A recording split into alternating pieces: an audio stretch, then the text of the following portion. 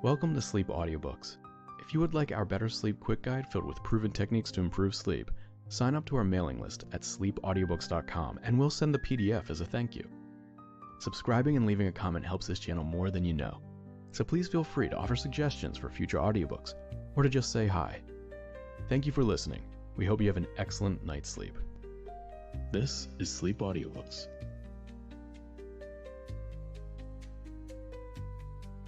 A Room with a View by E.M. Forster.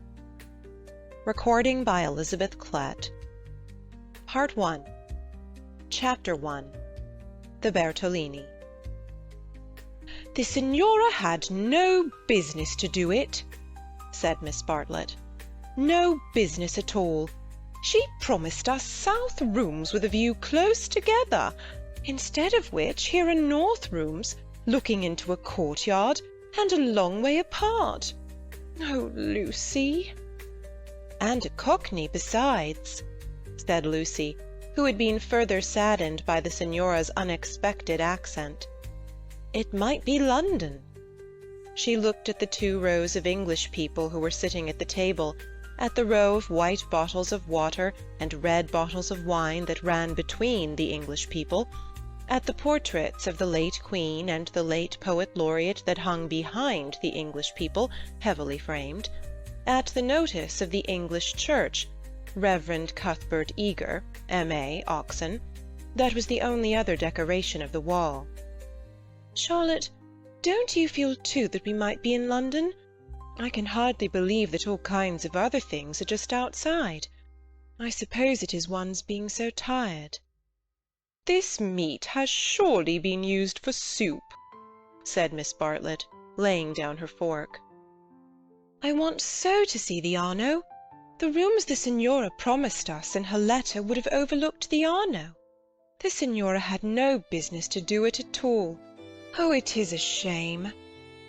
"Any nook does for me," Miss Bartlett continued. "But it does seem hard that you shouldn't have a view." Lucy felt that she had been selfish. "Charlotte, you mustn't spoil me. Of course you must look over the Arno too. I meant that. The first vacant room in the front." "You must have it," said Miss Bartlett, part of whose travelling expenses were paid by Lucy's mother, a piece of generosity to which she made many a tactful allusion. "No, no, you must have it." "I insist on it. Your mother would never forgive me, Lucy." "She would never forgive me." The ladies' voices grew animated, and, if the sad truth be owned, a little peevish. They were tired, and under the guise of unselfishness they wrangled. Some of their neighbours interchanged glances, and one of them, one of the ill-bred people whom one does meet abroad, leant forward over the table and actually intruded into their argument. He said, "I have a view.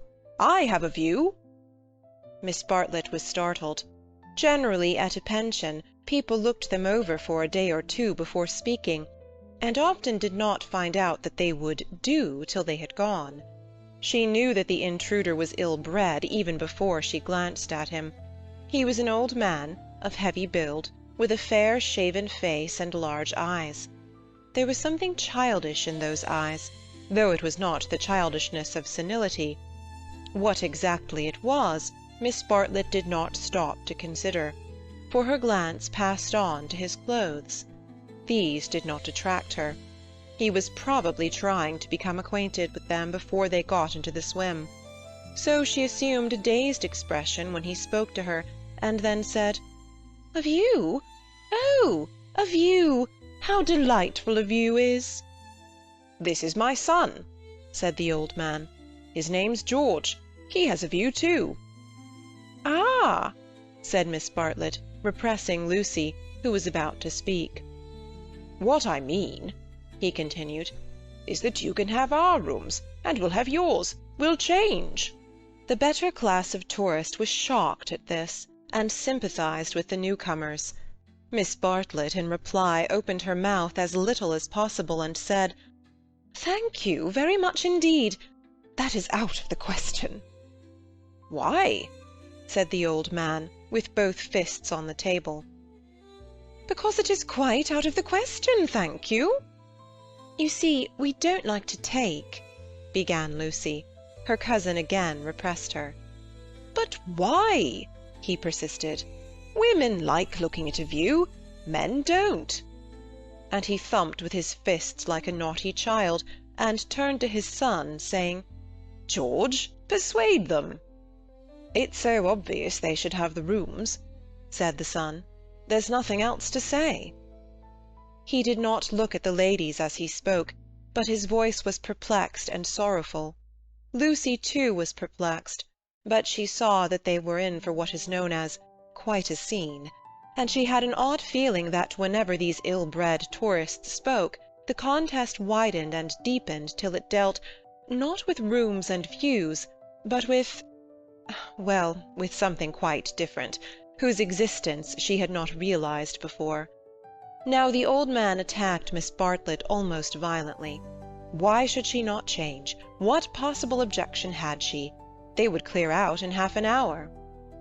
Miss Bartlett, though skilled in the delicacies of conversation, was powerless in the presence of brutality. It was impossible to snub anyone so gross. Her face reddened with displeasure. She looked around as much as to say, "Are you all like this?" And two little old ladies, who were sitting further up the table with shawls hanging over the backs of the chairs, looked back, clearly indicating, "We are not. We are genteel." "Eat your dinner, dear," she said to Lucy, and began to toy again with the meat that she had once censured. Lucy mumbled that those seemed very odd people opposite. "Eat your dinner, dear. This pension is a failure. Tomorrow we will make a change." Hardly had she announced this fell decision when she reversed it. The curtains at the end of the room parted, and revealed a clergyman, stout but attractive, who hurried forward to take his place at the table, cheerfully apologizing for his lateness. Lucy, who had not yet acquired decency, at once rose to her feet, exclaiming, "Oh! Oh, why, it's Mr. Beebe! Oh, how perfectly lovely! Oh, Charlotte, we must stop now, however bad the rooms are. Oh!" Miss Bartlett said with more restraint, "How do you do, Mr. Beebe? I expect that you have forgotten us, Miss Bartlett and Miss Honeychurch, who were at Tunbridge Wells when you helped the vicar of St. Peter's that very cold Easter." The clergyman, who had the air of one on holiday, did not remember the ladies quite as clearly as they remembered him, but he came forward pleasantly enough, and accepted the chair into which he was beckoned by Lucy. "I am so glad to see you," said the girl, who was in a state of spiritual starvation, and would have been glad to see the waiter if her cousin had permitted it. "Just fancy how small the world is. Summer Street, too, makes it so specially funny." "Miss Honeychurch lives in the parish of Summer Street," said Miss Bartlett, filling up the gap. "And she happened to tell me in the course of conversation that you have just accepted the living." "Yes, I heard from mother so last week. She didn't know that I knew you at Tunbridge Wells, but I wrote back at once, and I said, 'Mr. Beebe is—'" "Quite right," said the clergyman. "I move into the rectory at Summer Street next June. I am lucky to be appointed to such a charming neighbourhood." "Oh, how glad I am! The name of our house is Windy Corner." Mr. Beebe bowed. "There is mother and me generally, and my brother, though it's not often we get him to the church is rather far off, I mean." "Lucy, dearest, let Mr. Beebe eat his dinner." "I am eating it, thank you, and enjoying it." He preferred to talk to Lucy, whose playing he remembered, rather than to Miss Bartlett, who probably remembered his sermons. He asked the girl whether she knew Florence well, and was informed at some length that she had never been there before. It is delightful to advise a newcomer, and he was first in the field. "Don't neglect the country round," his advice concluded. "The first fine afternoon, drive up to Fiesole, and round by Settignano, or something of that sort." "No!" cried a voice from the top of the table. "Mr. Beebe, You are wrong.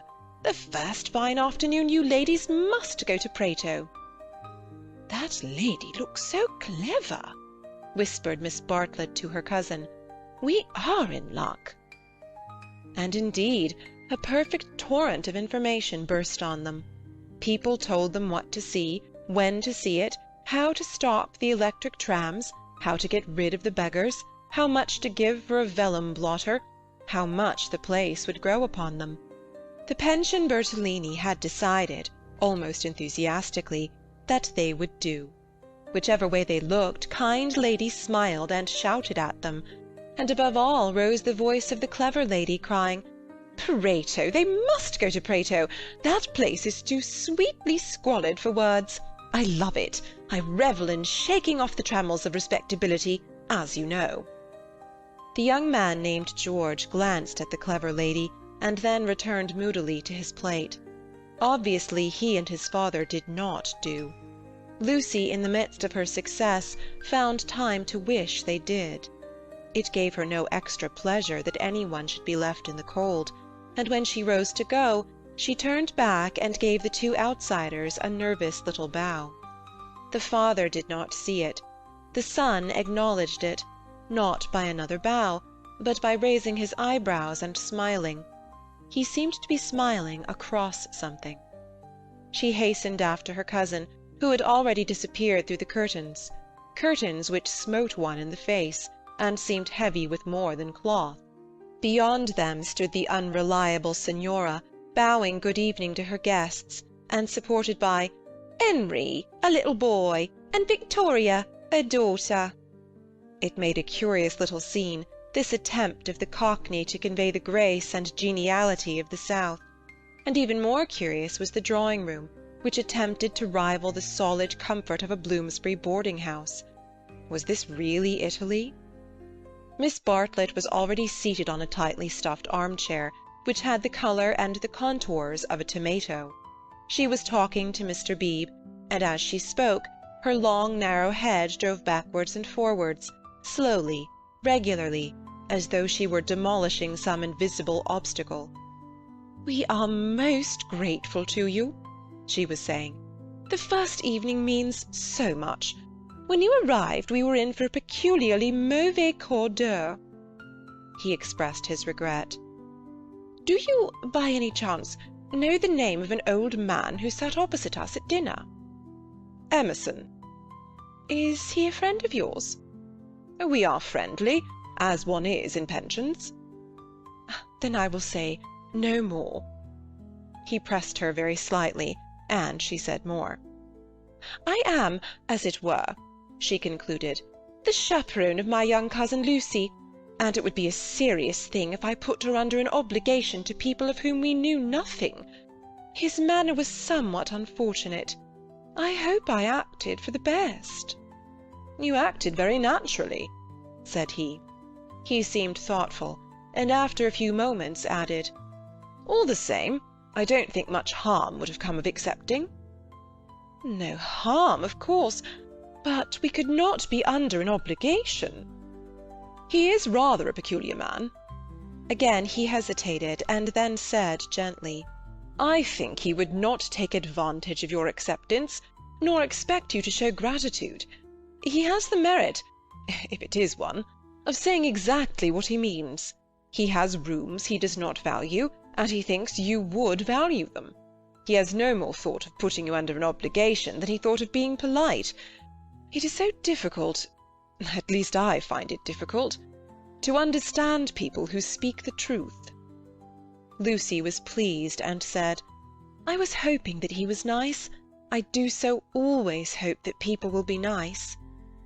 "I think he is, nice and tiresome. I differ from him on almost every point of any importance, and so I expect, I may say I hope, you will differ. But his is a type one disagrees with rather than deplores. When he first came here, he not unnaturally put people's backs up. He has no tact and no manners. I don't mean by that he has bad manners. And he will not keep his opinions to himself. We nearly complained about him to our depressing Signora, but I am glad to say we thought better of it." "Am I to conclude," said Miss Bartlett, "that he is a Socialist?" Mr. Beebe accepted the convenient word, not without a slight twitching of the lips. "And presumably he has brought up his son to be a Socialist too?" "I hardly know George, for he hasn't learned to talk yet. He seems a nice creature, and I think he has brains. Of course he has all his father's mannerisms, and it is quite possible that he too may be a Socialist." "Oh, you relieve me," said Miss Bartlett. "So you think I ought to have accepted their offer? You feel I have been narrow-minded and suspicious?" "Not at all," he answered. "I never suggested that." "But ought I not to apologize, at all events, for my apparent rudeness?" He replied with some irritation that it would be quite unnecessary, and got up from his seat to go to the smoking-room. "Was I a bore?" said Miss Bartlett, as soon as he had disappeared. "Why didn't you talk, Lucy? He prefers young people, I'm sure. I do hope I haven't monopolized him. I hoped you would have him all the evening as well as all dinner-time." "He is nice," exclaimed Lucy. "Just what I remember. He seems to see good in everyone. No one would take him for a clergyman." "My dear Lucia!" "Well, you know what I mean. And you know how clergymen generally laugh. Mr. Beebe laughs just like an ordinary man." "Funny girl! How you do remind me of your mother! I wonder if she will approve of Mr. Beebe." "I'm sure she will, and so will Freddy." "I think every one at Windy Corner will approve. It is the fashionable world. I am used to Tunbridge Wells, where we are all hopelessly behind the times." "Yes," said Lucy despondently. There was a haze of disapproval in the air, but whether the disapproval was of herself, or of Mr. Beebe, or of the fashionable world at Windy Corner, or of the narrow world at Tunbridge Wells, she could not determine. She tried to locate it, but as usual she blundered. Miss Bartlett sedulously denied disapproving of anyone, and added, "I am afraid you are finding me a very depressing companion." And the girl again thought, "I must have been selfish or unkind. I must be more careful. It is so dreadful for Charlotte, being poor." Fortunately, one of the little old ladies, who for some time had been smiling very benignly, now approached and asked if she might be allowed to sit where Mr. Beebe had sat. Permission granted, she began to chatter gently about Italy, the plunge it had been to come there, the gratifying success of the plunge, the improvement in her sister's health, the necessity of closing the bedroom windows at night, and of thoroughly emptying the water-bottles in the morning. She handled her subjects agreeably, and they were perhaps more worthy of attention than the high discourse upon Guelphs and Ghibellines which was proceeding tempestuously at the other end of the room. It was a real catastrophe, not a mere episode, that evening of hers at Venice, when she had found in her bedroom something that is one worse than a flea, though one better than something else. "But here you are as safe as in England. Signora Bertolini is so English." "Yet our rooms smell," said poor Lucy. "We dread going to bed." "Ah, then you look into the court," she sighed. "If only Mr. Emerson were more tactful. We were so sorry for you at dinner." "I think he was meaning to be kind." "Undoubtedly he was," said Miss Bartlett. "Mr. Beebe has just been scolding me for my suspicious nature. Of course I was holding back on my cousin's account." "Of course," said the little old lady, and they murmured that one could not be too careful with a young girl. Lucy tried to look demure, but could not help feeling a great fool. No one was careful with her at home, or at all events she had not noticed it. "About old Mr. Emerson, I hardly know. No, he is not tactful. Yet have you ever noticed that there are people who do things which are most indelicate, and yet, at the same time, beautiful?" "Beautiful?" said Miss Bartlett, puzzled at the word. "Are not beauty and delicacy the same?" "So one would have thought," said the other helplessly. "But things are so difficult, I sometimes think." She proceeded no further into things, for Mr. Beebe reappeared, looking extremely pleasant. "Miss Bartlett," he cried, "it's all right about the rooms. I'm so glad. Mr. Emerson was talking about it in the smoking-room, and knowing what I did, I encouraged him to make the offer again.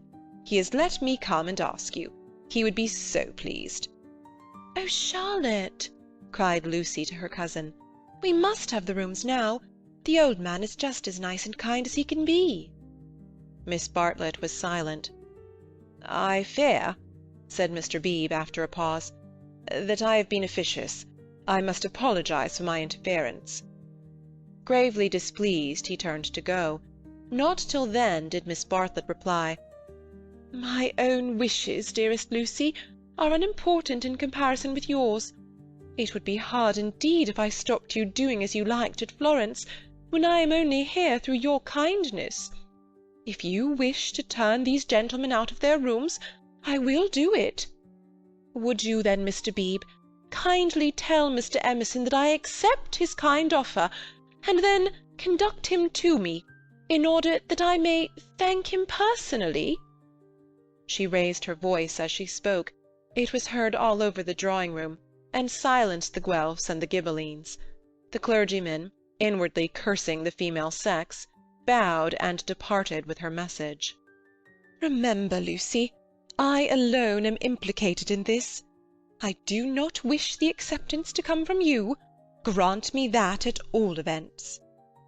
Mr. Beebe was back, saying rather nervously, "Mr. Emerson is engaged, but here is his son instead." The young man gazed down on the three ladies, who felt seated on the floor, so low were their chairs. "My father," he said, "is in his bath, so you cannot thank him personally, but any message given by you to me will be given by me to him as soon as he comes out." Miss Bartlett was unequal to the bath. All her barbed civilities came forth wrong end first. Young Mr. Emerson scored a notable triumph to the delight of Mr. Beebe, and to the secret delight of Lucy. "Poor young man," said Miss Bartlett, as soon as he had gone. "How angry he is with his father about the rooms! It is all he can do to keep polite." "In half an hour or so your rooms will be ready," said Mr. Beebe. Then, looking rather thoughtfully at the two cousins, he retired to his own rooms, to write up his philosophic diary. "Oh dear!" breathed the little old lady, and shuddered as if all the winds of heaven had entered the apartment. "Gentlemen sometimes do not realize—" Her voice faded away, but Miss Bartlett seemed to understand, and a conversation developed, in which gentlemen who did not thoroughly realize played a principal part. Lucy, not realizing either, was reduced to literature. Taking up Baedeker's Handbook to Northern Italy, she committed to memory the most important dates of Florentine history, for she was determined to enjoy herself on the morrow. Thus the half-hour crept profitably away, and at last Miss Bartlett rose with a sigh and said, "I think one might venture now. No, Lucy, do not stir. I will superintend the move." "How you do everything," said Lucy. "Naturally, dear. It is my affair." "But I would like to help you." "No, dear." Charlotte's energy, and her unselfishness. She had been thus all her life, but really on this Italian tour she was surpassing herself. So Lucy felt, or strove to feel. And yet there was a rebellious spirit in her which wondered whether the acceptance might not have been less delicate and more beautiful. At all events, she entered her own room without any feeling of joy. "I want to explain," said Miss Bartlett, "why it is that I have taken the largest room. Naturally, of course, I should have given it to you, but I happen to know that it belongs to the young man, and I was sure your mother would not like it." Lucy was bewildered. "If you are to accept a favour, it is more suitable you should be under an obligation to his father than to him. I am a woman of the world, in my small way, and I know where things lead to. However, Mr. Beebe is a guarantee of a sort that they will not presume on this." "Mother wouldn't mind, I'm sure," said Lucy, but again had the sense of larger and unsuspected issues. Miss Bartlett only sighed, and enveloped her in a protecting embrace as she wished her good night. It gave Lucy the sensation of a fog, and when she reached her own room, she opened the window and breathed the clean night air, thinking of the kind old man who had enabled her to see the lights dancing in the Arno, and the cypresses of San Miniato, and the foothills of the Apennines, black against the rising moon. Miss Bartlett, in her room, fastened the window-shutters and locked the door, and then made a tour of the apartment to see where the cupboards led, and whether there were any oubliettes or secret entrances. It was then that she saw, pinned up over the washstand, a sheet of paper, on which was scrawled an enormous note of interrogation, nothing more. "What does it mean?" she thought, and she examined it carefully by the light of a candle. Meaningless at first, it gradually became menacing, obnoxious, portentous with evil. She was seized with an impulse to destroy it, but fortunately remembered that she had no right to do so, since it must be the property of young Mr. Emerson. So she unpinned it carefully, and put it between two pieces of blotting-paper to keep it clean for him. Then she completed her inspection of the room, sighed heavily, according to her habit, and went to bed. End of Chapter 1. Chapter 2. In Santa Croce with no Baedeker. It was pleasant to wake up in Florence, to open the eyes upon a bright bare room, with a floor of red tiles which look clean, though they are not, with a painted ceiling whereon pink griffins and blue amorini sport in a forest of yellow violins and bassoons. It was pleasant, too, to fling wide the windows, pinching the fingers in unfamiliar fastenings, to lean out into sunshine with beautiful hills and trees and marble churches opposite, and close below, the Arno, gurgling against the embankment of the road. Over the river men were at work with spades and sieves on the sandy foreshore, and on the river was a boat, also diligently employed for some mysterious end. An electric tram came rushing underneath the window. No one was inside it, except one tourist, but its platforms were overflowing with Italians, who preferred to stand. Children tried to hang on behind, and the conductor, with no malice, spat in their faces to make them let go. Then soldiers appeared, good-looking, undersized men, wearing each a knapsack covered with mangy fur, and a greatcoat which had been cut for some larger soldier. Beside them walked officers, looking foolish and fierce, and before them went little boys, turning somersaults in time with the band. The tram-car became entangled in their ranks, and moved on painfully, like a caterpillar in a swarm of ants. One of the little boys fell down, and some white bullocks came out of an archway. Indeed, if it had not been for the good advice of an old man who was selling button-hooks, the road might never have got clear. Over such trivialities as these, many a valuable hour may slip away, and the traveller who has gone to Italy to study the tactile values of Giotto or the corruption of the papacy may return remembering nothing but the blue sky and the men and women who live under it. So it was as well that Miss Bartlett should tap and come in, and having commented on Lucy's leaving the door unlocked, and on her leaning out of the window before she was fully dressed, should urge her to hasten herself, or the best of the day would be gone. By the time Lucy was ready, her cousin had done her breakfast, and was listening to the clever lady among the crumbs. A conversation then ensued, on not unfamiliar lines. Miss Bartlett was, after all, a wee bit tired, and thought they had better spend the morning settling in, unless Lucy would at all like to go out? Lucy would rather like to go out, as it was her first day in Florence, but of course she could go alone. Miss Bartlett could not allow this. Of course she would accompany Lucy everywhere. Oh, certainly not. Lucy would stop with her cousin. "Oh, no, that would never do." "Oh, yes." At this point the clever lady broke in. "If it is Mrs. Grundy who is troubling you, I do assure you that you can neglect the good person. Being English, Miss Honeychurch will be perfectly safe. Italians understand. A dear friend of mine, Contessa Baroncelli, has 2 daughters, and when she cannot send a maid to school with them, she lets them go in sailor hats instead. Everyone takes them for English, you see, especially if their hair is strained tightly behind." Miss Bartlett was unconvinced by the safety of Contessa Baroncelli's daughters. She was determined to take Lucy herself, her head not being so very bad. The clever lady then said that she was going to spend a long morning in Santa Croce, and if Lucy would come too, she would be delighted. "I will take you by a dear, dirty back way, Miss Honeychurch, and if you bring me luck, we shall have an adventure." Lucy said that this was most kind, and at once opened the Baedeker to see where Santa Croce was. "Ah, tut, tut, Miss Lucy, I hope we shall soon emancipate you from Baedeker. He does but touch the surface of things. As to the true Italy, he does not even dream of it. The true Italy is only to be found by patient observation." This sounded very interesting, and Lucy hurried over her breakfast and started with her new friend in high spirits. Italy was coming at last. The Cockney Signora and her works had vanished like a bad dream.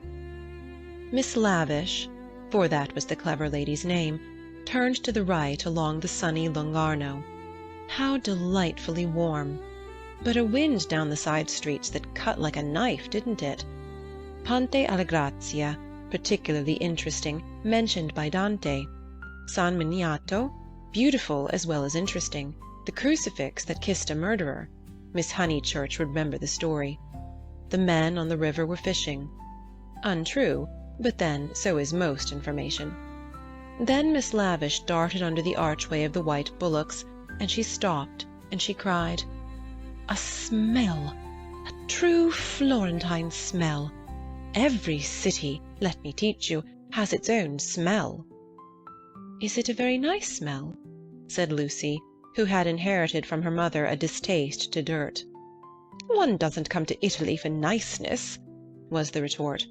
"One comes for life. Buongiorno, buongiorno," bowing right and left. "Look at that adorable wine-cart. How the driver stares at us, dear simple soul." So Miss Lavish proceeded through the streets of the city of Florence, short, fidgety, and playful as a kitten, though without a kitten's grace. It was a treat for the girl to be with anyone so clever and so cheerful, and a blue military cloak, such as an Italian officer wears, only increased the sense of festivity. "Buongiorno. Take the word of an old woman, Miss Lucy. You will never repent of a little civility to your inferiors. That is the true democracy. Though I am a real radical as well. There, now you're shocked." "Indeed I'm not," exclaimed Lucy. "We are radicals too, out and out. My father always voted for Mr. Gladstone, until he was so dreadful about Ireland." I see. And now you have gone over to the enemy?" "Oh, please. If my father was alive, I am sure he would vote radical again, now that Ireland is all right. And as it is, the glass over our front door was broken last election, and Freddie is sure it was the Tories. But mother says nonsense, a tramp." "Shameful. A manufacturing district, I suppose?" "No, in the Surrey Hills, about 5 miles from Dorking, looking over the Weald." Miss Lavish seemed interested, and slackened her trot. "What a delightful part! I know it so well. It is full of the very nicest people. Do you know Sir Harry Otway? A radical if ever there was." "Very well indeed." "And old Mrs. Butterworth, the philanthropist?" "Why, she rents a field of us. How funny!" Miss Lavish looked at the narrow ribbon of sky and murmured, "Oh, you have property in Surrey?" "Hardly any," said Lucy, fearful of being thought a snob. "Only 30 acres, just the garden, all downhill, and some fields." Miss Lavish was not disgusted, and said it was just the size of her aunt's Suffolk estate. Italy receded. They tried to remember the last name of Lady Louisa someone, who had taken a house near Summer Street the other year, but she had not liked it, which was odd of her. And just as Miss Lavish had got the name, she broke off and exclaimed, Bless us and save us! We've lost the way." Certainly they had seemed a long time in reaching Santa Croce, the tower of which had been plainly visible from the landing window.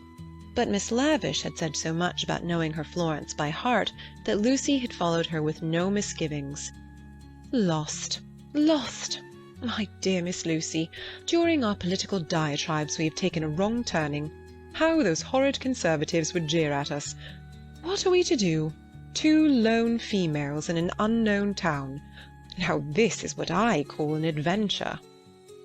Lucy, who wanted to see Santa Croce, suggested as a possible solution that they should ask the way there. "Oh, but that is the word of a craven. And no, you are not to look at your Baedeker. Give it to me. I shan't let you carry it. We will simply drift." Accordingly they drifted through a series of those grey-brown streets, neither commodious nor picturesque, in which the eastern quarter of the city abounds.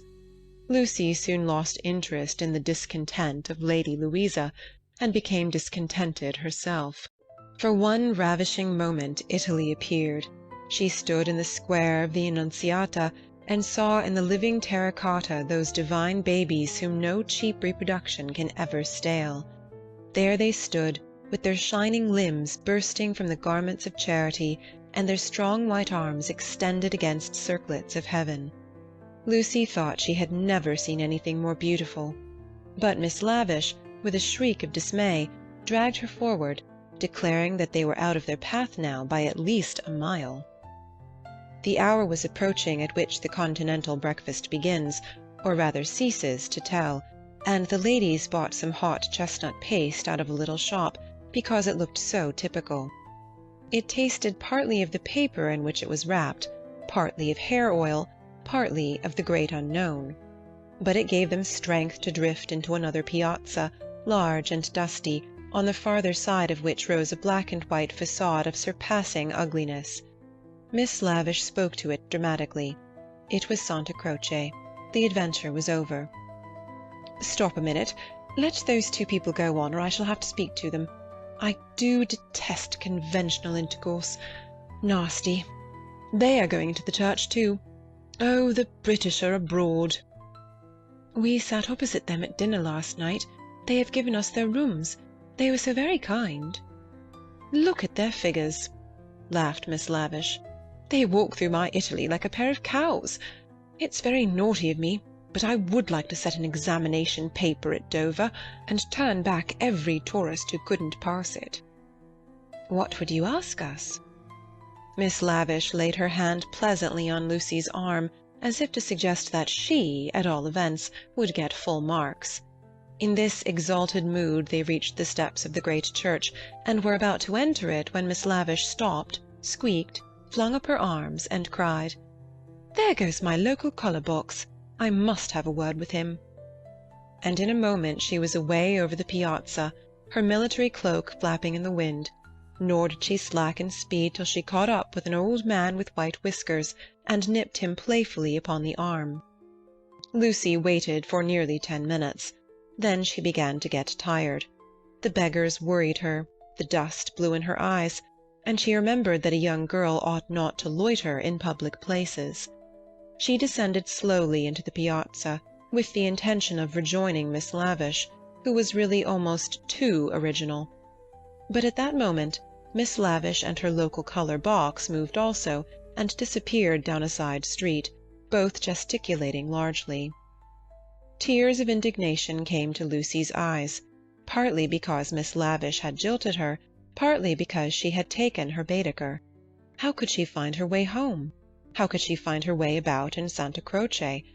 Her first morning was ruined, and she might never be in Florence again. A few minutes ago she had been all high spirits, talking as a woman of culture, and half persuading herself that she was full of originality. Now she entered the church depressed and humiliated, not even able to remember whether it was built by the Franciscans or the Dominicans. Of course it must be a wonderful building, but how like a barn, and how very cold! Of course it contained frescoes by Giotto, in the presence of whose tactile values she was capable of feeling what was proper, but who was to tell her which they were? She walked about disdainfully, unwilling to be enthusiastic over monuments of uncertain authorship or date. There was no one even to tell her which, of all the sepulchral slabs that paved the nave and transepts, was the one that was really beautiful, the one that had been most praised by Mr. Ruskin. Then the pernicious charm of Italy worked on her, and instead of acquiring information, she began to be happy. She puzzled out the Italian notices, the notice that forbade people to introduce dogs into the church, the notice that prayed people, in the interests of health and out of respect to the sacred edifice in which they found themselves, not to spit. She watched the tourists. Their noses were as red as their Baedekers, so cold was Santa Croce. She beheld the horrible fate that overtook 3 papists, 2 he-babies and a she-baby, who began their career by sousing each other with the holy water, and then proceeded to the Machiavelli memorial, dripping but hallowed. Advancing towards it very slowly, and from immense distances, they touched the stone with their fingers, with their handkerchiefs, with their heads, and then retreated. What could this mean? They did it again and again. Then Lucy realized that they had mistaken Machiavelli for some saint, and by continual contact with his shrine were hoping to acquire virtue. Punishment followed quickly. The smallest he-baby stumbled over one of the sepulchral slabs so much admired by Mr. Ruskin, and entangled his feet in the features of a recumbent bishop. Protestant as she was, Lucy darted forward. She was too late. He fell heavily upon the prelate's upturned toes. "Hateful bishop!" exclaimed the voice of old Mr. Emerson, who had darted forward also. "Hard in life, hard in death. Go out into the sunshine, little boy, and kiss your hand to the sun, for that is where you ought to be. Intolerable bishop!" The child screamed frantically at these words, and at these dreadful people who picked him up, dusted him, rubbed his bruises, and told him not to be superstitious. "Look at him," said Mr. Emerson to Lucy. "Here's a mess, a baby hurt, cold, and frightened. But what else can you expect from a church?" The child's legs had become as melting wax. Each time that old Mr. Emerson and Lucy set it erect, it collapsed with a roar. Fortunately, an Italian lady, who ought to have been saying her prayers, came to the rescue. By some mysterious virtue, which mothers alone possess, she stiffened the little boy's backbone and imparted strength to his knees. He stood. Still gibbering with agitation, he walked away. "You are a clever woman," said Mr. Emerson. "You have done more than all the relics in the world. I am not of your creed, but I do believe in those who make their fellow creatures happy. There is no scheme of the universe—" He paused for a phrase. "Niente," said the Italian lady, and returned to her prayers. "I'm not sure she understands English," suggested Lucy. In her chastened mood she no longer despised the Emersons. She was determined to be gracious to them, beautiful rather than delicate, and if possible to erase Miss Bartlett's civility by some gracious reference to the pleasant rooms. "That woman understands everything," was Mr. Emerson's reply. "But what are you doing here? Are you doing the church? Are you through with the church?" "No," cried Lucy, remembering her grievance. "I came here with Miss Lavish, who was to explain everything, and just by the door, it is too bad, she simply ran away, and after waiting quite a time, I had to come in by myself." "Why shouldn't you?" said Mr. Emerson. "Yes, why shouldn't you come by yourself?" said the son, addressing the young lady for the first time. "But Miss Lavish has even taken away Baedeker." "Baedeker?" said Mr. Emerson. "I'm glad it's that you minded. It's worth minding, the loss of a Baedeker. That's worth minding." Lucy was puzzled. She was again conscious of some new idea, and was not sure whither it would lead her. "If you've no Baedeker," said the son, "you'd better join us." Was this where the idea would lead? She took refuge in her dignity. "Thank you very much, but but I could not think of that. I hope you do not suppose that I came to join on to you. I really came to help with the child, and to thank you for so kindly giving us your rooms last night. I hope that you have not been put to any great inconvenience." "My dear," said the old man gently, "I think that you are repeating what you have heard older people say. You are pretending to be touchy, but you are not really. Stop being so tiresome, and tell me instead what part of the church you want to see. To take you to it will be a real pleasure." Now, this was abominably impertinent, and she ought to have been furious. But it is sometimes as difficult to lose one's temper as it is difficult at other times to keep it. Lucy could not get cross. Mr. Emerson was an old man, and surely a girl might humour him. On the other hand, his son was a young man, and she felt that a girl ought to be offended with him, or at all events be offended before him. It was at him that she gazed before replying. "I am not touchy, I hope. It is the Giottos that I want to see, if you will kindly tell me which they are." The son nodded. With a look of sombre satisfaction, he led the way to the Peruzzi chapel. There was a hint of the teacher about him. She felt like a child in school who had answered a question rightly. The chapel was already filled with an earnest congregation, and out of them rose the voice of a lecturer, directing them how to worship Giotto, not by tactile valuations, but by the standards of the spirit. "Remember," he was saying, "the facts about this church of Santa Croce, how it was built by faith in the full fervour of medievalism, before any taint of the Renaissance had appeared. Observe how Giotto in these frescoes, now unhappily ruined by restoration, is untroubled by the snares of anatomy and perspective. Could anything be more majestic, more pathetic, beautiful, true? How little, we feel, avails knowledge and technical cleverness against a man who truly feels." "No," exclaimed Mr. Emerson, in much too loud a voice for church. "Remember nothing of the sort. Built by faith indeed. That simply means the workmen weren't paid properly. And as for the frescoes, I see no truth in them. Look at that fat man in blue. He must weigh as much as I do, and he is shooting into the sky like an air balloon." He was referring to the fresco of the Ascension of St. John. Inside, the lecturer's voice faltered, as well it might. The audience shifted uneasily, and so did Lucy. She was sure that she ought not to be with these men, but they had cast a spell over her. They were so serious and so strange that she could not remember how to behave. "Now, did this happen, or didn't it? Yes or no?" George replied, "It happened like this, if it happened at all. I would rather go up to heaven by myself than be pushed by cherubs, and if I got there, I should like my friends to lean out of it, just as they do here." "You will never go up," said his father. "You and I, dear boy, will lie at peace in the earth that bore us, and our names will disappear as surely as our work survives. Some of the people can only see the empty grave, not the saint, whoever he is, going up. It did happen like that, if it happened at all." "Pardon me," said a frigid voice. "The chapel is somewhat small for two parties. We will incommode you no longer." The lecturer was a clergyman, and his audience must also be his flock, for they held prayer books as well as guide-books in their hands. They filed out of the chapel in silence. Amongst them were the two little old ladies of the Pension Bertolini, Miss Teresa and Miss Catherine Allen. "Stop!" cried Mr. Emerson. "There's plenty of room for us all. Stop!" The procession disappeared without a word.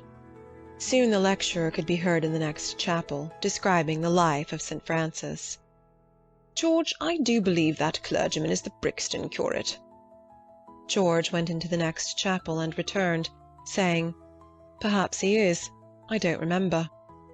"Then I had better speak to him and remind him who I am. It's that Mr. Eager. Why did he go? Did we talk too loud? How vexatious. I shall go and say we are sorry. Hadn't I better?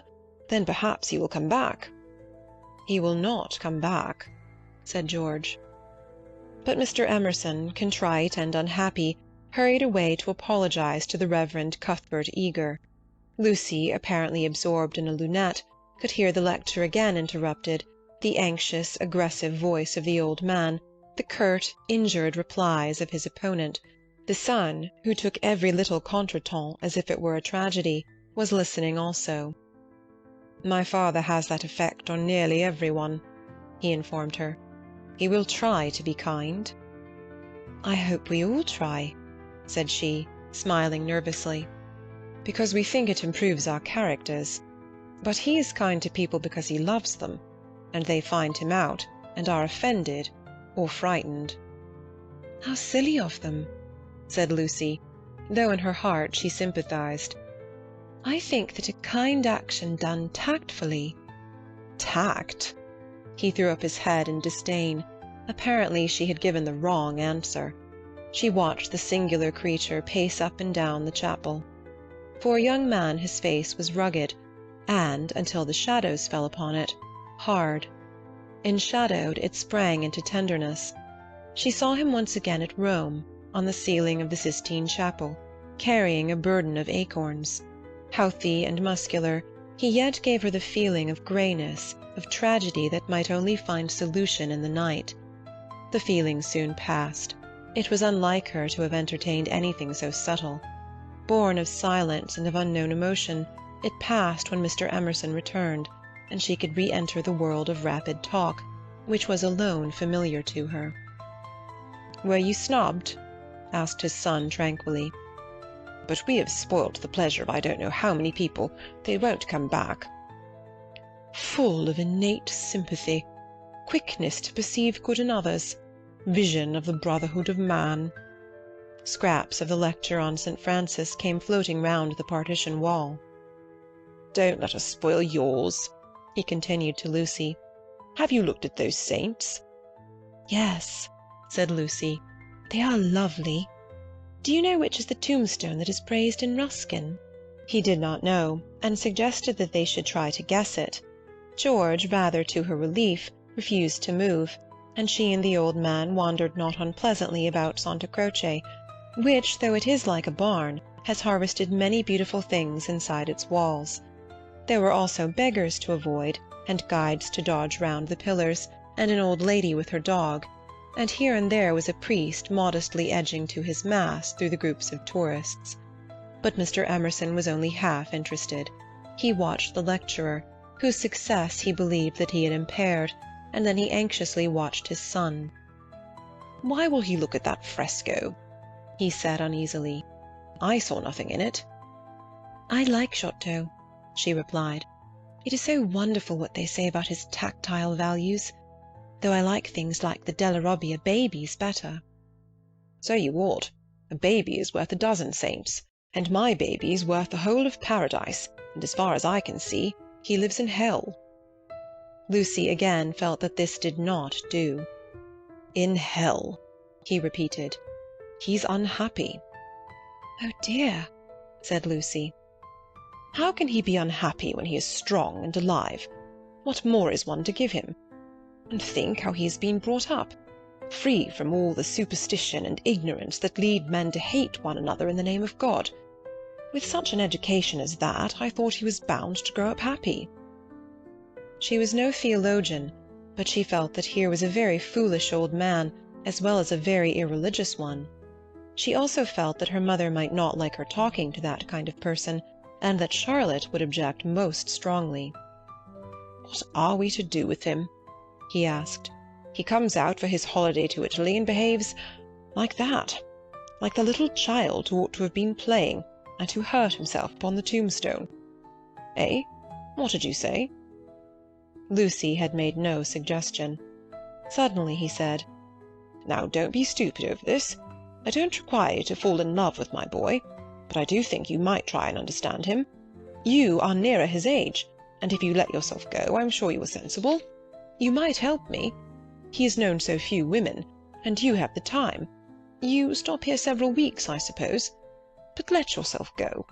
You are inclined to get muddled, if I may judge from last night. Let yourself go. Pull out from the depths those thoughts that you do not understand, and spread them out in the sunlight and know the meaning of them. By understanding George, you may learn to understand yourself, It'll be good for both of you." To this extraordinary speech Lucy found no answer. "I only know what it is that's wrong with him, not why it is." "And what is it?" asked Lucy fearfully, expecting some harrowing tale. "The old trouble. Things won't fit." "What things?" "The things of the universe. It is quite true, they don't." "Oh, Mr. Emerson, whatever do you mean?"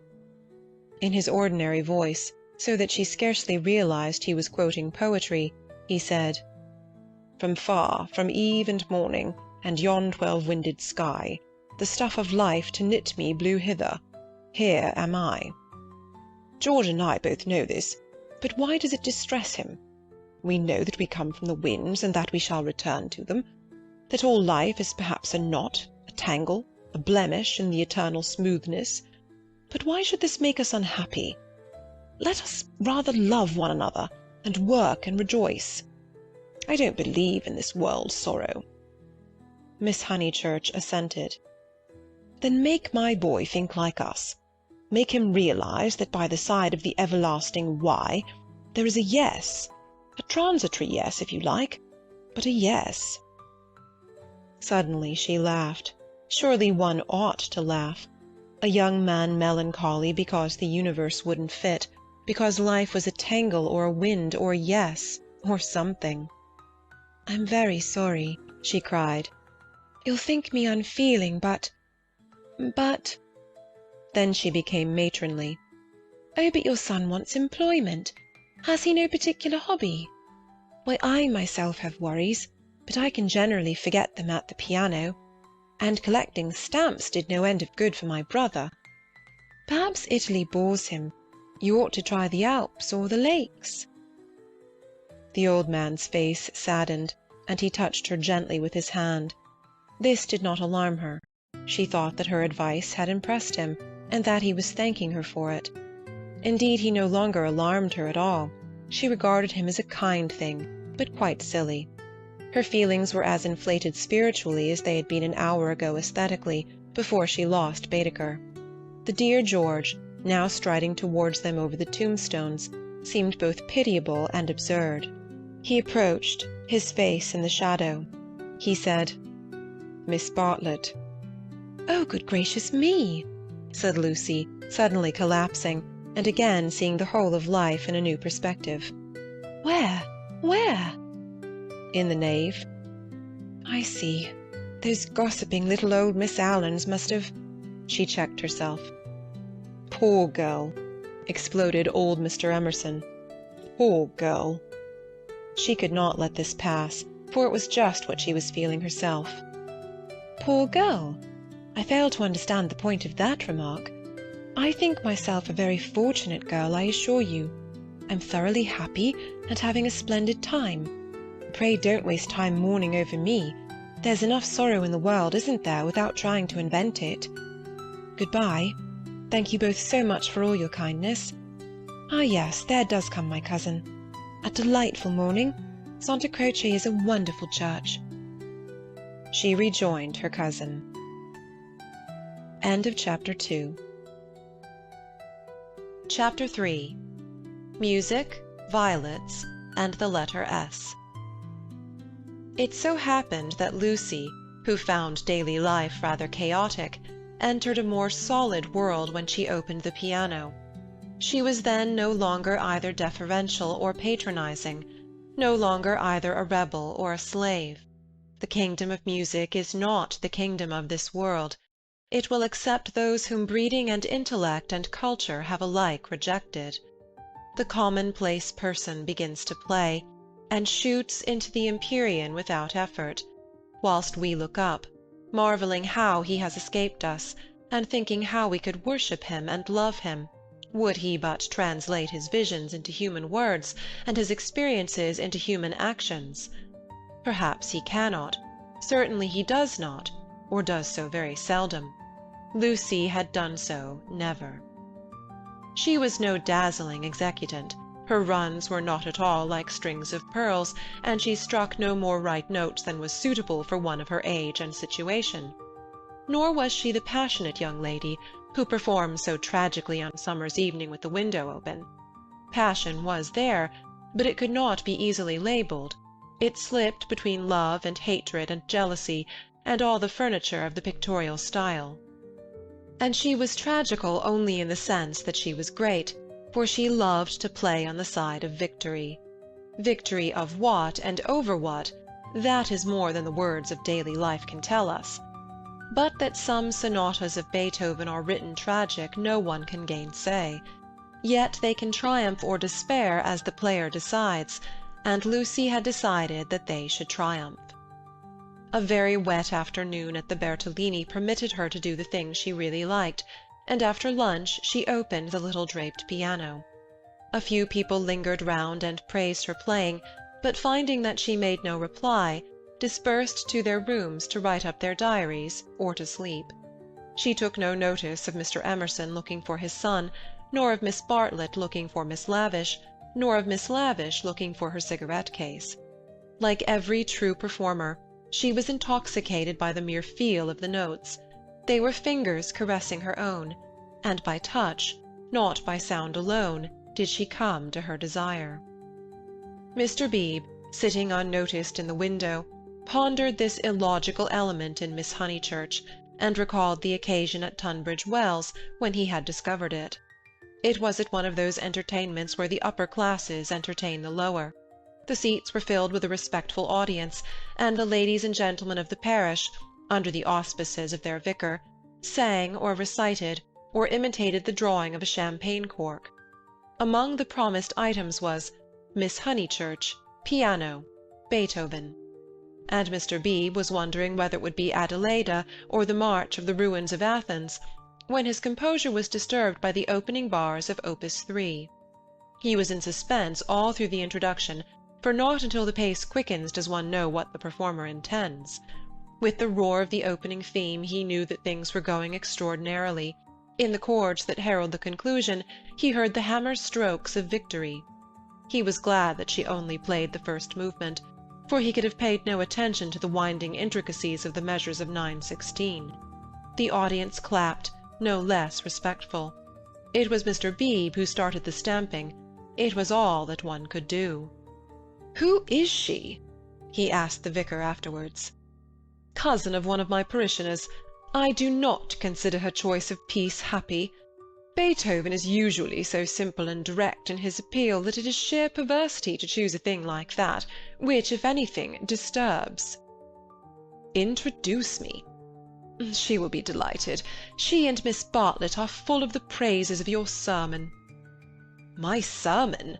cried Mr. Beebe. "Why ever did she listen to it?" When he was introduced he understood why, for Miss Honeychurch, disjoined from her music-stool, was only a young lady with a quantity of dark hair and a very pretty, pale, undeveloped face. She loved going to concerts, she loved stopping with her cousin, she loved iced coffee and meringues. He did not doubt that she loved his sermon also.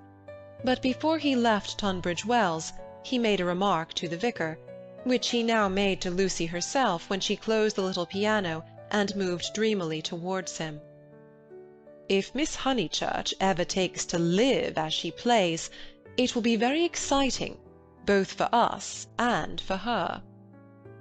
Lucy at once re-entered daily life. "Oh, what a funny thing!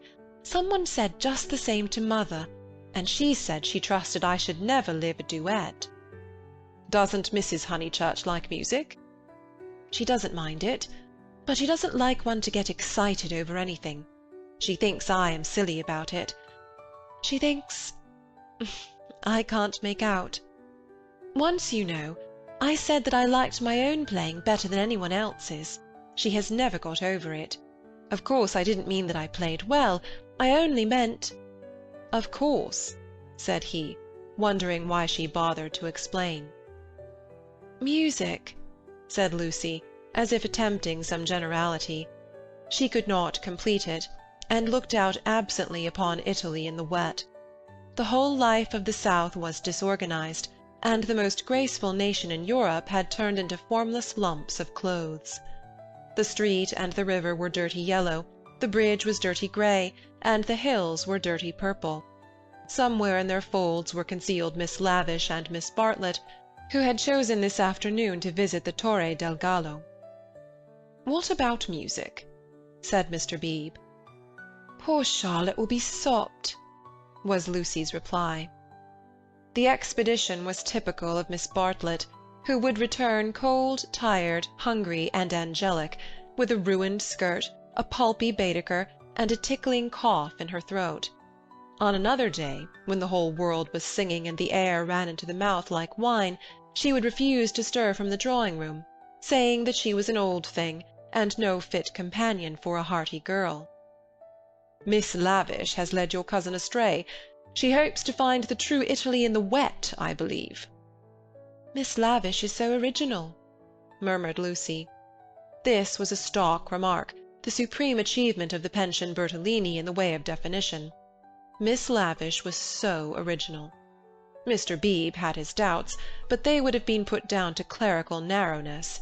For that, and for other reasons, he held his peace. "Is it true," continued Lucy in awestruck tone, "that Miss Lavish is writing a book?" "They do say so." "What is it about?" "It will be a novel," replied Mr. Beebe, "dealing with modern Italy. Let me refer you for an account to Miss Catherine Allen, who uses words herself more admirably than anyone I know." "I wish Miss Lavish would tell me herself. We started such friends. But I don't think she ought to have run away with Baedeker that morning in Santa Croce. Charlotte was most annoyed at finding me practically alone, and so I couldn't help being a little annoyed with Miss Lavish." "The two ladies, at all events, have made it up."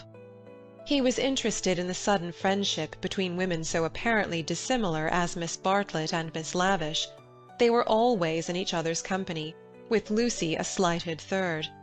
Miss Lavish he believed he understood, but Miss Bartlett might reveal unknown depths of strangeness, though not perhaps of meaning. Was Italy deflecting her from the path of prim chaperone which he had assigned to her at Tunbridge Wells? All his life he had loved to study maiden ladies. They were his specialty, and his profession had provided him with ample opportunities for the work. Girls like Lucy were charming to look at, but Mr. Beebe was, from rather profound reasons, somewhat chilly in his attitude towards the other sex, and preferred to be interested rather than enthralled. Lucy, for the third time, said that poor Charlotte would be sopped. The Arno was rising in flood, washing away the traces of the little carts upon the foreshore. But in the south-west there had appeared a dull haze of yellow, which might mean better weather if it did not mean worse. She opened the window to inspect, and a cold blast entered the room, drawing a plaintive cry from Miss Catherine Allen, who entered at the same moment by the door. "Oh, dear Miss Honeychurch, you will catch a chill. And Mr. Beebe here besides. Who would suppose this is Italy? There is my sister actually nursing the hot water can. No comforts or proper provisions." She sidled towards them and sat down, self-conscious as she always was on entering a room which contained one man, or a man and one woman. "I could hear your beautiful playing, Miss Honeychurch, though I was in my room with the door shut. Doors shut, indeed, most necessary. No one has the least idea of privacy in this country, and one person catches it from another." Lucy answered suitably. Mr. Beebe was not able to tell the ladies of his adventure at Medina, where the chambermaid burst in upon him in his bath, exclaiming cheerfully, "Fa niente, sono vecchia." He contented himself with saying, "I quite agree with you, Miss Allen. The Italians are a most unpleasant people. They pry everywhere, they see everything, and they know what we want before we know it ourselves. We are at their mercy. They read our thoughts, they foretell our desires. From the cab-driver down to Giotto, they turn us inside out, and I resent it. Yet in their heart of hearts they are, how superficial! They have no conception of the intellectual life. How right is Signora Bertolini, who exclaimed to me the other day, 'Oh, Mr. Beebe, if you knew what I suffer over the children's education!' I won't have my little Victoria taught by an ignorant Italian what can't explain nothing." Miss Allen did not follow, but gathered that she was being mocked in an agreeable way. Her sister was a little disappointed in Mr. Beebe, having expected better things from a clergyman whose head was bald and who wore a pair of russet whiskers. Indeed, who would have supposed that tolerance, sympathy, and a sense of humour would inhabit that militant form?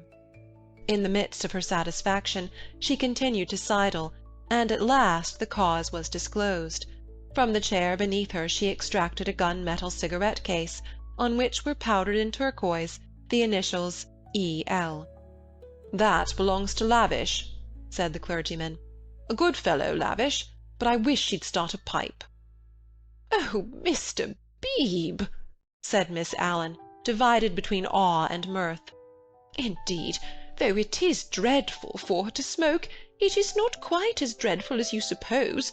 She took to it, practically in despair, after her life's work was carried away in a landslip. Surely that makes it more excusable." "What was that?" asked Lucy. Mr. Beebe sat back complacently, and Miss Allen began as follows. "It was a novel, and I am afraid, from what I can gather, not a very nice novel. It is so sad when people who have abilities misuse them, and I must say they nearly always do. Anyhow, she left it almost finished in the grotto of the Calvary at the Cappuccini Hotel at Amalfi while she went for a little ink.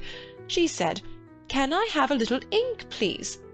But you know what Italians are. And meanwhile the grotto fell roaring on to the beach, and the saddest thing of all is that she cannot remember what she has written. The poor thing was very ill after it, and so got tempted into cigarettes. It is a great secret, but I am glad to say that she is writing another novel. She told Teresa and Miss Pole the other day that she had got up all the local colour. This novel is to be about modern Italy, the other was historical.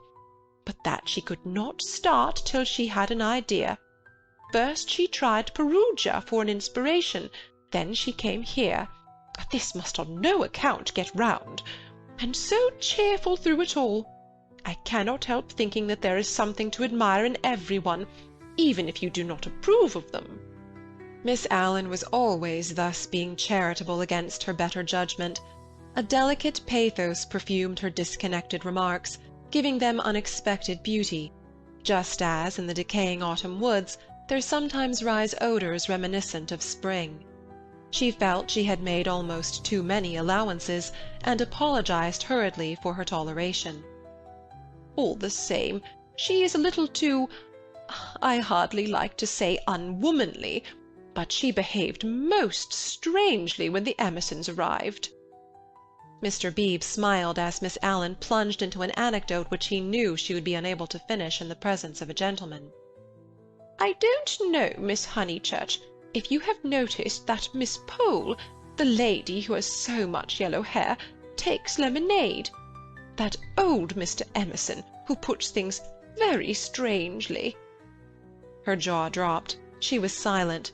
Mr. Beebe, whose social resources were endless, went out to order some tea, and she continued to Lucy in a hasty whisper. "Stomach! He warned Miss Pole of her stomach acidity, he called it, and he may have meant to be kind.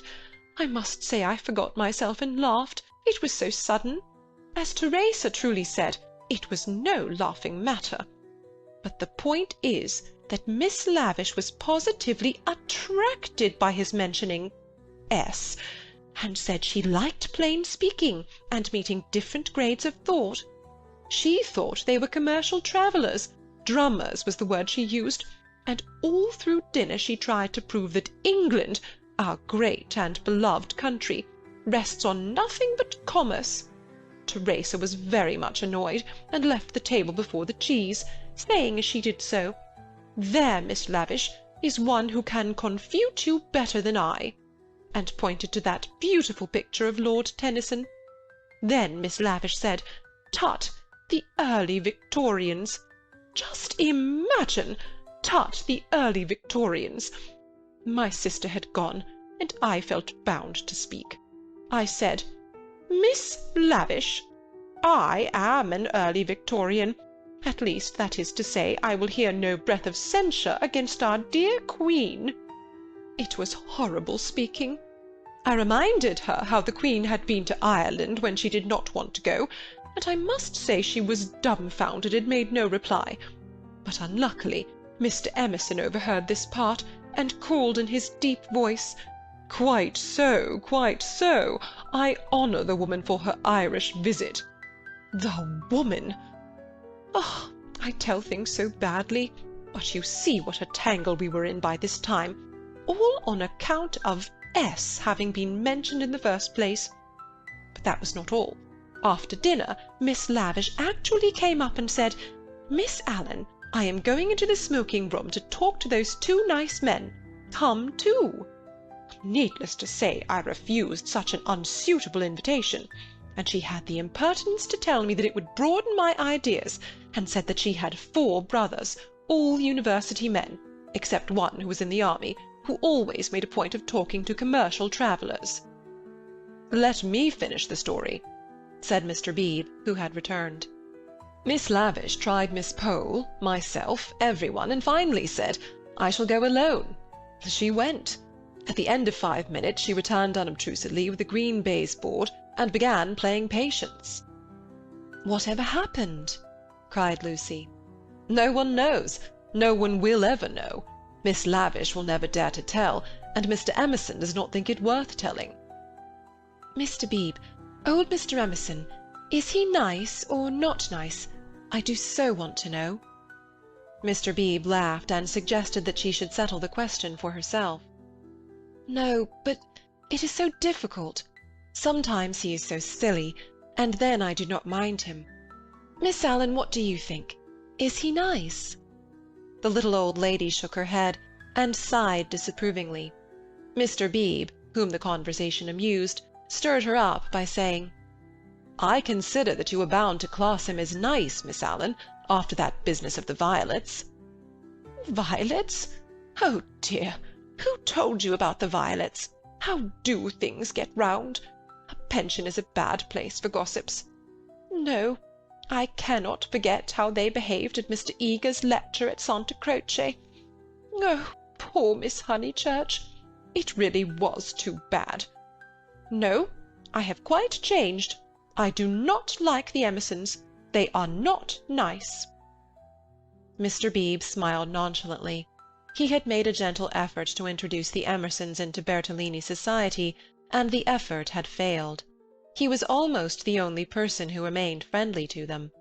Miss Lavish, who represented intellect, was avowedly hostile, and now the Miss Allens, who stood for good breeding, were following her. Miss Bartlett, smarting under an obligation, would scarcely be civil. The case of Lucy was different. She had given him a hazy account of her adventures in Santa Croce, and he gathered that the 2 men had made a curious, and possibly concerted attempt to annex her, to show her the world from their own strange standpoint, to interest her in their private sorrows and joys. This was impertinent. He did not wish their cause to be championed by a young girl. He would rather it should fail. After all, he knew nothing about them, and pension joys, pension sorrows, are flimsy things, whereas Lucy would be his parishioner. Lucy, with one eye upon the weather, finally said that she thought the Emersons were nice, not that she saw anything of them now. Even their seats at dinner had been moved. "But aren't they always waylaying you to go out with them, dear?" said the little lady inquisitively. "Only once. Charlotte didn't like it and said something. Quite politely, of course." "Most right of her. They don't understand our ways. They must find their level." Mr. Beebe rather felt that they had gone under. They had given up their attempt, if it was one, to conquer society, and now the father was almost as silent as the son. He wondered whether he would not plan a pleasant day for these folk before they left. Some expedition, perhaps, with Lucy well chaperoned to be nice to them. It was one of Mr. Beebe's chief pleasures to provide people with happy memories. Evening approached while they chatted. The air became brighter, the colours on the trees and hills were purified, and the Arno lost its muddy solidity and began to twinkle. There were a few streaks of bluish-green among the clouds, a few patches of watery light upon the earth, and then the dripping façade of San Miniato shone brilliantly in the declining sun. too late to go out," said Miss Allen in a voice of relief. "All the galleries are shut." "I think I shall go out," said Lucy. "I want to go round to the town in the circular tram, on the platform by the driver." Her two companions looked grave. Mr. Beebe, who felt responsible for her in the absence of Miss Bartlett, ventured to say, "I wish we could. Unluckily I have letters. If you do want to go out alone, won't you be better on your feet?" "Italians, dear, you know," said Miss Allen. "Perhaps I shall meet someone who reads me through and through." But they still looked disapproval, and she so far conceded to Mr. Beebe as to say that she would only go for a little walk, and keep to the street frequented by tourists. "She oughtn't really to go at all," said Mr. Beebe as they watched her from the window, "and she knows it. I put it down to too much Beethoven." End of Chapter 3. Chapter 4. Fourth Chapter. Mr. Beebe was right. Lucy never knew her desires so clearly as after music. She had not really appreciated the clergyman's wit, nor the suggestive twitterings of Miss Allen. Conversation was tedious. She wanted something big, and she believed that it would have come to her on the wind-swept platform of an electric tram. This she might not attempt. It was unladylike. Why? Why were most big things unladylike?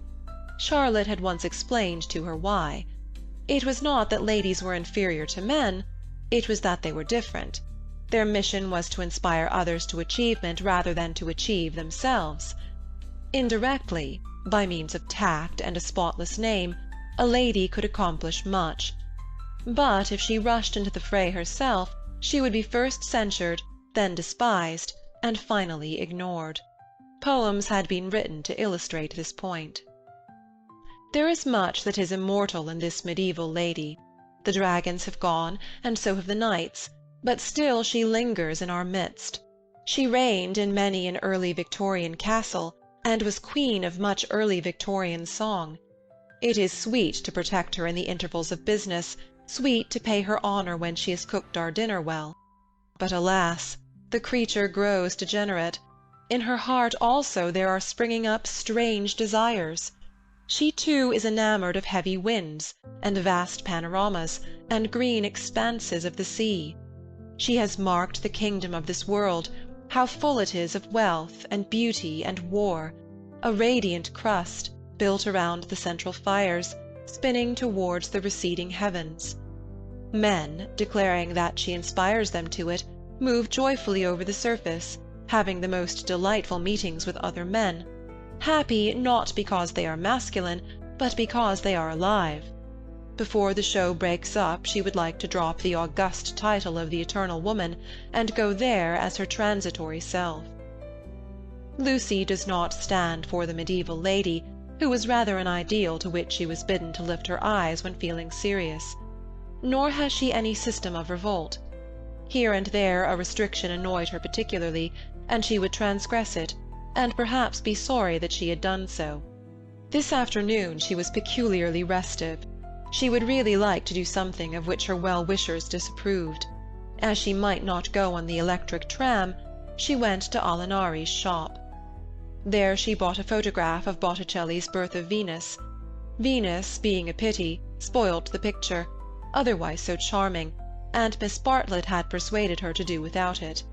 A pity in art of course signified the nude.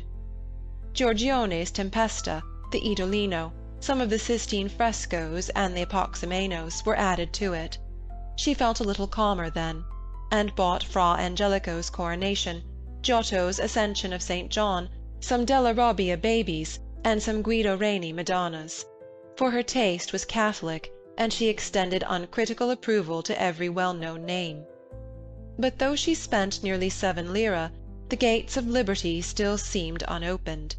She was conscious of her discontent. It was new to her to be conscious of it. "The world," she thought, "is certainly full of beautiful things, if only I could come across them." It was not surprising that Mrs. Honeychurch disapproved of music, declaring that it always left her daughter peevish, unpractical, and touchy.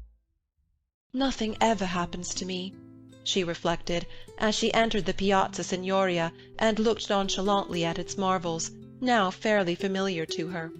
The great square was in shadow, the sunshine had come too late to strike it. Neptune was already unsubstantial in the twilight, half god, half ghost, and his fountain plashed dreamily to the men and satyrs who idled together on its marge. The loggia showed as the triple entrance of a cave, wherein many a deity, shadowy but immortal, looked forth upon the arrivals and departures of mankind. It was the hour of unreality, the hour, that is, when unfamiliar things are real. An older person at such an hour and in such a place might think that sufficient was happening to him, and rest content. Lucy desired more. She fixed her eyes wistfully on the tower of the palace, which rose out of the lower darkness like a pillar of roughened gold. It seemed no longer a tower, no longer supported by earth, but some unattainable treasure throbbing in the tranquil sky. Its brightness mesmerized her, still dancing before her eyes when she bent them to the ground and started towards home. Then something did happen. 2 Italians by the loggia had been bickering about a debt. "Cinque lire," they had cried, "cinque lire." They sparred at each other, and one of them was hit lightly upon the chest. He frowned. He bent towards Lucy with a look of interest, as if he had an important message for her. He opened his lips to deliver it, and a stream of red came out between them, and trickled down his unshaven chin. That was all. A crowd rose out of the dusk. It hid this extraordinary man from her, and bore him away to the fountain. Mr. George Emerson happened to be a few paces away, looking at her across the spot where the man had been. How very odd! Across something. Even as she caught sight of him, he grew dim. The palace itself grew dim, swayed above her, fell onto her softly, slowly, noiselessly, and the sky fell with it. She thought, "Oh, what have I done? Oh, what have I done?" she murmured, and opened her eyes. George Emerson still looked at her, but not across anything. She had complained of dullness, and lo, one man was stabbed, and another held her in his arms. They were sitting on some steps in the Uffizi arcade. He must have carried her. He rose when she spoke and began to dust his knees. She repeated, "Oh, what have I done?" "You fainted." I am very sorry." "How are you now?" "Perfectly well, absolutely well." And she began to nod and smile. "Then let us come home. There's no point in our stopping." He held out his hand to pull her up. She pretended not to see it. The cries from the fountain, they had never ceased, rang emptily. The whole world seemed pale and void of its original meaning. "How very kind you have been. I might have hurt myself falling. But now I am well. I can go alone, thank you." His hand was still extended. "Oh, my photographs!" she suddenly exclaimed. "What photographs?" "I bought some photographs at Alinari's. I must have dropped them out there in the square." She looked at him cautiously. "Would you add to your kindness by fetching them?"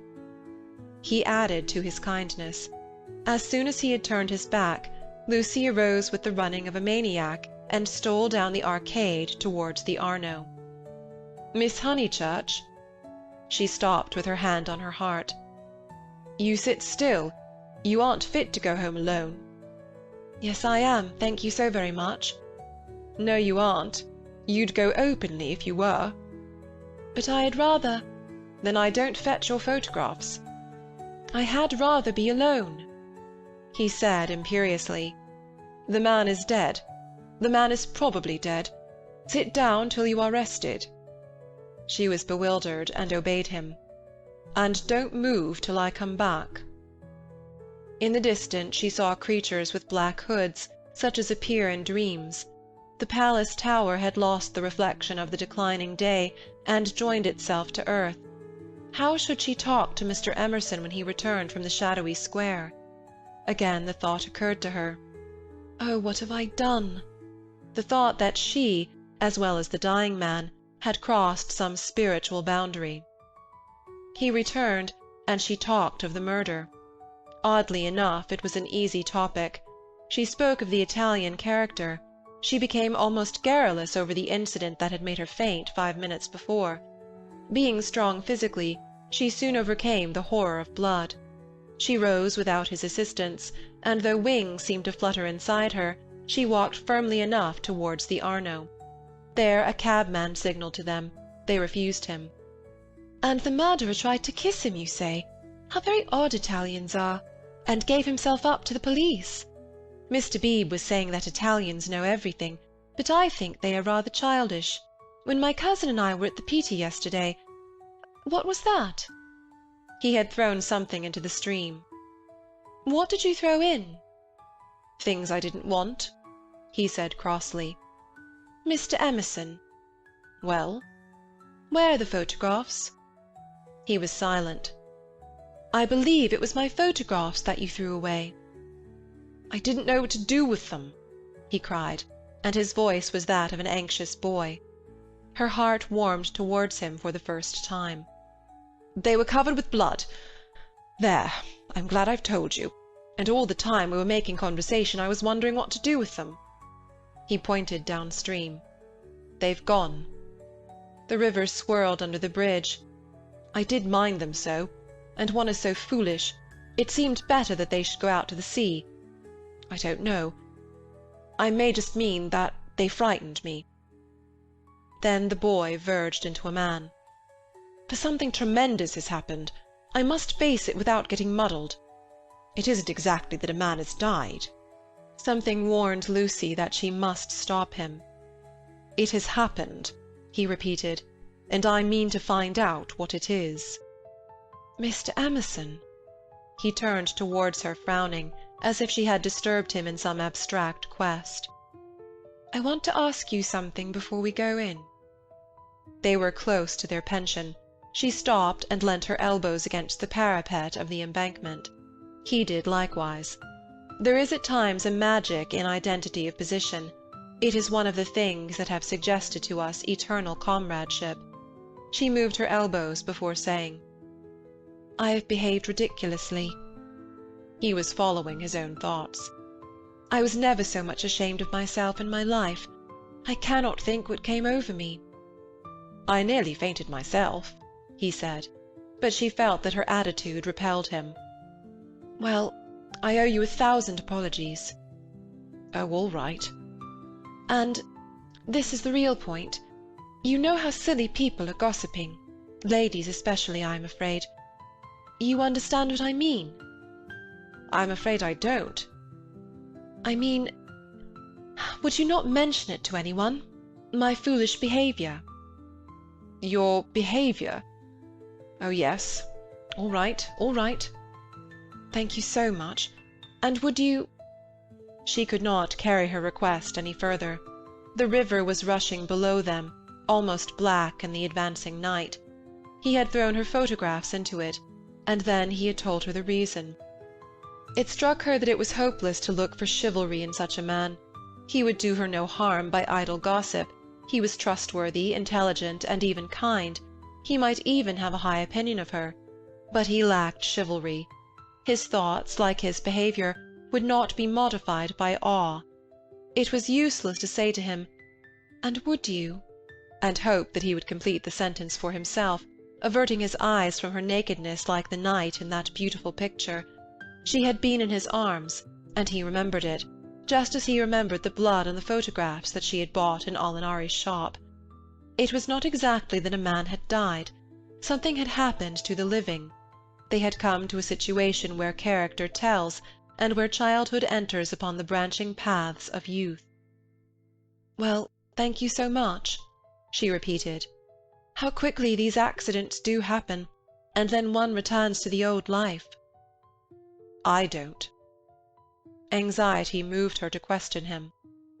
His answer was puzzling. "I shall probably want to live." "But why, Mr. Emerson? What do you mean?" "I shall want to live, I say." Leaning her elbows on the parapet, she contemplated the river Arno. whose roar was suggesting some unexpected melody to her ears. End of Chapter 4. Chapter 5. Possibilities of a Pleasant Outing. It was a family saying that you never knew which way Charlotte Bartlett would turn. She was perfectly pleasant and sensible over Lucy's adventure, found the abridged account of it quite adequate, and paid suitable tribute to the courtesy of Mr. George Emerson. She and Miss Lavish had had an adventure also. They had been stopped at the Dazio coming back, and the young officials there, who seemed impudent and désoeuvré, had tried to search their reticules for provisions. It might have been most unpleasant. Fortunately, Miss Lavish was a match for anyone. For good or for evil, Lucy was left to face her problem alone. None of her friends had seen her, either in the piazza or later on by the Embankment. Mr. Beebe, indeed, noticed her startled eyes at dinner-time, had again passed to himself the remark of "too much Beethoven." But he only supposed that she was ready for an adventure, not that she had encountered it. This solitude oppressed her. She was accustomed to have her thoughts confirmed by others, or at all events contradicted. It was too dreadful not to know whether she was thinking right or wrong. At breakfast next morning she took decisive action. There were two plans between which she had to choose. Mr. B. was walking up to the Torre del Gallo with the Emersons and some American ladies. Would Miss Bartlett and Miss Honeychurch join the party? Charlotte declined for herself. She had been there in the rain the previous afternoon. But she thought it an admirable idea for Lucy, who hated shopping, changing money, fetching letters, and other irksome duties, all of which Miss Bartlett must accomplish this morning, and could easily accomplish alone. "No, Charlotte," cried the girl with real warmth. "It's very kind of Mr. Beebe, but I am certainly coming with you. I had much rather." "Very well, dear," said Miss Bartlett, with a faint flush of pleasure that called forth a deep flush of shame on the cheeks of Lucy. How abominably she behaved to Charlotte, now as always. But now she should alter. All the morning she would be really nice to her. She slipped her arm into her cousin's, and they started off along the Lungarno. The river was a lion that morning in strength, voice, and colour. Miss Bartlett insisted on leaning over the parapet to look at it. She then made her usual remark, which was, "How I do wish Freddy and your mother could see this too." Lucy fidgeted. It was tiresome of Charlotte to have stopped exactly where she did. "Look, Lucia." "Oh, you are watching for the Torre del Gallo party. I feared you would repent you of your choice." Serious as the choice had been, Lucy did not repent. Yesterday had been a muddle, queer and odd, the kind of thing one could not write down easily on paper, but she had a feeling that Charlotte and her shopping were preferable to George Emerson and the summit of the Torre del Gallo. Since she could not unravel the tangle, she must take care not to re-enter it. She could protest sincerely against Miss Bartlett's insinuations. But though she had avoided the chief actor, the scenery unfortunately remained. Charlotte, with the complacency of fate, led her from the river to the Piazza Signoria. She could not have believed that stones, a loggia, a fountain, a palace tower would have such significance. For a moment she understood the nature of ghosts. The exact site of the murder was occupied, not by a ghost, but by Miss Lavish, who had the morning newspaper in her hand. She hailed them briskly. The dreadful catastrophe of the previous day had given her an idea which she thought would work up into a book. "Oh, let me congratulate you," said Miss Bartlett. "After your despair of yesterday, what a fortunate thing!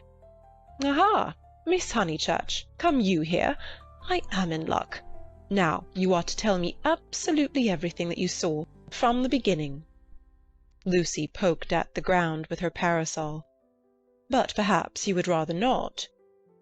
"I'm sorry. If you could manage without it, I think I would rather not." The elder ladies exchanged glances, not of disapproval.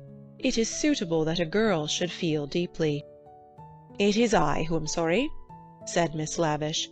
"We literary hacks are shameless creatures. I believe there's no secret of the human heart into which we wouldn't pry." She marched cheerfully to the fountain and back, and did a few calculations in realism. Then she said that she had been in the piazza since 8 o'clock collecting material.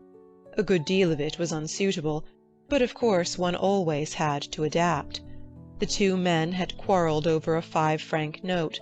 For the 5-franc note she should substitute a young lady, which would raise the tone of the tragedy, and at the same time furnish an excellent plot. "What is the heroine's name?" asked Miss Bartlett. "Leonora," said Miss Lavish. Her own name was Eleanor. "I do hope she's nice." That desideratum would not be omitted. "And what is the plot?" Love, murder, abduction, revenge was the plot. Out it all came while the fountain plashed to the satyrs in the morning sun. "I hope you'll excuse me for boring on like this," Miss Lavish concluded. "It is so tempting to talk to really sympathetic people. Of course, this is the barest outline. There will be a deal of local colouring, descriptions of Florence and the neighbourhood, and I shall also introduce some humorous characters. And let me give you all fair warning. I intend to be unmerciful to the British tourist." "Oh, you wicked woman!" cried Miss Bartlett. "I am sure you are thinking of the Emersons." Miss Lavish gave a Machiavellian smile. "I confess that in Italy my sympathies are not with my own countrymen. It is the neglected Italians who attract me, and whose lives I am going to paint so far as I can. For I repeat, and I insist, and I have always held most strongly, that a tragedy such as yesterday's is not the less tragic because it happened in humble life." There was a fitting silence when Miss Lavish had concluded. Then the cousins wished success to her labours, and walked slowly away across the square. "She is my idea of a really clever woman," said Miss Bartlett. "That last remark struck me as so particularly true. It should be a most pathetic novel." Lucy assented. At present her great aim was not to get put into it. Her perceptions this morning were curiously keen, and she believed that Miss Lavish had her on trial for an ingenue. "She is emancipated, but only in the very best sense of the word," continued Miss Bartlett slowly. "None but the superficial would be shocked at her. We had a long talk yesterday. She believes in justice and truth and human interest. She told me also that she has a high opinion of the destiny of woman." "Mr. Eager! Why, how nice! What a pleasant surprise!" "Ah, not for me," said the chaplain blandly, "for I have been watching you and Miss Honeychurch for quite a little time." "We were chatting to Miss Lavish." His brow contracted. "So I saw. Were you indeed? Andate via. Sono occupato." The last remark was made to a vendor of panoramic photographs who was approaching with a courteous smile. "I am about to venture a suggestion. Would you and Miss Honeychurch be disposed to join me in a drive some day this week? A drive in the hills? We might go up by Fiesole and back by Settignano. There is a point on that road where we could get down and have an hour's ramble on the hillside. The view thence of Florence is most beautiful, far better than the hackneyed view from Fiesole. It is the view that Alessio Baldovinetti is fond of introducing into his pictures. That man had a decided feeling for landscape, decidedly. But who looks at it today? Ah, the world is too much with us." Miss Bartlett had not heard of Alessio Baldovinetti, but she knew that Mr. Eager was no commonplace chaplain. He was a member of the residential colony who had made Florence their home. He knew the people who never walked about with their Baedekers, who had learnt to take a siesta after lunch, who took drives the pensioned tourists never heard of, and saw by private influence galleries which were closed to them. Living in delicate seclusion, some in furnished flats, others in Renaissance villas on Fiesole Slope, they read, wrote, studied, and exchanged ideas, thus attaining to that intimate knowledge, or rather perception, of Florence, which is denied to all who carry in their pockets the coupons of Cook. Therefore an invitation from the chaplain was something to be proud of. Between the two sections of his flock he was often the only link, and it was his avowed custom to select those of his migratory sheep who seemed worthy, and give them a few hours in the pastures of the permanent. Tea at a Renaissance villa? Nothing had been said about it yet, but if it did come to that, how Lucy would enjoy it! A few days ago, and Lucy would have felt the same, but the joys of life were grouping themselves anew. A drive in the hills with Mr. Eager and Miss Bartlett, even if culminating in a residential tea-party, was no longer the greatest of them. She echoed the raptures of Charlotte somewhat faintly. Only when she heard that Mr. Beebe was also coming did her thanks become more sincere. "So we shall be a partie carrée," said the chaplain. "In these days of toil and tumult one has the great needs of the country and its message of purity. Andante via, andante presto, presto. Ah, the town! Beautiful as it is the town." They assented. "This very square, so I am told, witnessed yesterday the most sordid of tragedies. To one who loves the Florence of Dante and Savonarola, there is something portentous in such desecration, portentous and humiliating." "Humiliating indeed," said Miss Bartlett. "Miss Honeychurch happened to be passing through as it happened. She can hardly bear to speak of it." She glanced at Lucy proudly. "And how came we to have you here?" asked the chaplain paternally. Miss Bartlett's recent liberalism oozed away at the question. "Do not blame her, please, Mr. Eager. The fault is mine. I left her unchaperoned." "So you were here alone, Miss Honeychurch?" His voice suggested sympathetic reproof, but at the same time indicated that a few harrowing details would not be unacceptable. His dark, handsome face drooped mournfully towards her to catch her reply. "Practically. One of our Pensian acquaintances kindly brought her home," said Miss Bartlett, adroitly concealing the sex of the preserver. "For her also it must have been a terrible experience. I trust that neither of you were at all—that it was not in your immediate proximity." Of the many things Lucy was noticing today, not the least remarkable was this: the ghoulish fashion in which respectable people will nibble after blood. George Emerson had kept the subject strangely pure. "He died by the fountain, I believe," was her reply. "And you and your friend?" "Were over at the loggia." "That must have saved you much.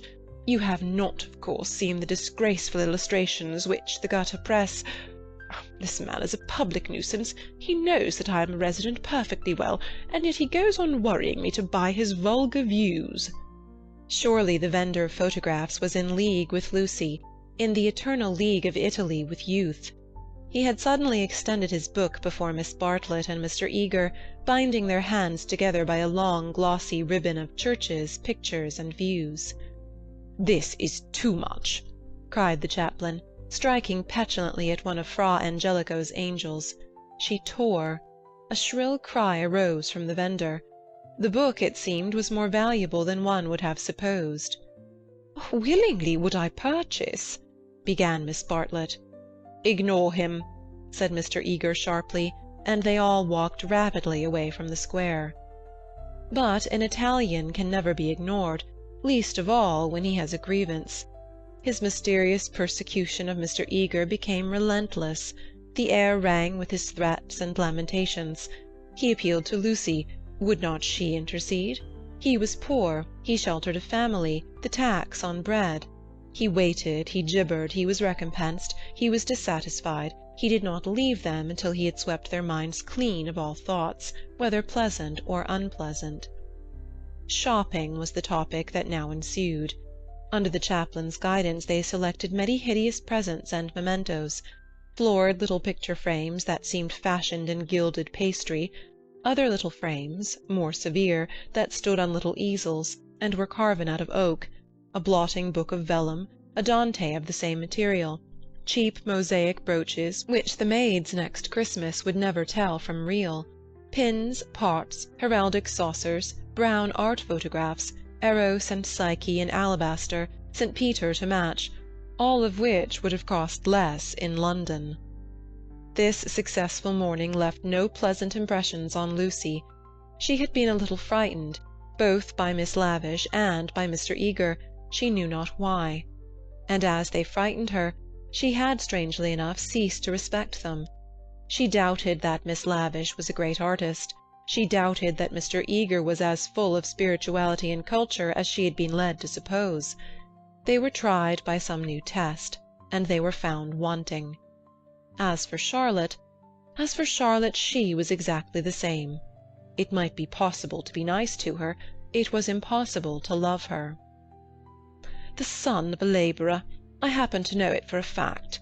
A mechanic of some sort himself when he was young. Then he took to writing for the socialistic press. I came across him at Brixton. They were talking about the Emersons. "How wonderfully people rise in these days!" sighed Miss Bartlett, fingering a model of the Leaning Tower of Pisa. "Generally," replied Mr. Eager, "one has only sympathy with their success, that desire for education and for social advance. In these things there is something not wholly vile. There are some working men whom one would be very willing to see out here in Florence, little as they would make of it." "Is he a journalist now?" Miss Bartlett asked. "He is not. He made an advantageous marriage." He uttered this remark with a voice full of meaning, and ended it with a sigh. "Oh, so he has a wife?" "Dead, Miss Bartlett, dead. I wonder how he has the effrontery to look me in the face, to dare to claim acquaintance with me. He was in my London parish long ago. The other day, in Santa Croce, when he was with Miss Honeychurch, I snubbed him. Let him beware that he does not get more than a snub." "What?" cried Lucy, flushing. "Exposure," hissed Mr. Eager. He tried to change the subject, but in scoring a dramatic point he had interested his audience more than he had intended.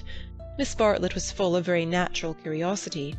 Lucy, though she wished never to see the Emersons again, was not disposed to condemn them on a single word. "Do you mean," she asked, "that he is an irreligious man? We know that already." "Lucy, dear," said Miss Bartlett, gently reproving her cousin's penetration, "I should be astonished if you knew all. The boy, an innocent child at the time, I will exclude. God knows what his education and his inherited qualities may have made him." "Perhaps," said Miss Bartlett, "it is something that we had better not hear." "To speak plainly," said Mr. Eager, "it is. I will say no more." For the first time Lucy's rebellious thoughts swept out in words, for the first time in her life. "You have said very little." "It was my intention to say very little," was his frigid reply. He gazed indignantly at the girl, who met him with equal indignation. She turned towards him from the shop counter, her breast heaved quickly. He observed her brow and the sudden strength of her lips. It was intolerable that she should disbelieve him. "Murder, if you want to know," he cried angrily. "That man murdered his wife." "How?" she retorted. "To all intents and purposes he murdered her. That day in Santa Croce, did they say anything against me?" "Not a word, Mr. Eager, not a single word." "Oh, I thought they had been libelling me to you. But I suppose it is only their personal charms that make you defend them." "I'm not defending them," said Lucy, losing her courage and relapsing into the old chaotic methods. "They're nothing to me." "How could you think she was defending them?" said Miss Bartlett, much discomfited by the unpleasant scene. The shopman was possibly listening. "She will find it difficult, for that man has murdered his wife in the sight of God." The addition of God was striking, but the chaplain was really trying to qualify a rash remark. A silence followed which might have been impressive, but was merely awkward. Then Miss Bartlett hastily purchased the Leaning Tower, and led the way into the street. "I must be going," said he, shutting his eyes and taking out his watch. Miss Bartlett thanked him for his kindness, and spoke with enthusiasm of the approaching drive. "Drive? Oh, is our drive to come off?" Lucy was recalled to her manners, and after a little exertion the complacency of Mr. Eager was restored. "Bother the drive!" exclaimed the girl as soon as he had departed. "It is just the drive we had arranged with Mr. Beebe without any fuss at all. Why should he invite us in that absurd manner? We might as well invite him. We are each paying for ourselves." Miss Bartlett, who had intended to lament over the Emersons, was launched by this remark into unexpected thoughts. "If that is so, dear, if the drive we and Mr. Beebe are going with Mr. Eager is really the same as the one we were going with Mr. Beebe, then I foresee a sad kettle of fish." "How?"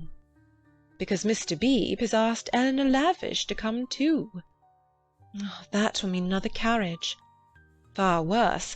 Mr. Eager does not like Eleanor. She knows it herself. The truth must be told. She is too unconventional for him." They were now in the newspaper room at the English Bank. Lucy stood by the central table, heedless of Punch and the Graphic, trying to answer, or at all events to formulate the questions rioting in her brain. The well-known world had broken up, and there emerged Florence, a magic city where people thought and did the most extraordinary things. Murder, accusations of murder, a lady clinging to one man and being rude to another, were these the daily incidents of her streets? Was there more in her frank beauty than met the eye? The power, perhaps, to evoke passions, good and bad, and to bring them speedily to a fulfilment? Happily Charlotte, who, though greatly troubled over things that did not matter, seemed oblivious to things that did, who could conjecture with admirable delicacy where things might lead to, but apparently lost sight of the goal as she approached it. Now she was crouching in the corner trying to extract a circular note from a kind of linen nose-bag which hung in chaste concealment round her neck. She had been told that this was the only safe way to carry money in Italy. It must only be broached within the walls of the English Bank. As she groped, she murmured, "Whether it is Mr. Beebe who forgot to tell Mr. Eager, or Mr. Eager who forgot when he told us, or whether they have decided to leave Eleanor out altogether, which they could scarcely do, but in any case we must be prepared. It is you they really want. I am only asked for appearances. You shall go with the two gentlemen, and I and Eleanor will follow behind. A one-horse carriage would do for us. Yet how difficult it is." "It is indeed," replied the girl, with a gravity that sounded sympathetic. "What do you think about it?" asked Miss Bartlett, flushed from the struggle and buttoning up her dress. "I don't know what I think, nor what I want." "Oh, dear Lucy, I do hope Florence isn't boring you. Speak the word, and as you know, I would take you to the ends of the earth tomorrow." "Thank you, Charlotte," said Lucy, and pondered over the offer. There were letters for her at the bureau, one from her brother full of athletics and biology, one from her mother, delightful as only her mother's letters could be. She read in it of the crocuses which had been bought for yellow and were coming up puce, of the new parlour-maid, who had watered the ferns with essence of lemonade, and of the semi-detached cottages which were ruining Summer Street, and breaking the heart of Sir Harry Otway. She recalled the free, pleasant life of her home, where she was allowed to do everything, and where nothing ever happened to her. The road up through the pine woods, the clean drawing-room, the view over the Sussex Weald, all hung before her bright and distinct, but pathetic as the pictures in a gallery, to which, after much experience, a traveller returns. "And the news?" asked Miss Bartlett. "Mrs. Vyse and her son have gone to Rome," said Lucy, giving the news that interested her least. "Do you know the Vyses?" "Oh, not that way back. We can never have too much of the dear Piazza Signoria." They're nice people, the Vyses. So clever. My idea of what's really clever. Don't you long to be in Rome? I'd die for it. The Piazza Signoria is too stony to be brilliant. It has no grass, no flowers, no frescoes, no glittering walls of marble or comforting patches of ruddy brick. By an odd chance, unless we believe in a presiding genius of places, the statues that relieve its severity suggest, not the innocence of childhood, nor the glorious bewilderment of youth, but the conscious achievements of maturity. Perseus and Judith, Hercules and Thusnelda, they have done or suffered something, and though they are immortal, immortality has come to them after experience, not before. Here, not only in the solitude of nature might a hero meet a goddess, or a heroine a god. "Charlotte," cried the girl suddenly, "here's an idea. What if we popped off to Rome tomorrow, straight to the Vyses' hotel? For I do know what I want. I'm sick of Florence. Now you said you'd go to the ends of the earth. Do. Miss Bartlett, with equal vivacity, replied, "Oh, you droll person! Pray, what would become of your drive in the hills?" They passed together through the gaunt beauty of the square, laughing over the unpractical suggestion. End of Chapter 5. Chapter 6. The Reverend Arthur Beebe, the Reverend Cuthbert Eager, Mr. Emerson, Mr. George Emerson, Miss Eleanor Lavish, Miss Charlotte Bartlett, and Miss Lucy Honeychurch drive out in carriages to see a view. Italians drive them. It was Phaeton who drove them to Fiesole that memorable day, a youth all irresponsibility and fire, recklessly urging his master's horses up the stony hill. Mr. Beebe recognized him at once. Neither the ages of faith nor the age of doubt had touched him. He was Phaeton in Tuscany driving a cab, and it was Persephone whom he asked leave to pick up on the way, saying that she was his sister. Persephone, tall and slender and pale, returning with the spring to her mother's cottage, and still shading her eyes from the unaccustomed light. To her Mr. Eager objected, saying that here was the thin edge of the wedge, and one must guard against imposition. But the ladies interceded, and when it had been made clear that it was a very great favour, the goddess was allowed to mount beside the god. Phaeton at once slipped the left rein over her head, thus enabling himself to drive with his arm round her waist. She did not mind. Mr. Eager, who sat with his back to the horses, saw nothing of the indecorous proceeding, and continued his conversation with Lucy. The other two occupants of the carriage were old Mr. Emerson and Miss Lavish. For a dreadful thing had happened.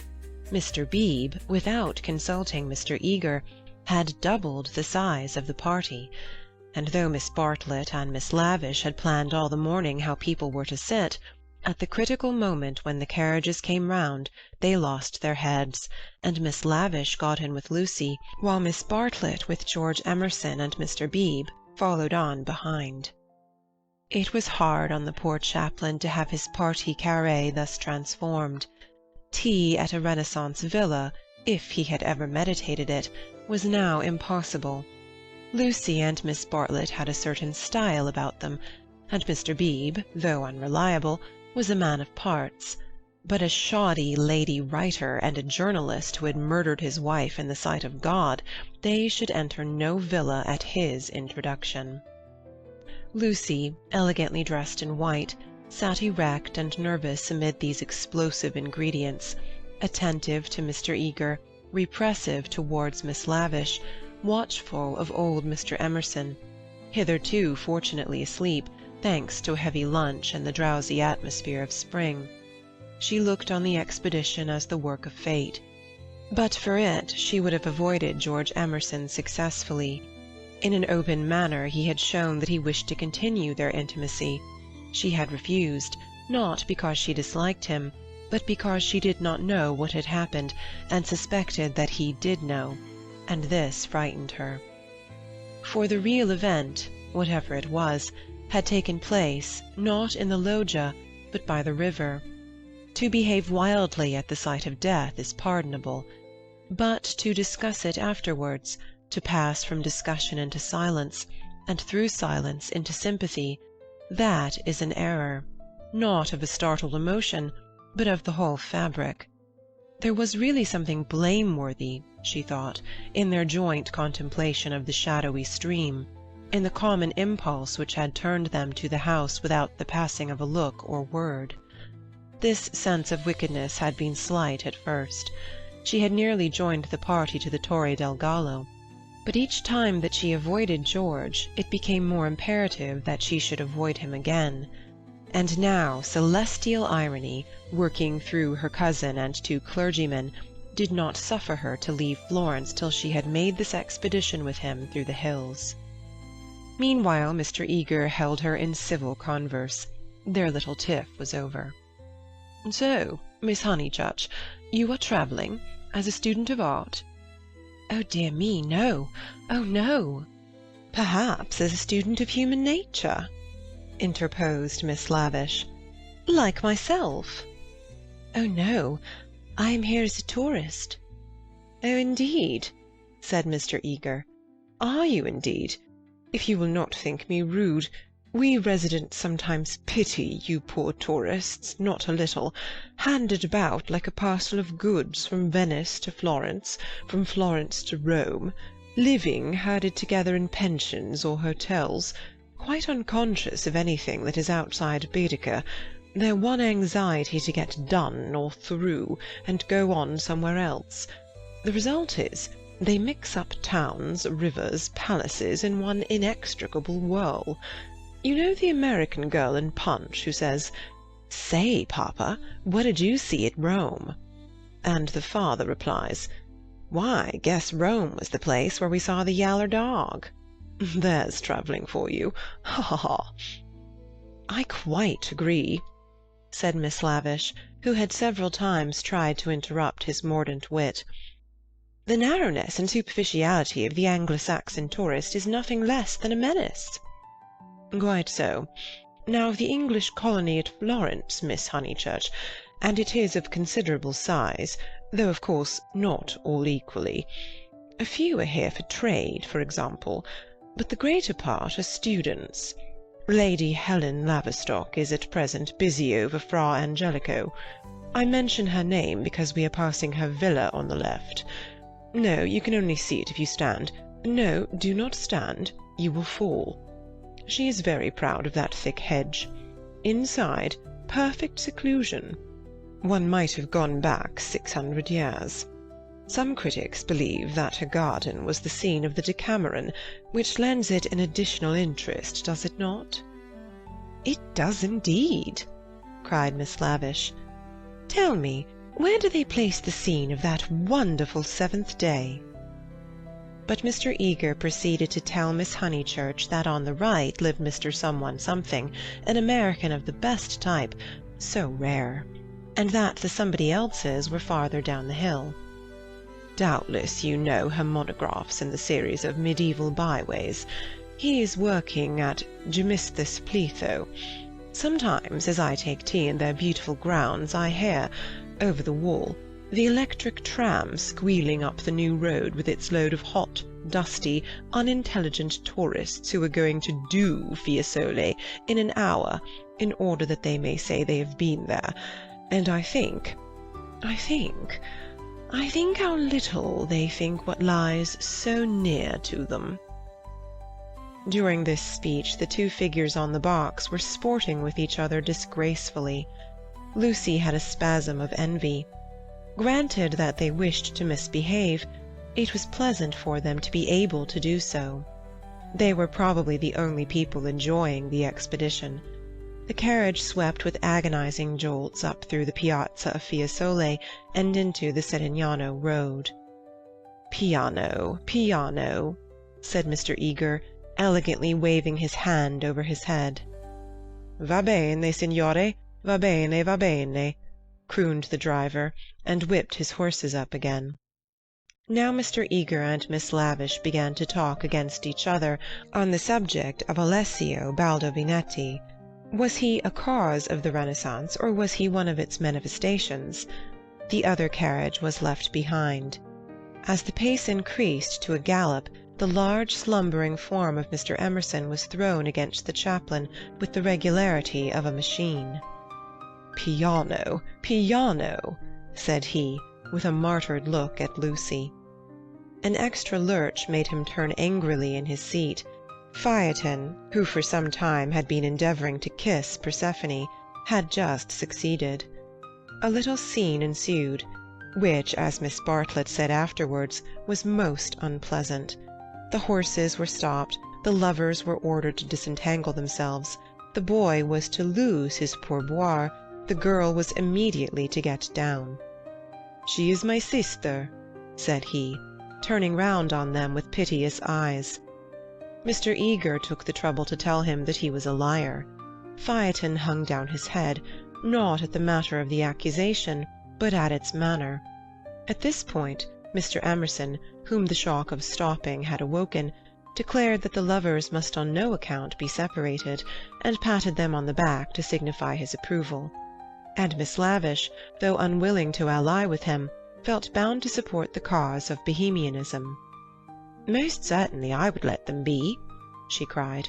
"But I dare say I shall receive scant support. I have always flown in the face of the conventions all my life.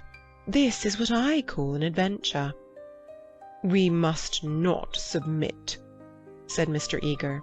"I knew he was trying it on. He's treating us as if we were a party of Cook's tourists." "Surely no," said Miss Lavish, her ardour visibly decreasing. The other carriage had drawn up behind, and sensible Mr. Beebe called out that after this warning the couple would be sure to behave themselves properly.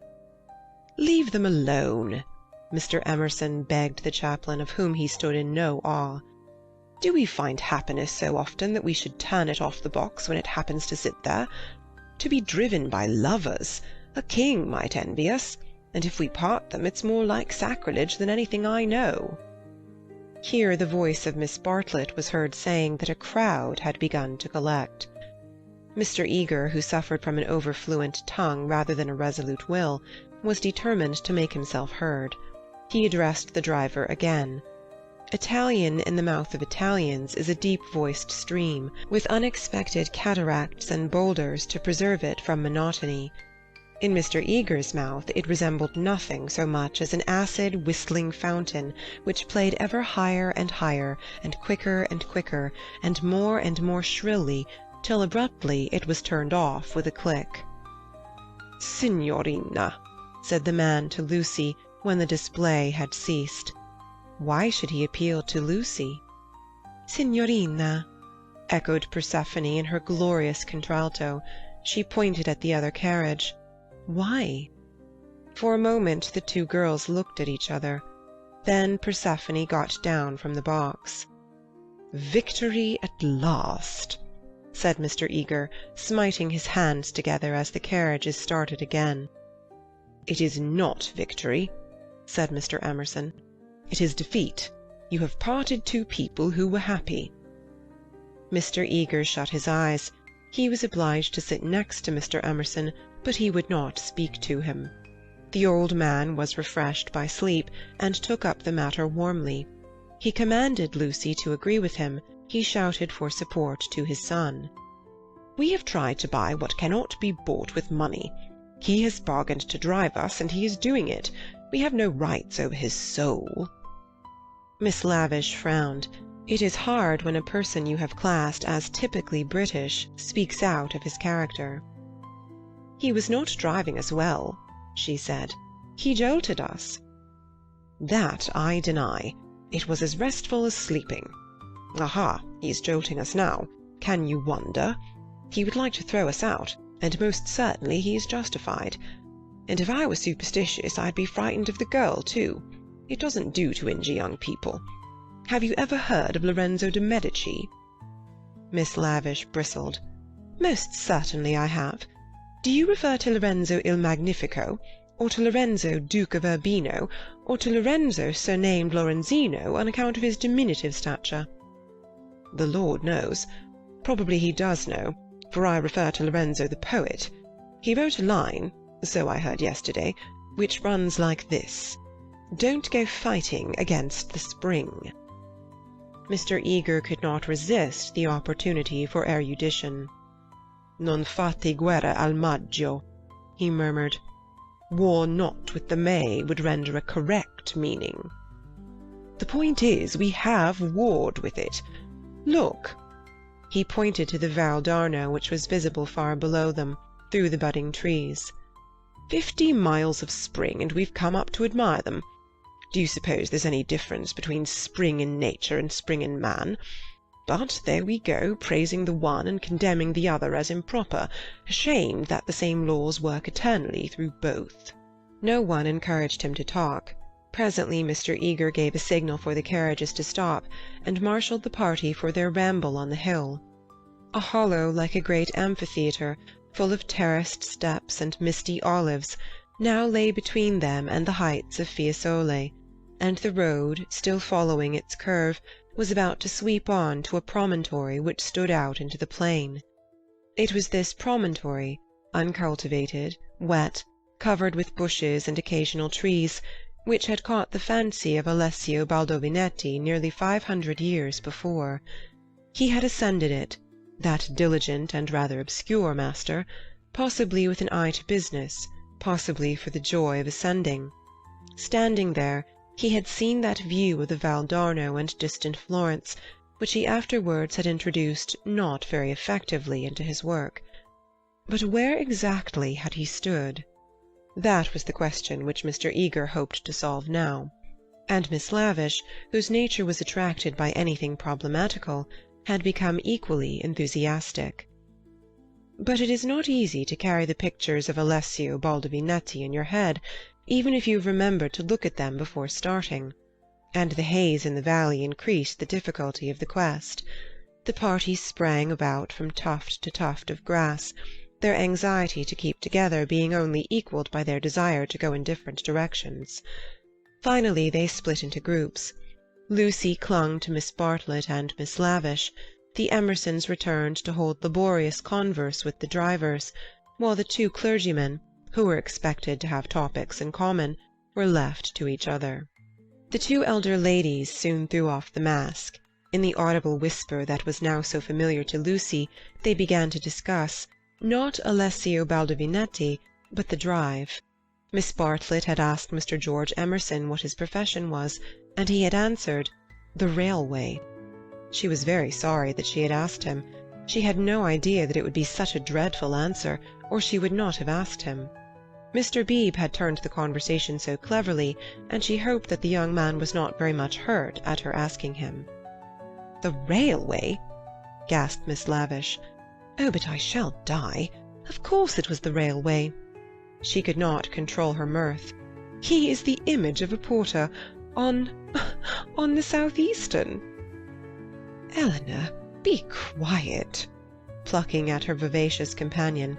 "Hush, they'll hear, the Emersons." "I can't stop. Let me go my wicked way. A porter." "Eleanor." "I'm sure it's all right," put in Lucy. "The Emersons won't hear, and they wouldn't mind if they did." Miss Lavish did not seem pleased at this. "Miss Honeychurch listening?" she said rather crossly. "Puff, woof, you naughty girl, go away." "Oh, Lucy, you ought to be with Mr. Eager, I'm sure." "I can't find them now, and I don't want to either." "Mr. Eager will be offended. It is your party." "Please, I'd rather stop here with you." "No, I agree," said Miss Lavish. "It's like a school feast. The boys have got separated from the girls. Miss Lucy, you are to go. We wish to converse on high topics unsuited for your ear." The girl was stubborn. As her time at Florence drew to its close, she was only at ease amongst those to whom she felt indifferent. Such a one was Miss Lavish, and such for the moment was Charlotte. She wished she had not called attention to herself. They were both annoyed at her remark and seemed determined to get rid of her. "How tired one gets," said Miss Bartlett. "Oh, I do wish Freddie and your mother could be here." Unselfishness with Miss Bartlett had entirely usurped the functions of enthusiasm. Lucy did not look at the view either. She would not enjoy anything till she was safe in Rome. "Then sit you down," said Miss Lavish. "Observe my foresight." With many a smile she produced 2 of those mackintosh squares that protect the frame of the tourist from damp grass or cold marble steps. She sat on one. Who was to sit on the other? "Oh, Lucy, without a moment's doubt, Lucy. The ground will do for me. Really, I have not had rheumatism for years. If I do feel it coming on, I shall stand. Imagine your mother's feelings if I let you sit on the wet in your white linen." She sat down heavily where the ground looked particularly moist. "Here we are, all settled delightfully. Even if my dress is thinner, it will not show so much, being brown. Sit down, dear. You are too unselfish. You don't assert yourself enough." She cleared her throat. "Now, don't be alarmed. This isn't a cold. It's the tiniest cough, and I have had it 3 days. It's nothing to do with sitting here at all." There was only one way of treating the situation. At the end of 5 minutes, Lucy departed in search of Mr. Beebe and Mr. Eager, vanquished by the mackintosh square. She addressed herself to the drivers, who were sprawling in the carriages, perfuming the cushions with cigars. The miscreant, a bony young man scorched black by the sun, rose to greet her with the courtesy of a host and the assurance of a relative. "Dove?" said Lucy, after much anxious thought. His face lit up. Of course he knew where. Not so far either. His arm swept 3/4 of the horizon. He should just think he did know where. He pressed his fingertips to his forehead, and then pushed them towards her, as if oozing with visible extract of knowledge. More seemed necessary. What was the Italian for clergyman? "Dove buoni uomini?" said she at last. Good. Scarcely the adjective for those noble beings. He showed her his cigar. "Uno più piccolo?" was her next remark, implying, "Has the cigar been given to you by Mr. Beebe, the smaller of the 2 good men?" She was correct, as usual. He tied the horse to the tree, kicked it to make it stay quiet, dusted the carriage, arranged his hair, remoulded his hat, encouraged his moustache, and in rather less than 1/4 of a minute was ready to conduct her.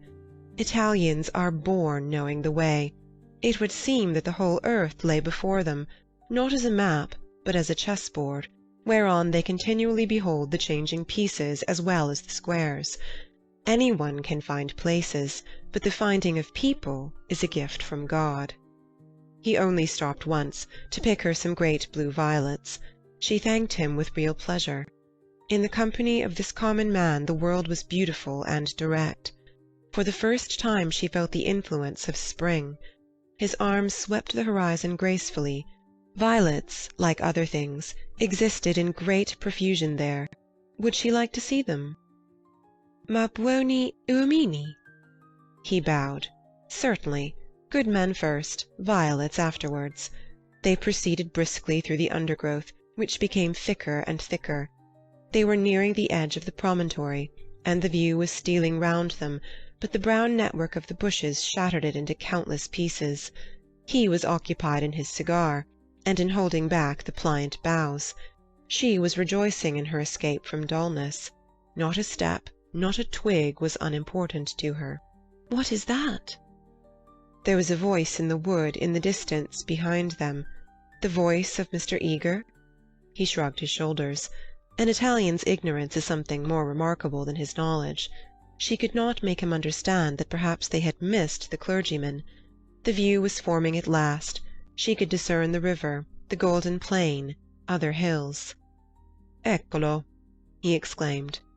At the same moment the ground gave way, and with a cry she fell out of the wood. Light and beauty enveloped her.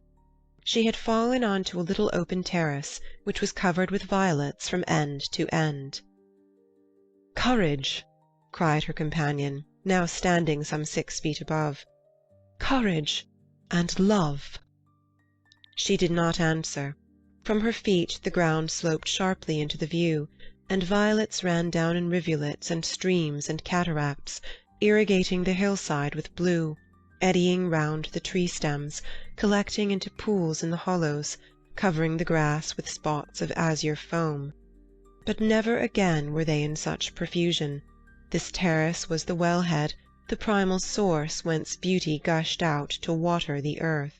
Standing at its brink, like a swimmer who prepares, was the good man. But he was not the good man that she had expected, and he was alone. George had turned at the sound of her arrival.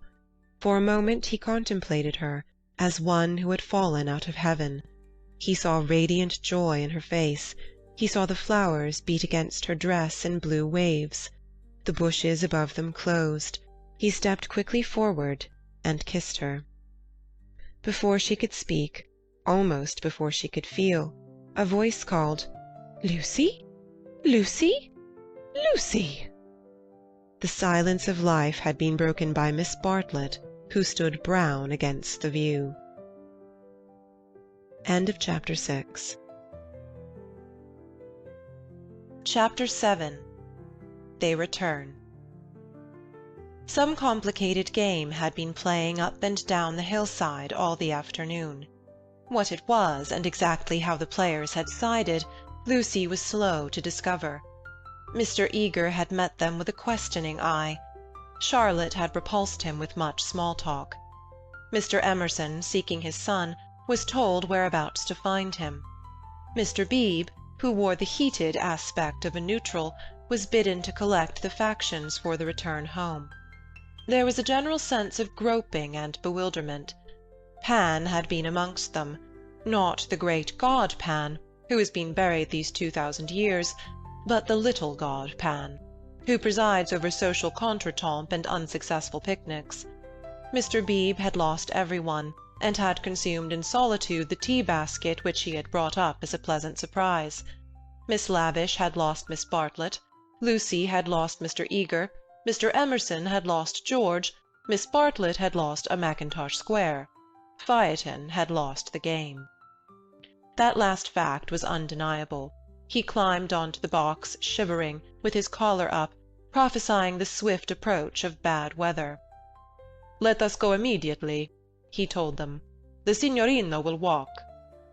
"All the way? He will be ours," said Mr. Beebe. "Apparently. I told him it was unwise." He would look no one in the face. Perhaps defeat was particularly mortifying for him.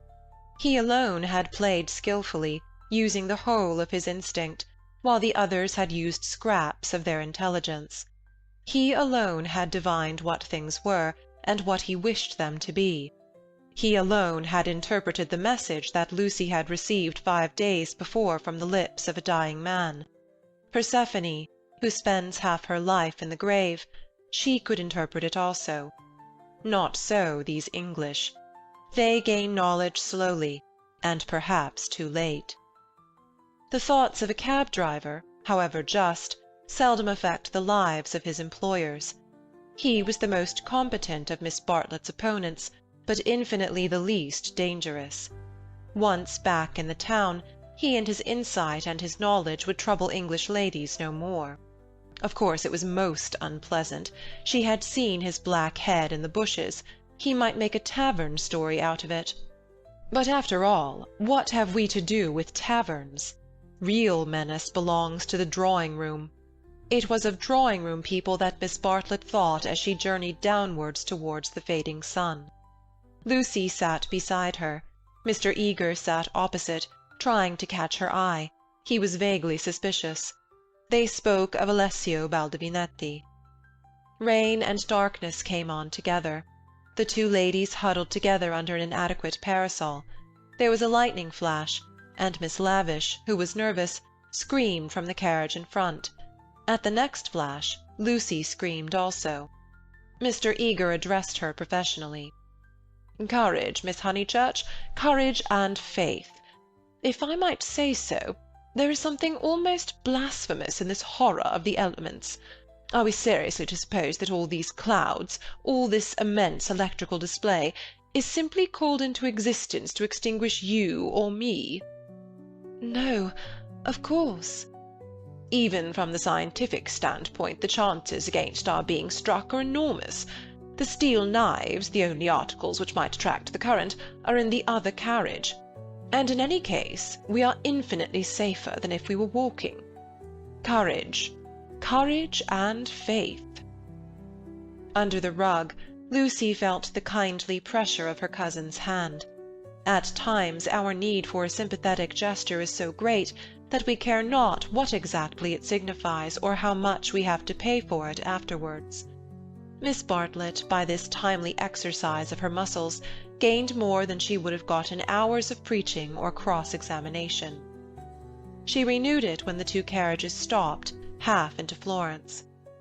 "Mr. Eager," cried Mr. Beebe, "we want your assistance. Will you interpret for us?" "George," cried Mr. Emerson, "ask your driver which way George went. The boy may lose his way. He may be killed." "Go, Mr. Eager," said Miss Bartlett. "Don't ask our driver. Our driver is no help. Go support poor Mr. Beebe. He is nearly demented." "He may be killed," cried the old man. "He may be killed." "Typical behaviour," said the chaplain as he quitted the carriage. "In the presence of reality, that kind of person invariably breaks down." "What does he know?" whispered Lucy as soon as they were alone. "Charlotte, how much does Mr. Eager know?" "Nothing, dearest, he knows nothing. But—" she pointed at the driver. "He knows everything. Dearest, had we better? Shall I?" She took out her purse. "It is dreadful to be entangled with low-class people. He saw it all." Tapping Phaeton's back with her guide-book, she said, "Silenzio!" and offered him a franc. "Va bene," he replied, and accepted it. As well this ending to his day as any. But Lucy, a mortal maid, was disappointed in him. There was an explosion up the road. The storm had struck the overhead wire of the tram line, and one of the great supports had fallen. If they had not stopped, perhaps they might have been hurt. They chose to regard it as a miraculous preservation, and the floods of love and sincerity, which fructify every hour of life, burst forth in tumult.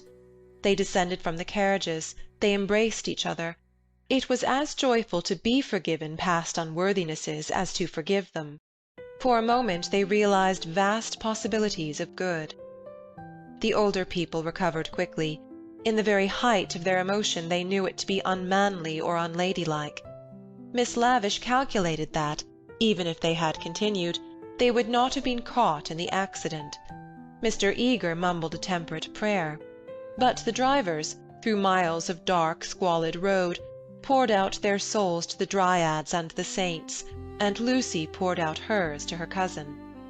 "Charlotte, dear Charlotte, kiss me again. Only you can understand me. You warned me to be careful, and I thought I was developing." "Do not cry, dearest. Take your time." "I have been obstinate and silly, worse than you know, far worse. Once by the river. Oh, but he isn't killed. He wouldn't be killed, would he?" The thought disturbed her repentance. As a matter of fact, the storm was worst along the road, but she had been near danger, and so she thought it must be near to everyone. "I trust not. One would always pray against that." "He is really. I think he was taken by surprise, just as I was before. But this time I'm not to blame. I want you to believe that. I simply slipped into those violets. No, I want to be really truthful. I am a little to blame. I had silly thoughts. The sky, you know, was gold, and the ground all blue, and for a moment he looked like someone in a book." "In a book?" "Heroes, gods, the nonsense of schoolgirls." "And then?" "But, Charlotte, you know what happened then." Miss Bartlett was silent. Indeed, she had little more to learn. With a certain amount of insight she drew her young cousin affectionately to her. All the way back, Lucy's body was shaken by deep sighs, which nothing could repress. "I want to be truthful," she whispered. "It is so hard to be absolutely truthful." "Don't be troubled, dearest. Wait till you are calmer. We will talk it over before bedtime in my room." So they re-entered the city with hands clasped. It was a shock to the girl to find how far emotion had ebbed in others. The storm had ceased, and Mr. Emerson was easier about his son. Mr. Beebe had regained good humour, and Mr. Eager was already snubbing Miss Lavish. Charlotte alone she was sure of. Charlotte, whose exterior concealed so much insight and love. The luxury of self-exposure kept her almost happy through the long evening. She thought not so much of what had happened as of how she should describe it. All her sensations, her spasms of courage, her moments of unreasonable joy, her mysterious discontent, should be carefully laid before her cousin. And together, in divine confidence, they would disentangle and interpret them all. "At last," thought she, "I shall understand myself.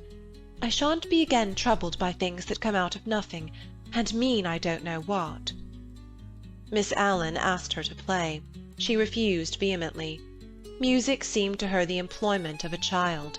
She sat close to her cousin, who with commendable patience was listening to a long story about lost luggage. When it was over she capped it by a story of her own. Lucy became rather hysterical with the delay. In vain she tried to check, or at all events to accelerate the tale.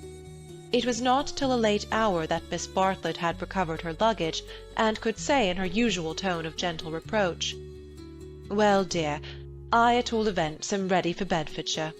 Come into my room, and I will give a good brush to your hair." With some solemnity the door was shut, and a cane chair placed for the girl. Then Miss Bartlett said, "So, what is to be done?" She was unprepared for the question. It had not occurred to her that she would have to do anything. A detailed exhibition of her emotions was all that she had counted upon. "What is to be done? A point, dearest, which you alone can settle." The rain was streaming down the black windows, and the great room felt damp and chilly. One candle burnt trembling on the chest of drawers close to Miss Bartlett's toque, which cast monstrous and fantastic shadows on the bolted door. A tram roared by in the dark, and Lucy felt unaccountably sad, though she had long since dried her eyes. She lifted them to the ceiling, where the griffins and bassoons were colourless and vague, the very ghosts of joy. "It has been raining for nearly 4 hours," she said at last. Miss Bartlett ignored the remark. "How do you propose to silence him?" "The driver?" "My dear girl, no. Mr. George Emerson." Lucy began to pace up and down the room. "I don't understand," she said at last. She understood very well, but she no longer wished to be absolutely truthful. "How are you going to stop him talking about it?" "I have a feeling that talk is a thing he will never do." "I, too, intend to judge him charitably, but unfortunately I have met the type before. They seldom keep their exploits to themselves."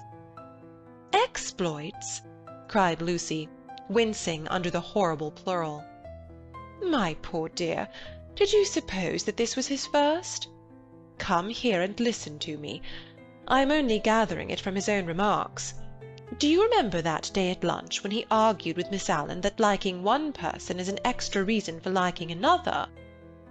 "Yes," said Lucy, whom at the time the argument had pleased. "Well, I am no prude. There is no need to call him a wicked young man, but obviously he is thoroughly unrefined. Let us put it down to his deplorable antecedents and education, if you wish. But we are no farther on with our question. What do you propose to do?" An idea rushed across Lucy's brain, which, had she thought of it sooner and made it part of her, might have proved victorious. "I propose to speak to him," she said. Miss Bartlett uttered a cry of genuine alarm. "You see, Charlotte, your kindness, I shall never forget it. But, as you said, it is my affair, mine and his." "And you are going to implore him, to beg him to keep silence?" "Certainly not. There would be no difficulty. Whatever you ask him, he answers yes or no. Then it is over. I have been frightened of him, but now I am not one little bit." "But we fear him for you, dear. You were so young and inexperienced, you have lived among such nice people, that you cannot realize what men can be, how they can take a brutal pleasure in insulting a woman whom her sex does not protect and rally round. This afternoon, for example, if I had not arrived, what would have happened?" "I can't think," said Lucy gravely. Something in her voice made Miss Bartlett repeat her question, intoning it more vigorously. "What would have happened if I hadn't arrived?" "I can't think," said Lucy again. "When he insulted you, how would you have replied?" "I hadn't time to think. You came." "Yes, but won't you tell me now what you would have done?" "I should have—" She checked herself, and then broke the sentence off. She went up to the dripping window and strained her eyes into the darkness. She could not think what she would have done. "Come away from the window, dear," said Miss Bartlett. "You will be seen from the road." Lucy obeyed. She was in her cousin's power. She could not modulate out the key of self-abasement in which she had started. Neither of them referred again to her suggestion that she should speak to George and settle the matter, whatever it was, with him. Miss Bartlett became plaintive. "Oh, for a real man! We are only two women, you and I. Mr. Beebe is hopeless. There is Mr. Eager, but you do not trust him. Oh, for your brother! He is young, but I know that his sister's insult would rouse in him a very lion. Thank God, chivalry is not yet dead. There is still left some men who can reverence woman." As she spoke, she pulled off her rings, of which she wore several, and ranged them upon the pincushion. Then she blew into her gloves and said, "It will be a push to catch the morning train, but we must try." "What train?" "The train to Rome." She looked at her gloves critically. The girl received the announcement as easily as it had been given. "When does the train to Rome go?" "At 8. "Signora Bertolini would be upset." "We must face that," said Miss Bartlett, not liking to say that she had given notice already. "She will make us pay for a whole week's pension." "I expect she will. However, we shall be much more comfortable at the Vyses' hotel. Isn't afternoon tea given there for nothing?" "Yes, but they pay extra for wine." After this remark she remained motionless and silent. To her tired eyes Charlotte throbbed and swelled like a ghostly figure in a dream. They began to sort their clothes for packing, for there was no time to lose if they were to catch the train to Rome. Lucy, when admonished, began to move to and fro between the rooms, more conscious of the discomforts of packing by candlelight than of a subtler ill. Charlotte, who was practical without ability, knelt by the side of an empty trunk, vainly endeavouring to pave it with books of varying thickness and size. She gave 2 or 3 sighs, for the stooping posture hurt her back, and for all her diplomacy, she felt that she was growing old. The girl heard her as she entered the room, and was seized with one of those emotional impulses to which she could never attribute a cause. She only felt that the candle would burn better, the packing go easier, the world be happier, if she could give and receive some human love. The impulse had come before to-day, but never so strongly. She knelt down by her cousin's side and took her in her arms. Miss Bartlett returned the embrace with tenderness and warmth. But she was not a stupid woman, and she knew perfectly well that Lucy did not love her, but needed her to love. For it was in ominous tones that she said, after a long pause, "Dearest Lucy, how will you ever forgive me?" Lucy was on her guard at once, knowing by bitter experience what forgiving Miss Bartlett meant. Her emotion relaxed, she modified her embrace a little, and she said, "Charlotte, dear, what do you mean? As if I have anything to forgive." You have a great deal, and I have a very great deal to forgive myself too. I know very well how much I vex you at every turn." "But no." Miss Bartlett assumed her favourite role, that of the prematurely aged martyr. "Ah, but yes, I feel that our tour together is hardly the success I had hoped. I might have known it would not do. You want someone younger and stronger, and more in sympathy with you. I am too uninteresting and old-fashioned, only fit to pack and unpack your things." "Oh, please." "My only consolation was that you found people more to your taste, and were often able to leave me at home. I had my own poor ideas of what a lady ought to do, but I hope I did not inflict them on you more than was necessary. You had your own way about these rooms, at all events." "You mustn't say these things," said Lucy softly. She still clung to the hope that she and Charlotte loved each other heart and soul. They continued to pack in silence. "I have been a failure," said Miss Bartlett, as she struggled with the straps of Lucy's trunk instead of strapping her own. "Failed to make you happy, failed in my duty to your mother. She's been so generous to me. I shall never face her again after this disaster." "But mother will understand. It is not your fault, this trouble, and it isn't a disaster either." "It is my fault. It is a disaster. She will never forgive me, and rightly. For instance, what right had I to make friends with Miss Lavish?" "Every right." "When I was here for your sake. If I have vexed you, it is equally true that I have neglected you. Your mother will see this as clearly as I do when you tell her." Lucy, from a cowardly wish to improve the situation, said, "Why need mother hear of it?" "But you tell her everything." "I suppose I do, generally." "I dare not break your confidence. There is something sacred in it. Unless you feel that it is a thing you could not tell her." The girl would not be degraded to this. "Naturally I should have told her, but in case she should blame you in any way, I promise I will not. I am very willing not to. I will never speak of it either to her or to anyone." Her promise brought the long-drawn interview to a sudden close. Miss Bartlett pecked her smartly on both cheeks, wished her good night, and sent her to her own room. For a moment the original trouble was in the background. George would seem to have behaved like a cad throughout. Perhaps that was the view which one would take eventually. At present she neither acquitted nor condemned him. She did not pass judgment.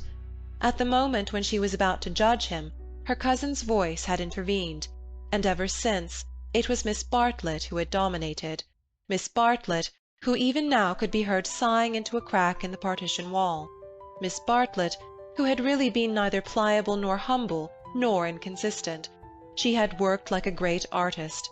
For a time, indeed for years, she had been meaningless, but at the end there was presented to the girl the complete picture of a cheerless, loveless world in which the young rush to destruction until they learn better, a shamefaced world of precautions and barriers which may avert evil, but which do not seem to bring good, if we may judge from those who have used them most.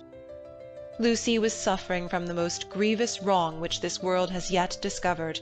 Diplomatic advantage had been taken of her sincerity, of her craving for sympathy and love. Such a wrong is not easily forgotten.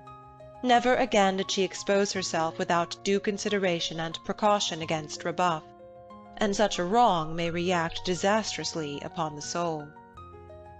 The doorbell rang, and she started to the shutters. Before she reached them she hesitated, turned, and blew out the candle.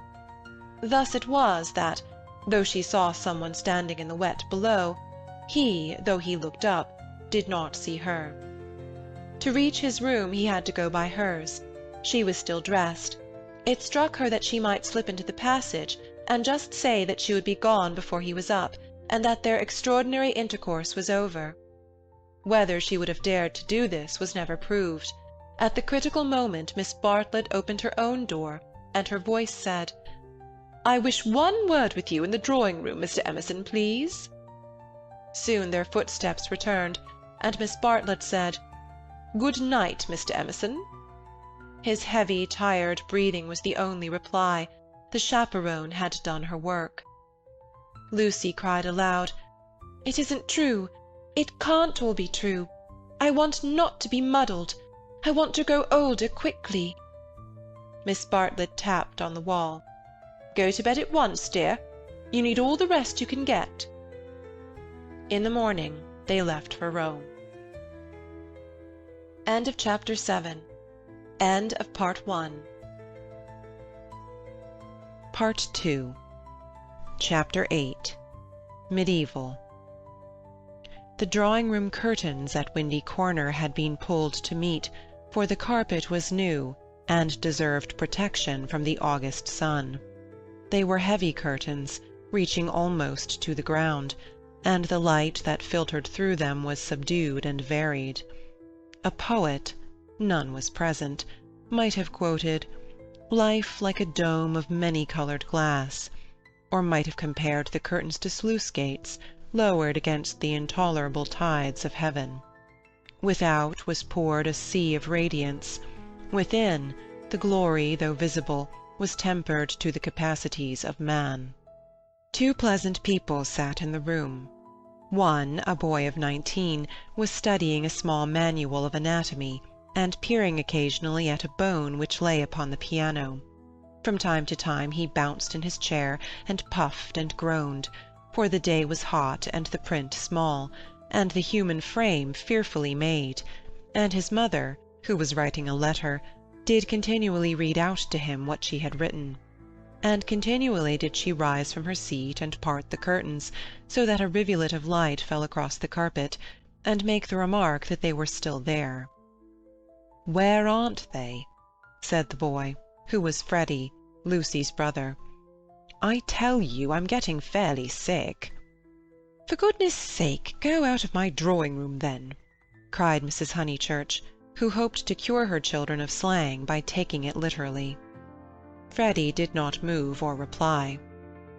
"I think things are coming to a head," she observed, rather wanting her son's opinion on the situation if she could obtain it without undue supplication.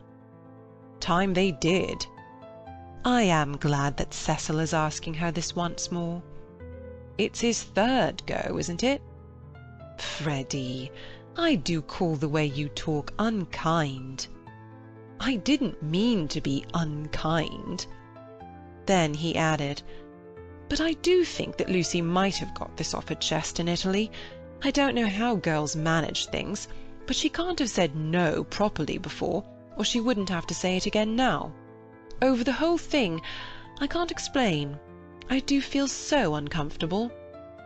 "Do you indeed, dear? How interesting." "I feel— never mind." He returned to his work. "Just listen to what I've written to Mrs. Vyse. I said, 'Dear Mrs. Vyse.' Yes, mother, you told me, a jolly good letter. I said, 'Dear Mrs. Vyse, Cecil has just asked my permission about it, and I should be delighted, if Lucy wishes it. But—' She stopped reading. I was rather amused at Cecil asking my permission at all. He has always gone in for unconventionality, and parents nowhere, and so forth. When it comes to the point, he can't get on without me." "Nor me." "You?" Freddy nodded. "What do you mean?" "He asked me for my permission also." She exclaimed, "How very odd of him!" "Why so?" asked the son and heir. "Why shouldn't my permission be asked?" "What do you know about Lucy, or girls, or anything? Whatever did you say?" "I said to Cecil, 'Take her or leave her. It's no business of mine.'" What a helpful answer! But her own answer, though more normal in its wording, had been to the same effect. "The bother is this," began Freddy. Then he took up his work again, too shy to say what the bother was. Mrs. Honeychurch went back to the window. "Freddy, you must come. They are still there." "I don't see you ought to go peeping like that." "Peeping like that? Can't I look out of my own window?" But she returned to the writing-table, observing as she passed her son, "Still page 322?" Freddy snorted, and turned over 2 leaves. For a brief space they were silent. Close by, beyond the curtains, the gentle murmur of a long conversation had never ceased. "The bother is this. I have put my foot in it with Cecil most awfully." He gave a nervous gulp.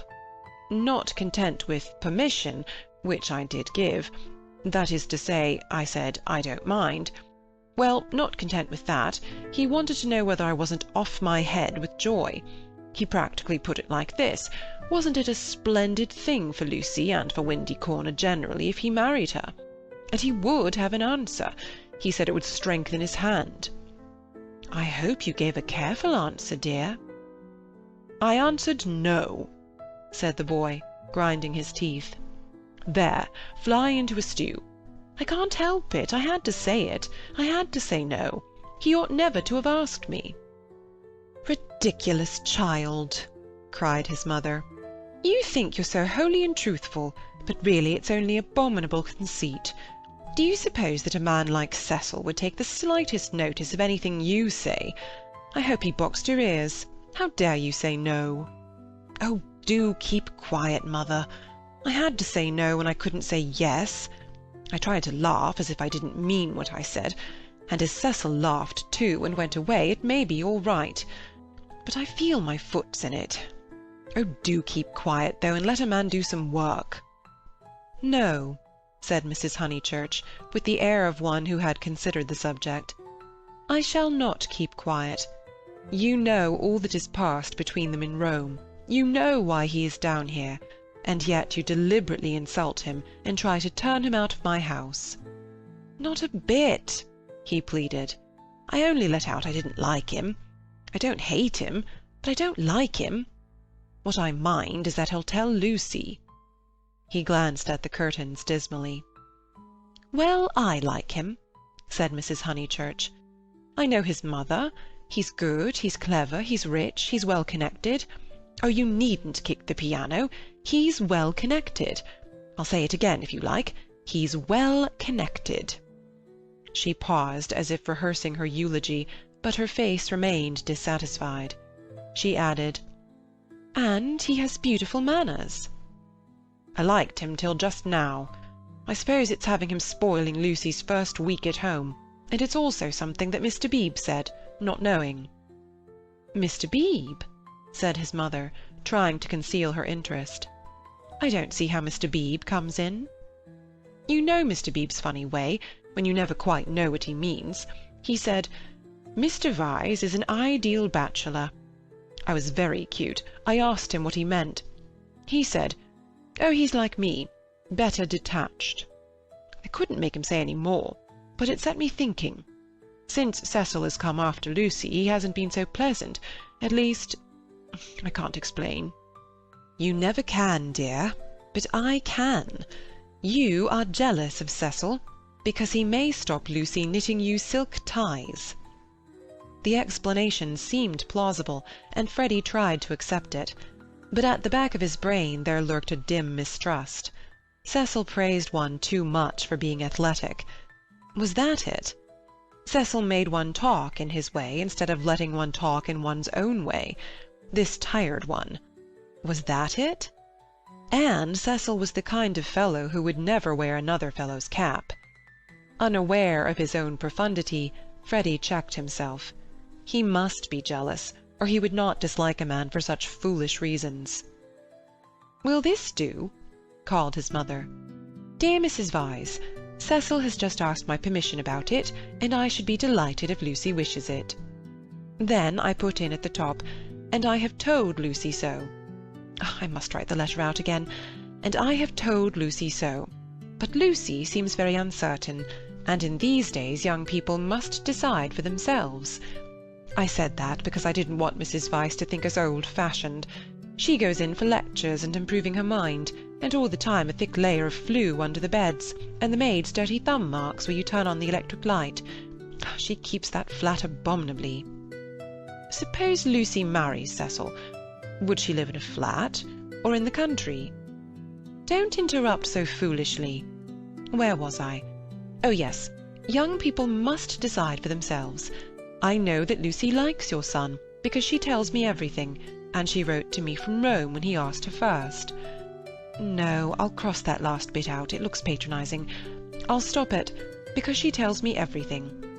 Or shall I cross that out too? Cross it out too, said Freddy. Mrs. Honeychurch left it in. Then the whole thing runs, Dear Mrs. Vyse, Cecil has just asked my permission about it, and I should be delighted if Lucy wishes it, and I have told Lucy so. But Lucy seems very uncertain, and in these days young people must decide for themselves. I know that Lucy likes your son because she tells me everything, but I do not know. Look out, cried Freddy. The curtains parted. Cecil's first movement was one of irritation. He couldn't bear the Honeychurch habit of sitting in the dark to save the furniture. Instinctively he gave the curtains a twitch and sent them swinging down their poles. Light entered. There was revealed a terrace, such as is owned by many villas, with trees each side of it, and on it a little rustic seat and 2 flower-beds. But it was transfigured by the view beyond, for Windy Corner was built on the range that overlooks the Sussex Weald. Lucy, who was in the little seat, seemed on the edge of a green magic carpet which hovered in the air above the tremulous world. Cecil entered. Appearing thus late in the story, Cecil must be at once described. He was medieval, like a Gothic statue, tall and refined, with shoulders that seemed braced square by an effort of the will, and a head that was tilted a little higher than the usual level of vision.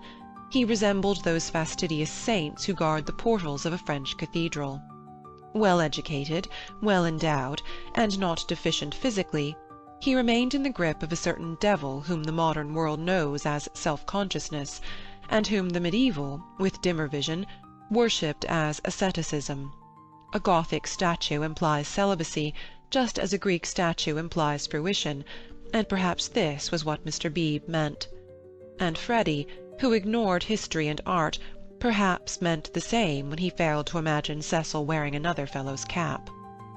Mrs. Honeychurch left her letter on the writing-table and moved towards her young acquaintance. "Oh, Cecil!" she exclaimed. "Oh, Cecil, do tell me!" "I promessi sposi," said he. They stared at him anxiously. "She has accepted me," he said, and the sound of the thing in English made him flush and smile with pleasure and look more human. "I am so glad," said Mrs. Honeychurch, while Freddy proffered a hand that was yellow with chemicals. They wished that they also knew Italian, for our phrases of approval and of amazement are so connected with little occasions that we fear to use them on great ones. We are obliged to become vaguely poetic or to take refuge in scriptural reminiscences. "Welcome as one of the family," said Mrs. Honeychurch, waving her hand at the furniture. "This is indeed a joyous day. I feel sure that you will make dear Lucy happy." "I hope so," replied the young man, shifting his eyes to the ceiling. "We mothers," simpered Mrs. Honeychurch, and then realized that she was affected, sentimental, bombastic, all the things she hated most. Why could she not be as Freddy, who stood stiff in the middle of the room, looking very cross and almost handsome? "I say, Lucy," called Cecil, for conversation seemed to flag. Lucy rose from the seat. She moved across the lawn and smiled in at them, just as if she was going to ask them to play tennis. Then she saw her brother's face. Her lips parted, and she took him in her arms. He said, "Steady on." "Not a kiss for me?" asked her mother. Lucy kissed her also. "Would you take them into the garden and tell Mrs. Honeychurch all about it?" Cecil suggested. "And I'd stop here and tell my mother." "We go with Lucy," said Freddy, as if taking orders. "Yes, you go with Lucy." They passed into the sunlight. Cecil watched them cross the terrace and descend out of sight by the steps. They would descend, he knew their ways, past the shrubbery, and past the tennis lawn and the dahlia bed, until they reached the kitchen garden, and there, in the presence of the potatoes and the peas, the great event would be discussed. Smiling indulgently, he lit a cigarette, and rehearsed the events that had led to such a happy conclusion. He had known Lucy for several years. but only as a commonplace girl who happened to be musical. He could still remember his depression that afternoon at Rome, when she and her terrible cousin fell on him out of the blue and demanded to be taken to St. Peter's. That day she had seemed a typical tourist, shrill, crude, and gaunt with travel. But Italy worked some marvel in her. It gave her light, and, which he held more precious, it gave her shadow. Soon he detected in her a wonderful reticence. She was like a woman of Leonardo da Vinci's, whom we love not so much for herself as for the things that she will not tell us. The things are assuredly not of this life. No woman of Leonardo's could have anything so vulgar as a story. She did develop most wonderfully day by day. So it happened that from patronizing civility he had slowly passed, if not to passion, at least to a profound uneasiness. Already at Rome he had hinted to her that they might be suitable for each other. It had touched him greatly that she had not broken away at the suggestion. Her refusal had been clear and gentle. After it, as the horrid phrase went, she had been exactly the same to him as before. 3 months later, on the margin of Italy, among the flower-clad Alps, he had asked her again in bald traditional language. She reminded him of a Leonardo more than ever. Her sunburnt features were shadowed by fantastic rocks. At his words she had turned and stood between him and the light with immeasurable plains behind her. He walked home with her unashamed, feeling not at all like a rejected suitor. The things that really mattered were unshaken. So now he had asked her once more, and, clear and gentle as ever, she had accepted him, giving no coy reasons for her delay, but simply saying that she loved him and would do her best to make him happy. His mother, too, would be pleased. She had counselled the step. He must write her a long account. Glancing at his hand, in case any of Freddy's chemicals had come off on it, he moved to the writing-table. There he saw "Dear Mrs. Vyse," followed by many erasures. He recoiled without reading any more, and after a little hesitation sat down elsewhere and pencilled a note on his knee. Then he lit another cigarette, which did not seem quite as divine as the first, and considered what might be done to make the Windy Corner drawing-room more distinctive. With that outlook it should have been a successful room, but the trail of Tottenham Court Road was upon it. He could almost visualize the motor vans of Messrs. Shoolbred and Messrs. Maple arriving at the door and depositing this chair, those varnished bookcases, that writing-table. The table recalled Mrs. Honeychurch's letter. He did not want to read that letter. His temptation never lay in that direction, but he worried about it none the less. It was his own fault that she was discussing him with his mother. He had wanted her support in his third attempt to win Lucy. He wanted to feel that others, no matter who they were, agreed with him, and so he had asked their permission. Mrs. Honeychurch had been civil, but obtuse in essentials, while as for Freddy— "He is only a boy," he reflected. "I represent all that he despises. Why should he want me for a brother-in-law?"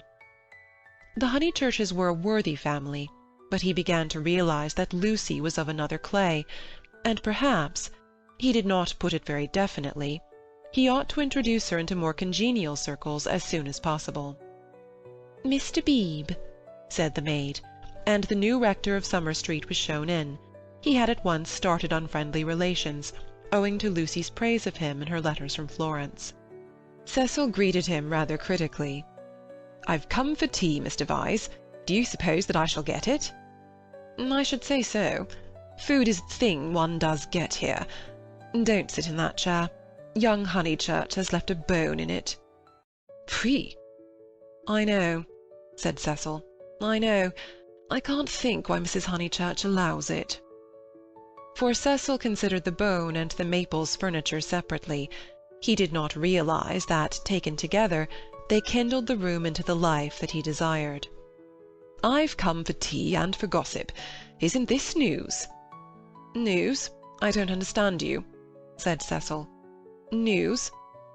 Mr. Beebe, whose news was of a very different nature, prattled forward. "I met Sir Harry Otway as I came up.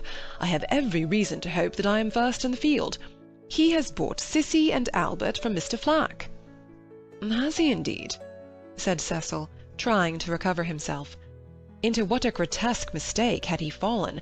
Was it likely that a clergyman and a gentleman would refer to his engagement in a manner so flippant? But his stiffness remained, and though he asked who Cissy and Albert might be, he still thought Mr. Beebe rather a bounder. Unpardonable question! To have stopped a week at Windy Corner, and not to have met Cissy and Albert, the semi-detached villas that have been run up opposite the church. I'll set Mrs. Honeychurch after you. I'm shockingly stupid over local affairs, said the young man languidly. I can't even remember the difference between a parish council and a local government board. Perhaps there is no difference, or perhaps those aren't the right names. I only go into the country to see my friends and to enjoy the scenery. It is very remiss of me. Italy and London are the only places where I don't feel to exist on sufferance. Mr. Beebe, distressed at this heavy reception of Cissy and Albert, determined to shift the subject. Let me see, Mr. Vyse. I forget. What is your profession? I have no profession, said Cecil. It is another example of my decadence. My attitude, quite an indefensible one, is that so long as I am no trouble to anyone, I have a right to do as I like. I know I ought to be getting money out of people, or devoting myself to things I don't care a straw about, but somehow I have not been able to begin. You are very fortunate, said Mr. Beebe. It is a wonderful opportunity, the possession of leisure. His voice was rather parochial, but he did not see quite his way to answering naturally. He felt, as all who have regular occupation must feel, that others should have it also. I am glad that you approve. I daren't face the healthy person. For example, Freddie Honeychurch.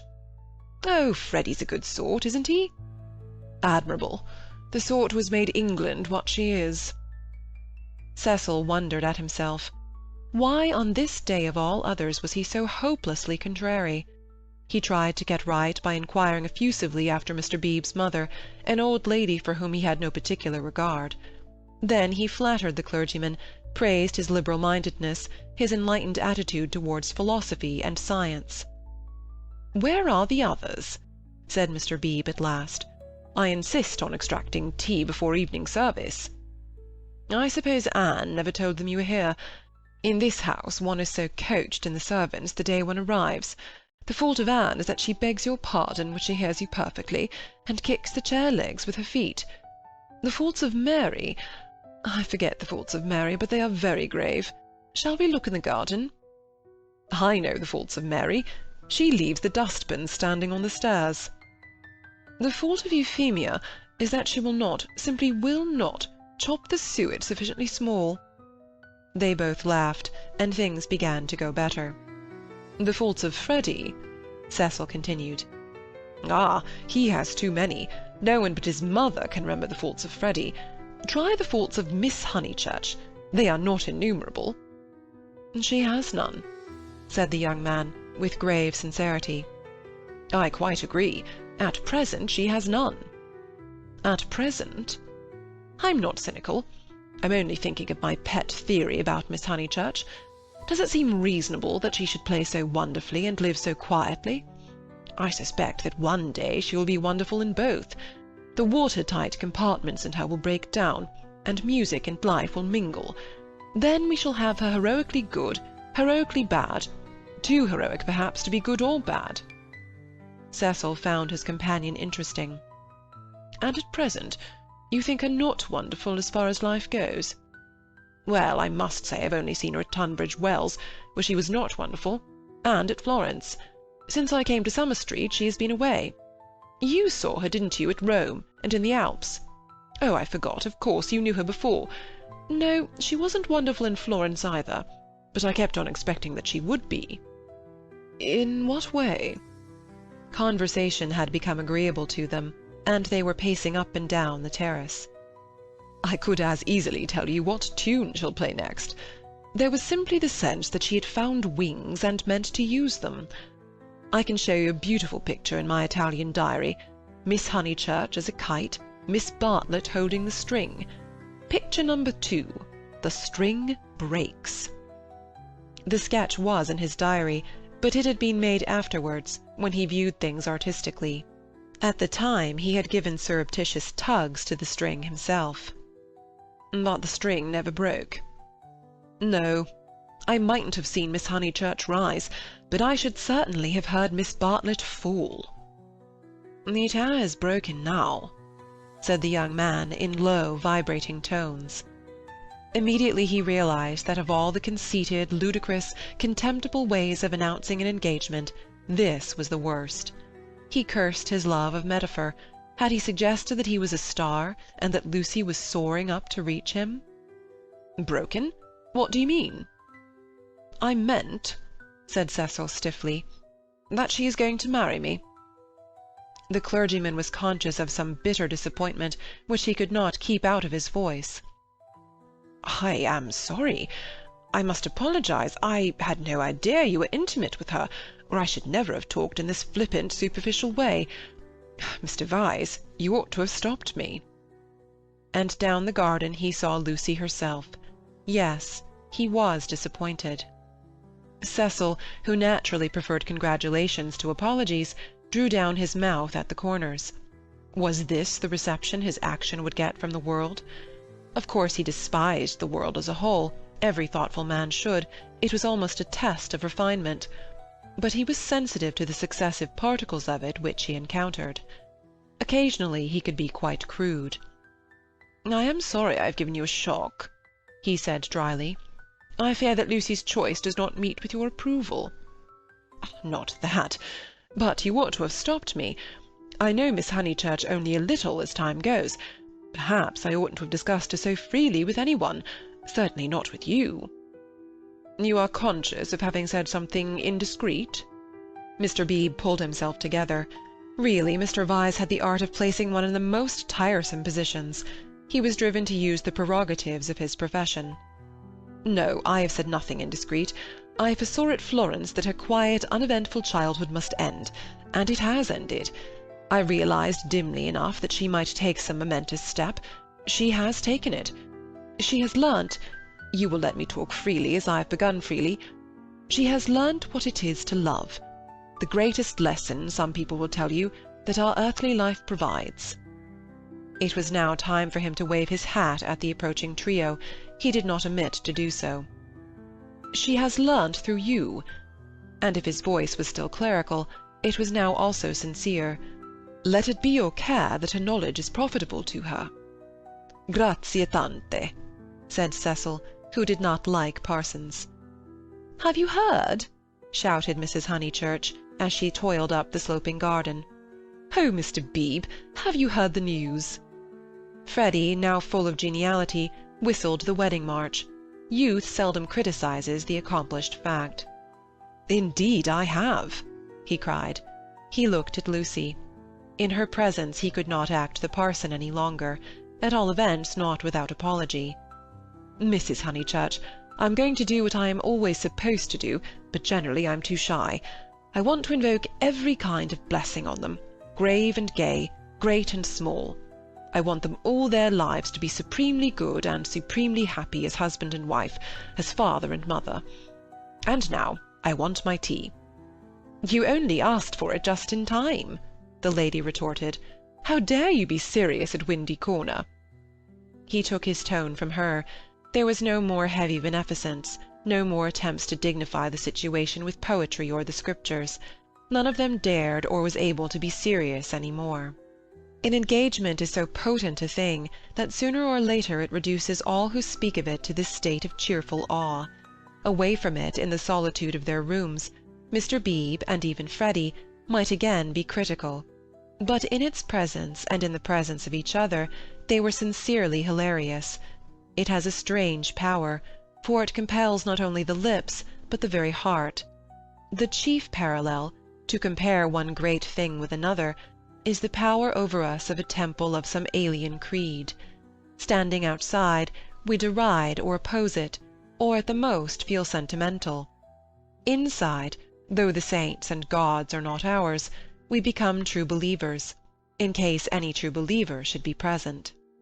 So it was that after the gropings and the misgivings of the afternoon, they pulled themselves together and settled down to a very pleasant tea-party. If they were hypocrites, they did not know it, and their hypocrisy had every chance of setting and of becoming true. Anne, putting down each plate as if it were a wedding present, stimulated them greatly. They could not lag behind that smile of hers, which she gave them ere she kicked the drawing-room door. Mr. Beebe chirruped. Freddy was at his wittiest, referring to Cecil as the fiasco, family-honoured pun on fiance. Mrs. Honeychurch, amusing and portly, promised well as a mother-in-law.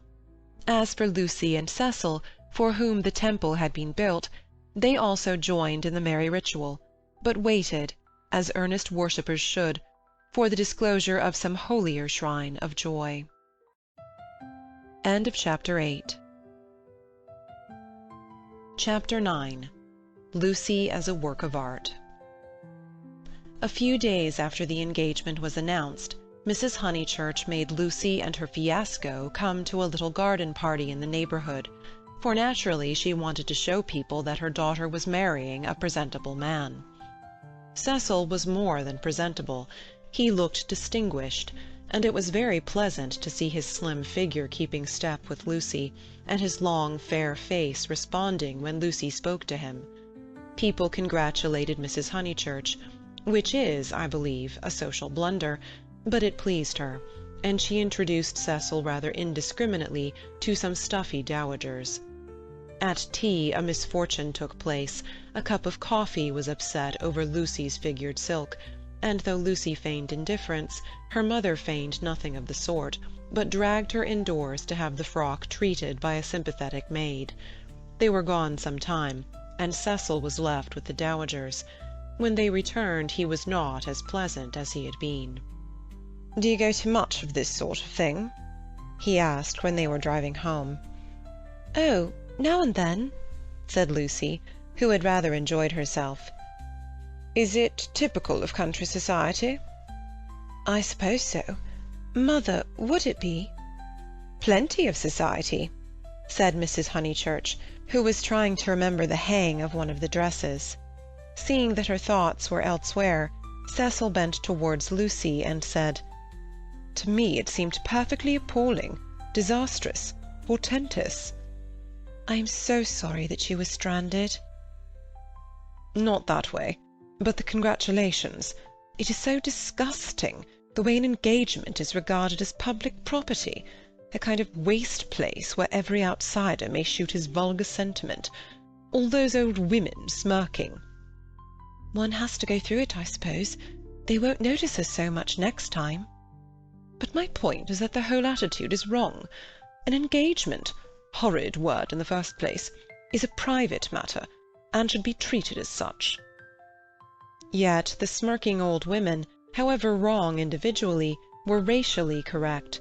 The spirit of the generations has smiled through them, rejoicing in the engagement of Cecil and Lucy, because it promised the continuance of life on earth. To Cecil and Lucy it promised something quite different, personal love. Hence Cecil's irritation, and Lucy's belief that his irritation was just. "How tiresome," she said. "Couldn't you have escaped to tennis?" "I don't play tennis, at least not in public. The neighbourhood is deprived of the romance of me being athletic. Such romance as I have is that of the Inglese Italianato." "Inglese Italianato?" "E un diavolo incarnato. You know the proverb?" She did not, nor did it seem applicable to a young man who had spent a quiet winter in Rome with his mother. But Cecil, since his engagement, had taken to affect a cosmopolitan naughtiness which he was far from possessing. "Well," said he, "I cannot help it if they do disapprove of me. There are certain irremovable barriers between myself and them, and I must accept them." "We all have our limitations, I suppose," said wise Lucy. "Sometimes they are forced on us, though," said Cecil, who saw from her remark that she did not quite understand his position. "How?" "It makes a difference, doesn't it, whether we fence ourselves in, or whether we are fenced out by the barriers of others?" She thought a moment, and agreed that it did make a difference. "Difference?" cried Mrs. Honeychurch, suddenly alert. "I don't see any difference. Fences are fences, especially when they are in the same place." "We were speaking of motives," said Cecil, on whom the interruption jarred. "My dear Cecil, look here." She spread out her knees and perched her card-case on her lap. "This is me. That's Windy Corner. The rest of the pattern is the other people. Motives are all very well, but the fence comes here." "We weren't talking of real fences," said Lucy, laughing. "Oh, I see, dear. Poetry."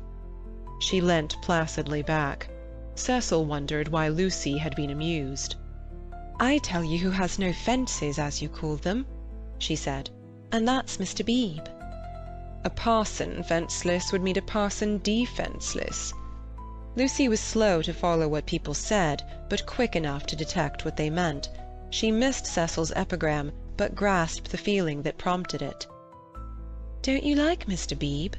she asked thoughtfully. "I never said so," he cried. "I consider him far above the average. I only denied—" And he swept off on the subject of fences again, and was brilliant. "Now, a clergyman that I do hate," said she, wanting to say something sympathetic, "a clergyman that does have fences, and the most dreadful ones, is Mr. Eager, the English chaplain at Florence. He was truly insincere, not merely the manner unfortunate. He was a snob, and so conceited, and he did say such unkind things." "What sort of things?" "There was an old man at the Bertolini who he said had murdered his wife." "Perhaps he had." "Why, no." "Why, no?" "He was such a nice old man, I'm sure." Cecil laughed at her feminine inconsequence. "Well, I did try to sift things. Mr. Eager would never come to the point. He prefers it vague, said the old man had practically murdered his wife, had murdered her in the sight of God." "Hush, dear," said Mrs. Honeychurch absently. "But isn't it intolerable that a person whom we're told to imitate should go round spreading slander? It was, I believe, chiefly owing to him that the old man was dropped. People pretended he was vulgar, but he certainly wasn't that." "Poor old man! What was his name?" "Harris," said Lucy glibly. "Let's hope that Mrs. Harris there warn't no such person," said her mother. Cecil nodded intelligently. "Isn't Mr. Eager a parson of the cultured type?" he asked. "I don't know. I hate him. I've heard him lecture on Giotto. I hate him. Nothing can hide a petty nature. I hate him." "My goodness gracious me, child," said Mrs. Honeychurch. "You'll blow my head off. Whatever is there to shout over? I forbid you and Cecil to hate any more clergymen." He smiled. There was indeed something rather incongruous in Lucy's moral outburst over Mr. Eager. It was as if one should see the Leonardo on the ceiling of the Sistine. He longed to hint to her that not here lay her vocation, that a woman's power and charm reside in mystery, not in muscular rant. But possibly rant is a sign of vitality. It mars the beautiful creature, but shows that she is alive. After a moment he contemplated her flushed face and excited gestures with a certain approval. He forbore to repress the sources of youth. Nature, simplest of topics, he thought, lay around them. He praised the pine woods, the deep lakes of bracken, the crimson leaves that spotted the hurt bushes, the serviceable beauty of the turnpike road. The outdoor world was not very familiar to him, and occasionally he went wrong in a question of fact. Mrs. Honeychurch's mouth twitched when he spoke of the perpetual green of the larch. "I count myself a lucky person," he concluded. "When I'm in London I feel I could never live out of it. When I'm in the country I feel the same about the country. After all, I do believe that birds and trees and the sky are the most wonderful things in life, and that the people who live amongst them must be the best. It's true that in 9 cases out of 10 they don't seem to notice anything. The country gentleman and the country labourer are each in their way the most depressing of companions. Yet they may have a tacit sympathy with the workings of nature which is denied to us of the town. Do you feel that, Mrs. Honeychurch?" Mrs. Honeychurch started and smiled. She had not been attending. Cecil, who was rather crushed on the front seat of the Victoria, felt irritable, and determined not to say anything interesting again. Lucy had not attended either. Her brow was wrinkled, and she still looked furiously cross. the result, he concluded, of too much moral gymnastics. It was sad to see her thus blind to the beauties of an August wood. "Come down, O maid, from yonder mountain height," he quoted, and touched her knee with his own. She flushed again and said, "What height?" "Come down, O maid, from yonder mountain height. What pleasure lives in height," the shepherd sang, "in height and in the splendour of the hills." "Let us take Mrs. Honeychurch's advice and hate clergymen no more. What's this place?" "Summer Street, of course," said Lucy, and roused herself. The woods had opened to leave space for a sloping triangular meadow. Pretty cottages lined it on two sides, and the upper and third side was occupied by a new stone church, expensively simple, with a charming shingled spire. Mr. Beebe's house was near the church. In height it scarcely exceeded the cottages. Some great mansions were at hand, but they were hidden in the trees. The scene suggested a Swiss Alp rather than the shrine and centre of a leisured world, and was only marred by two ugly little villas, the villas that had competed with Cecil's engagement, having been acquired by Sir Harry Otway the very afternoon that Lucy had been acquired by him. Cissy was the name of one of these villas, Albert of the other. These titles were not only picked out in shaded Gothic on the garden gates, but appeared a second time on the porches, where they followed the semicircular curve of the entrance arch in block capitals. Albert was inhabited. His tortured garden was bright with geraniums and lobelias and polished shells. His little windows were chastely swathed in Nottingham lace. Cissy was to let. 3 notice boards, belonging to Dorking agents, lolled on her fence and announced the not surprising fact. Her paths were already weedy. Her pocket-handkerchief of a lawn was yellow with dandelions. "The place is ruined," said the ladies mechanically. "Summer Street will never be the same again." As the carriage passed, Cissy's door opened, and a gentleman came out of her. "Stop!" cried Mrs. Honeychurch, touching the coachman with her parasol. "Here's Sir Harry. Now we shall know. Sir Harry, pull those things down at once."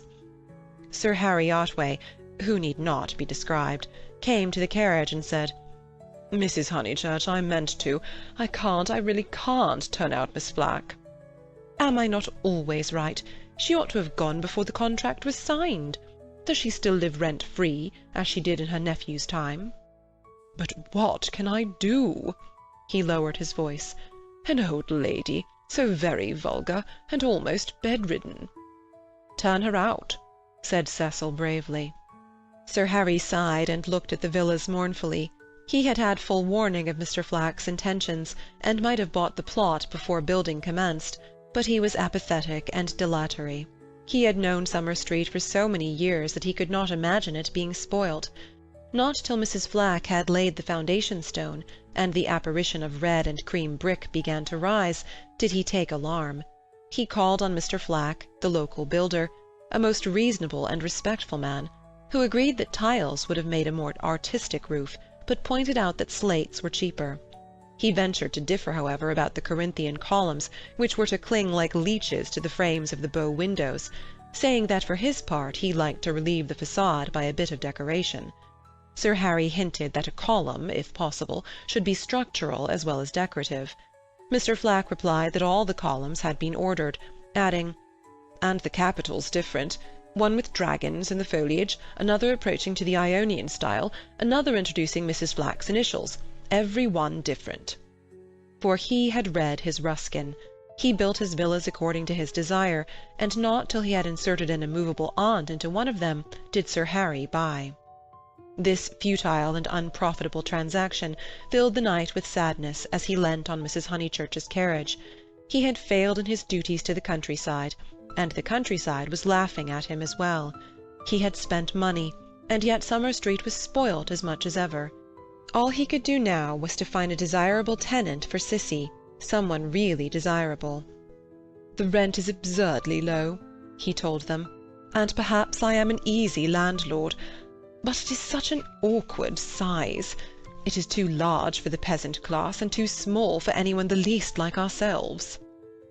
Cecil had been hesitating whether he should despise the villas or despise Sir Harry for despising them. The latter impulse seemed the more fruitful. You ought to find a tenant at once," he said maliciously. "It would be a perfect paradise for a bank clerk." "Exactly," said Sir Harry excitedly. "That is exactly what I fear, Mr. Vyse. It'll attract the wrong type of people. The train service has improved, a fatal improvement to my mind. And what are 5 miles from a station in these days of bicycles?" "Rather a strenuous clerk it would be," said Lucy. Cecil, who had his full share of medieval mischievousness, replied that the physique of the lower middle classes was improving at a most appalling rate.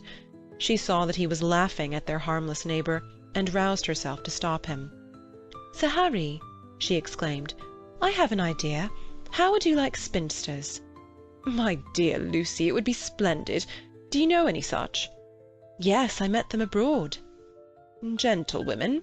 he asked tentatively. "Yes, indeed, and at the present moment homeless.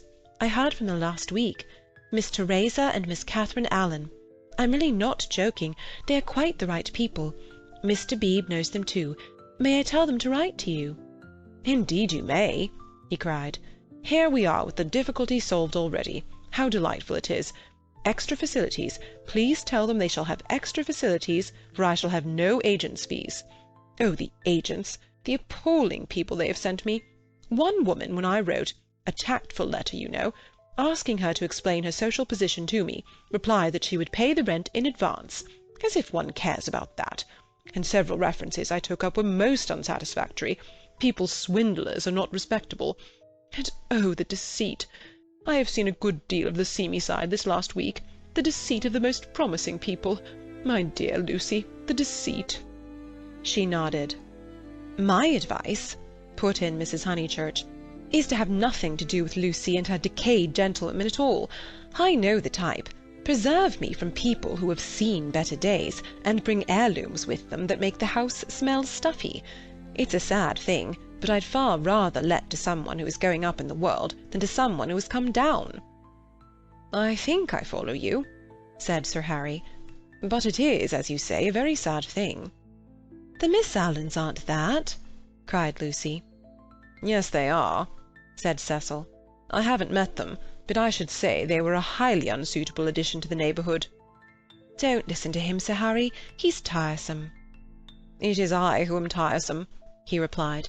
"I oughtn't to come with my troubles to young people, but really I am so worried, and Lady Otway will only say that I cannot be too careful, which is quite true, but no real help." "Then may I write to my Miss Allens?" "Please," he cried. But his eye wavered when Mrs. Honeychurch exclaimed, "Beware! They are certain to have canaries. Sir Harry, beware of canaries. They spit the seed out through the bars of the cage, and then the mice come. Beware of women altogether, only let to a man." "Oh, really?" he murmured gallantly, though he saw the wisdom of her remark. "Men don't gossip over teacups. If they get drunk, there's an end of them. They lie down comfortably and sleep it off. If they're vulgar, they somehow keep it to themselves. It doesn't spread so. Give me a man, of course provided he's clean." Sir Harry blushed. Neither he nor Cecil enjoyed these open compliments to their sex. Even the exclusion of the dirty did not leave them much distinction. He suggested that Mrs. Honeychurch, if she had time, should descend from the carriage and inspect Cissy for herself. She was delighted. Nature had intended her to be poor and to live in such a house. Domestic arrangements always attracted her, especially when they were on a small scale. Cecil pulled Lucy back as she followed her mother. "Mrs. Honeychurch," he said, "what if we two walk home and leave you?" "Certainly," was her cordial reply. Sir Harry likewise seemed almost too glad to get rid of them. He beamed at them knowingly, said, "Aha, young people, young people, young people," and then hastened to unlock the house. "Hopeless vulgarian!" exclaimed Cecil, almost before they were out of earshot. "Oh, Cecil!" "I can't help it. It would be wrong not to loathe that man." "He isn't clever, but really he is nice." "No, Lucy. He stands for all that is bad in country life. In London he would keep his place. He would belong to a brainless club, and his wife would give brainless dinner parties. But down here he acts the little god with his gentility and his patronage and his sham aesthetics. and everyone, even your mother, is taken in." "All that you say is quite true," said Lucy, though she felt discouraged. "I wonder whether it matters so very much." "It matters supremely. Sir Harry is the essence of that garden party. Oh, goodness, how cross I feel! How I do hope he'll get some vulgar tenant in that villa, some women so really vulgar that he'll notice it. Gentlefolks! Ugh! With his bald head and retreating chin. But let's forget him." This Lucy was glad enough to do. If Cecil disliked Sir Harry Otway and Mr. Beebe, what guarantee was there that the people who really mattered to her would escape? For instance, Freddy.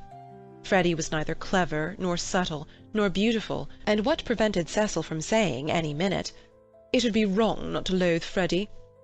And what would she reply? Further than Freddy she did not go, but he gave her anxiety enough. She could only assure herself that Cecil had known Freddy some time, and that they had always got on pleasantly, except perhaps during the last few days, which was an accident, perhaps. "Which way shall we go?" she asked him. Nature, simplest of topics, she thought, was around them. Summer Street lay deep in the woods, and she had stopped where a footpath diverged from the high road. "Are there two ways?" "Perhaps the road is more sensible, as we're got up smart." "I'd rather go through the wood," said Cecil, with that subdued irritation that she had noticed in him all the afternoon. "Why is it, Lucy, that you always say the road? Do you know that you have never once been with me in the fields or the wood since we were engaged?" "Haven't I? The wood, then?" said Lucy, startled at his queerness, but pretty sure that he would explain later. It was not his habit to leave her in doubt as to his meaning. She led the way into the whispering pines, and sure enough he did explain before they had gone a dozen yards. "I had got an idea, I dare say wrongly, that you feel more at home with me in a room." "A room?" she echoed, hopelessly bewildered. "Yes, or at the most in a garden, or on a road. Never in the real country like this." "Oh, Cecil, whatever do you mean? I have never felt anything of the sort. You talk as if I was a kind of poetess sort of person." "I don't know that you aren't. I connect you with a view, a certain type of view. Why shouldn't you connect me with a room?" She reflected a moment, and then said, laughing, "Do you know that you're right? I do. I must be a poetess after all. When I think of you, it's always as in a room. How funny!" To her surprise, he seemed annoyed. "A drawing-room, pray, with no view?" "Yes, with no view, I fancy. Why not?" "I'd rather," he said reproachfully, "that you connected me with the open air." She said again, "Oh, Cecil, whatever do you mean?" As no explanation was forthcoming, she shook off the subject as too difficult for a girl, and led him farther into the wood, pausing every now and then at some particularly beautiful or familiar combination of the trees. She had known the wood between Summer Street and Windy Corner ever since she could walk alone. She had played at losing Freddy in it, when Freddy was a purple-faced baby, and though she had now been to Italy, it had lost none of its charm.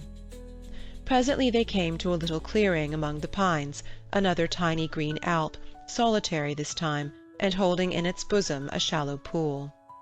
She exclaimed, "The Sacred Lake!" "Why do you call it that?" "I can't remember why. I suppose it comes out of some book. It's only a puddle now, but you see that stream going through it?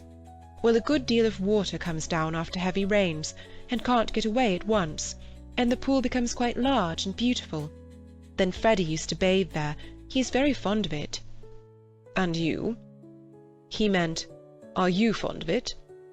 But she answered dreamily, "I bathed here too till I was found out. Then there was a row." At another time he might have been shocked, for he had depths of prudishness within him. But now, with his momentary cult of the fresh air, he was delighted at her admirable simplicity. He looked at her as she stood by the pool's edge. She was got up smart, as she phrased it, and she reminded him of some brilliant flower that has no leaves of its own, but blooms abruptly out of a world of green. "Who found you out?" "Charlotte," she murmured. "She was stopping with us. Charlotte, Charlotte." Poor girl." She smiled gravely. A certain scheme from which hitherto he had shrank now appeared practical. "Lucy?" "Yes, I suppose we ought to be going," was her reply. "Lucy, I want to ask something of you that I have never asked before."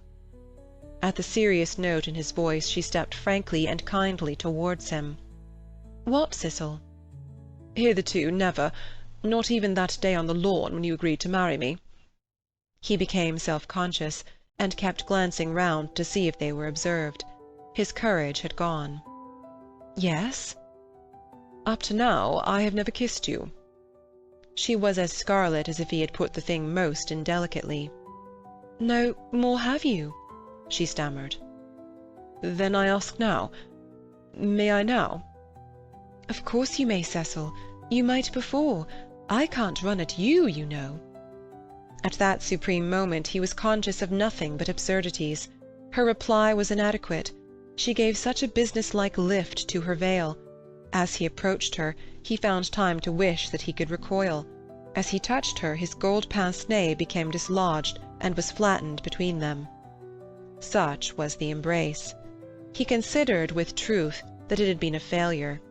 Passion should believe itself irresistible. It should forget civility and consideration and all other curses of a refined nature. Above all, it should never ask for leave where there was a right of way. Why could he not do as any labourer or navvy, nay, as any young man behind the counter would have done? He recast the scene. Lucy was standing flower-like by the water. He rushed up and took her in his arms. She rebuked him, permitted him, and revered him ever after for his manliness.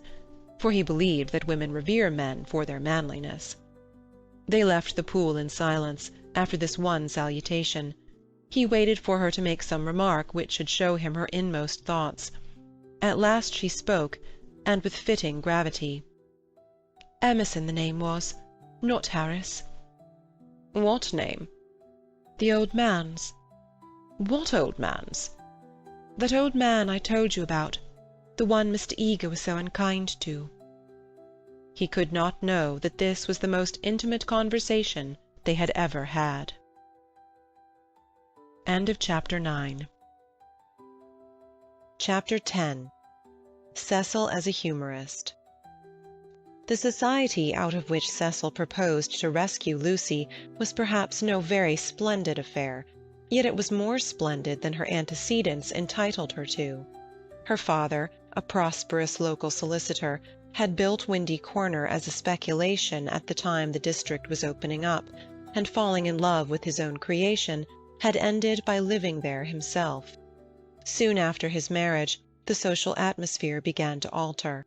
Other houses were built on the brow of that steep southern slope, and others again among the pine trees behind, and northward on the chalk barrier of the downs. Most of these houses were larger than Windy Corner, and were filled by people who came, not from the district, but from London, and who mistook the Honeychurches for the remnants of an indigenous aristocracy. He was inclined to be frightened, but his wife accepted the situation without either pride or humility. "I cannot think what people are doing," she would say, "but it is extremely fortunate for the children." She called everywhere. Her calls were returned with enthusiasm, and by the time people found out that she was not exactly of their milieu, they liked her, and it did not seem to matter. When Mr. Honeychurch died, he had the satisfaction, which few honest solicitors despise, of leaving his family rooted in the best society obtainable. The best obtainable. Certainly many of the immigrants were rather dull, and Lucy realized this more vividly since her return from Italy. Hitherto she had accepted their ideals without questioning, their kindly affluence, their inexplosive religion, their dislike of paper bags, orange peel, and broken bottles.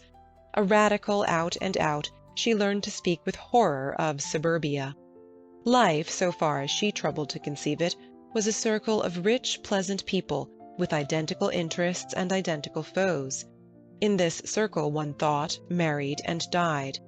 Outside it were poverty and vulgarity, forever trying to enter, just as the London fog tries to enter the pine woods, pouring through the gaps in the northern hills.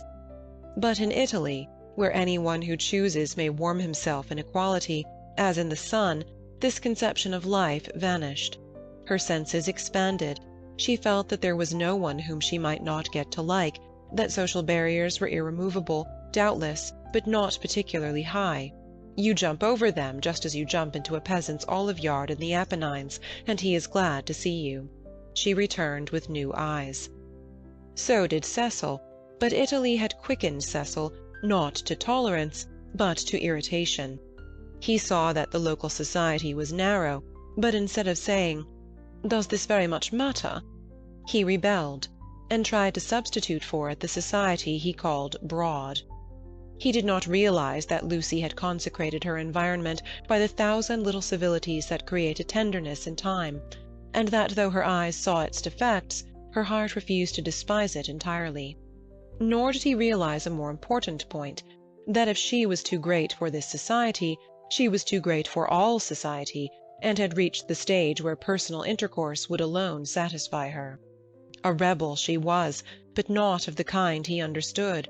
A rebel who desired, not a wider dwelling-room, but equality beside the man she loved. For Italy was offering her the most priceless of all possessions, her own soul.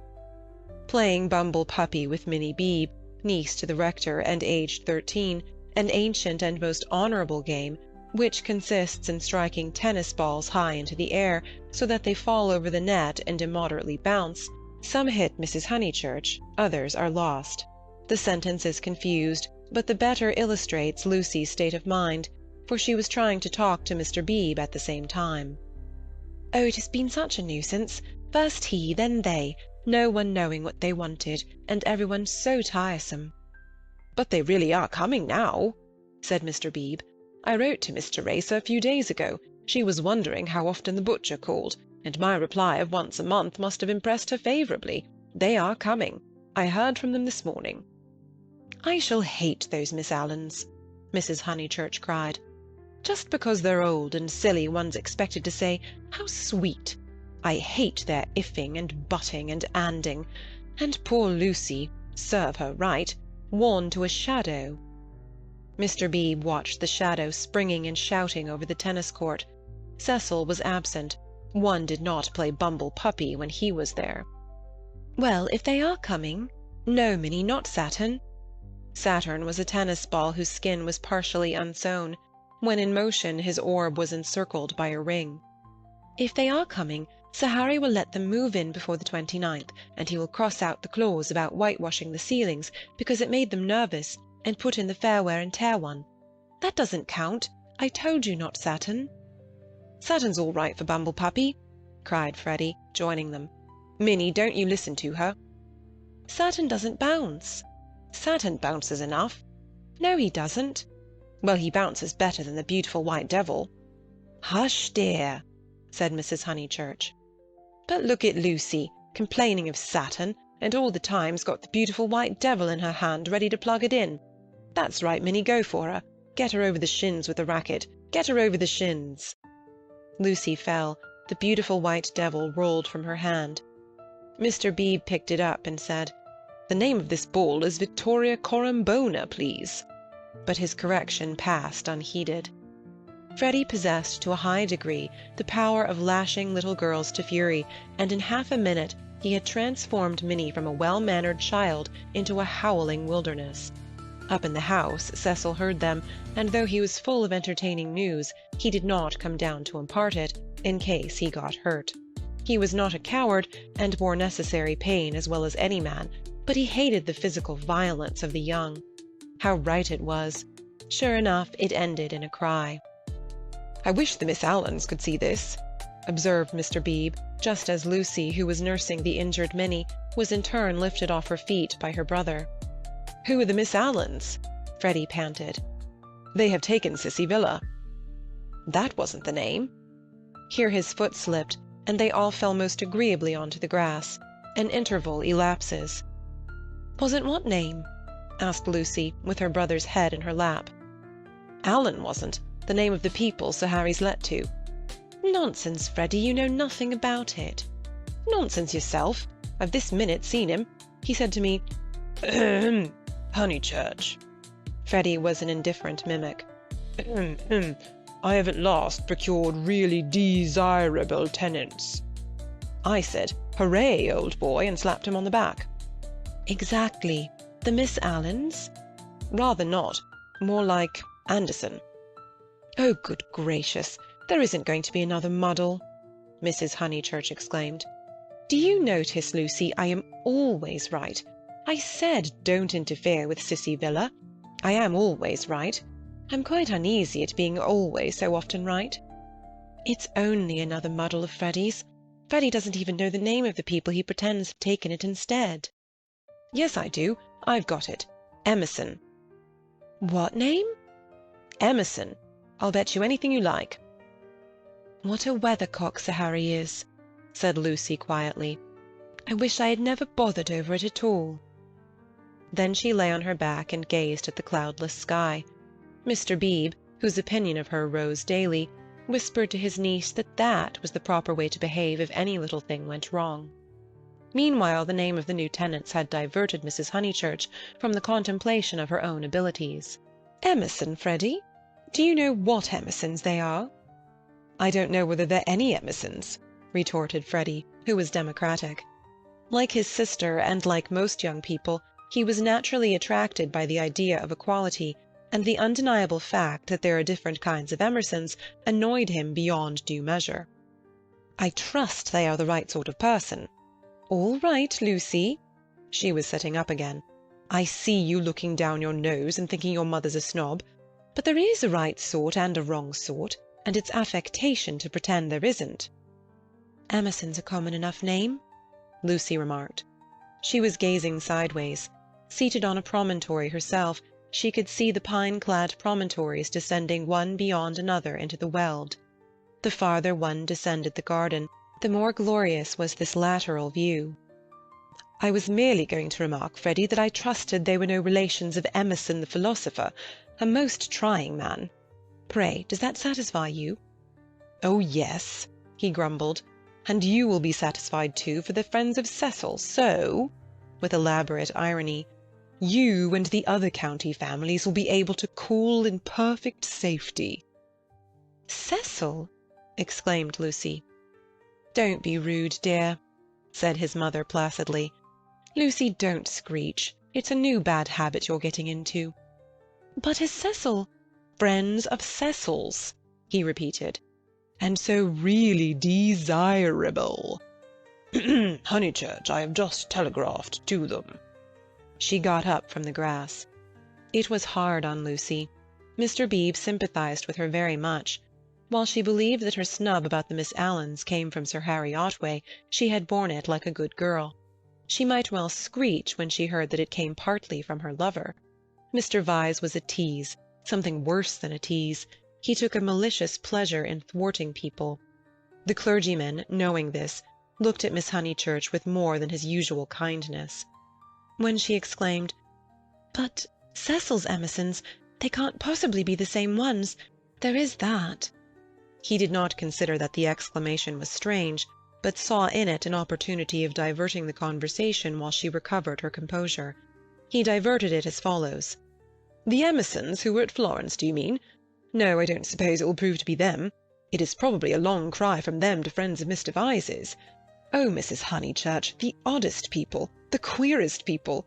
For our part, we liked them, didn't we?" He appealed to Lucy. "There was a great scene over some violets. They picked violets and filled all the vases in the room of these very Miss Allens who have failed to come to Sissy Villa. Poor little ladies, so very shocked and so pleased. It used to be one of Miss Catherine's great stories. 'My dear sister loves flowers,' it began. They found the whole room a mass of blue, vases and jugs, and the story ends with, 'So ungentlemanly, and yet so beautiful. It is all very difficult.'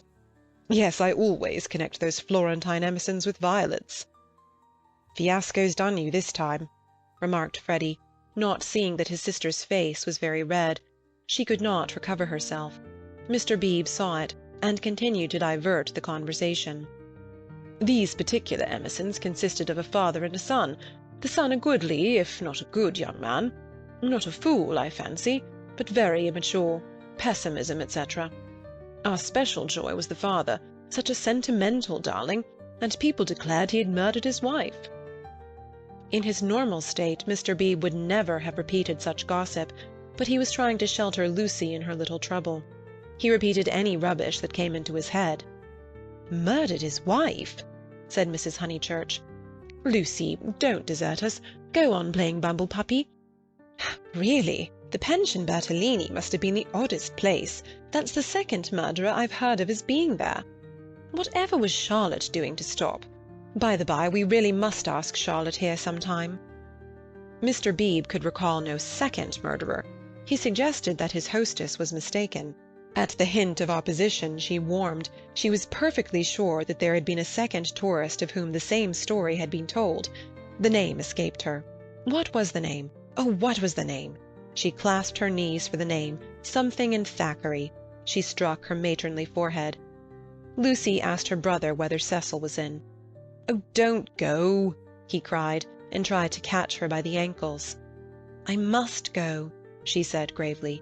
"Don't be silly. You always overdo it when you play." As she left them, her mother's shout of "Harris!" shivered the tranquil air, and reminded her that she had told a lie and had never put it right. Such a senseless lie, too, yet it shattered her nerves, and made her connect these Emersons, friends of Cecil's, with a pair of nondescript tourists. Hitherto truth had come to her naturally. She saw that for the future she must be more vigilant, and be absolutely truthful? Well, at all events, she must not tell lies. She hurried up the garden, still flushed with shame. A word from Cecil would soothe her, she was sure. "Cecil?" "Hello," he called, and leant out of the smoking-room window. He seemed in high spirits. "I was hoping you'd come. I heard you all bear gardening, but there's better fun up here. Even I, have won a great victory for the comic muse. George Meredith's right. The cause of comedy and the cause of truth are really the same. And even I, have found tenants for the distressful Sissy Villa. Don't be angry, don't be angry. You'll forgive me when you hear it all." He looked very attractive when his face was bright, and he dispelled her ridiculous forebodings at once. "I have heard," she said. "Freddie told me. Naughty Cecil. I suppose I must forgive you. Just think of all the trouble I took for nothing. Certainly the Miss Allens are a little tiresome, and I'd rather have nice friends of yours, but you oughtn't to tease one so." "Friends of mine?" he laughed. "But, Lucy, the whole joke is to come. Come here." But she remained standing where she was. "Do you know where I met these desirable tenants? In the National Gallery, when I was up to see my mother last week." "What an odd place to meet people," she said nervously. "I don't quite understand." "In the Umbrian room. Absolute strangers. They were admiring Luca Signorelli, of course quite stupidly. However, we got to talking, and they refreshed me not a little. They had been to Italy." "But Cecil," he proceeded hilariously. "In the course of conversation they said that they wanted a country cottage, the father to live there, the son to run down for weekends. I thought, what a chance of scoring off Sir Harry, and I took their address and a London reference, found they weren't actual blackguards, it was great sport, and wrote to him, making out—" "Cecil! No, it's not fair. I've probably met them before." He bore her down. "Perfectly fair. Anything is fair that punishes a snob. That old man will do the neighbourhood a world of good. Sir Harry is too disgusting with his decayed gentlewomen. I meant to read him a lesson some time. No, Lucy, the classes ought to mix, and before long you'll agree with me. There ought to be intermarriage, all sorts of things. I believe in democracy." "No, you don't," she snapped. "You don't know what the word means." He stared at her, and felt again that she had failed to be Leonard-esque. "No, you don't." Her face was inartistic, that of a peevish virago. "It isn't fair, Cecil. I blame you. I blame you very much indeed. You had no business to undo my work about the Miss Allens and make me look ridiculous. You call it scoring off Sir Harry, but do you realise that it is all at my expense? I consider it most disloyal of you." She left him. Temper, he thought, raising his eyebrows. No, it was worse than temper, snobbishness. As long as Lucy thought that his own smart friends were supplanting the Miss Allens, she had not minded. He perceived that these new tenants might be of value educationally. He would tolerate the father and draw out the son, who was silent. In the interests of the comic muse and of truth, he would bring them to Windy Corner. End of Chapter 10. Chapter 11. In Mrs. Vyse's well-appointed flat. The comic muse, though able to look after her own interests, did not disdain the assistance of Mr. Vyse. His idea of bringing the Emersons to Windy Corner struck her as decidedly good, and she carried through the negotiations without a hitch. Sir Harry Otway signed the agreement, met Mr. Emerson, who was duly disillusioned. The Miss Allens were duly offended, and wrote a dignified letter to Lucy, whom they held responsible for the failure. Mr. Beebe planned pleasant moments for the newcomers, and told Mrs. Honeychurch that Freddie must call on them as soon as they arrived. Indeed, so ample was the muse's equipment that she permitted Mr. Harris, never a very robust criminal, to droop his head, to be forgotten, and to die. Lucy, to descend from bright heaven to earth, whereon there are shadows because there are hills, Lucy was at first plunged into despair, but settled after a little thought that it did not matter the very least. Now that she was engaged, the Emersons would scarcely insult her, and were welcome into the neighborhood. And Cecil was welcome to bring whom he would into the neighborhood. Therefore Cecil was welcome to bring the Emersons into the neighborhood.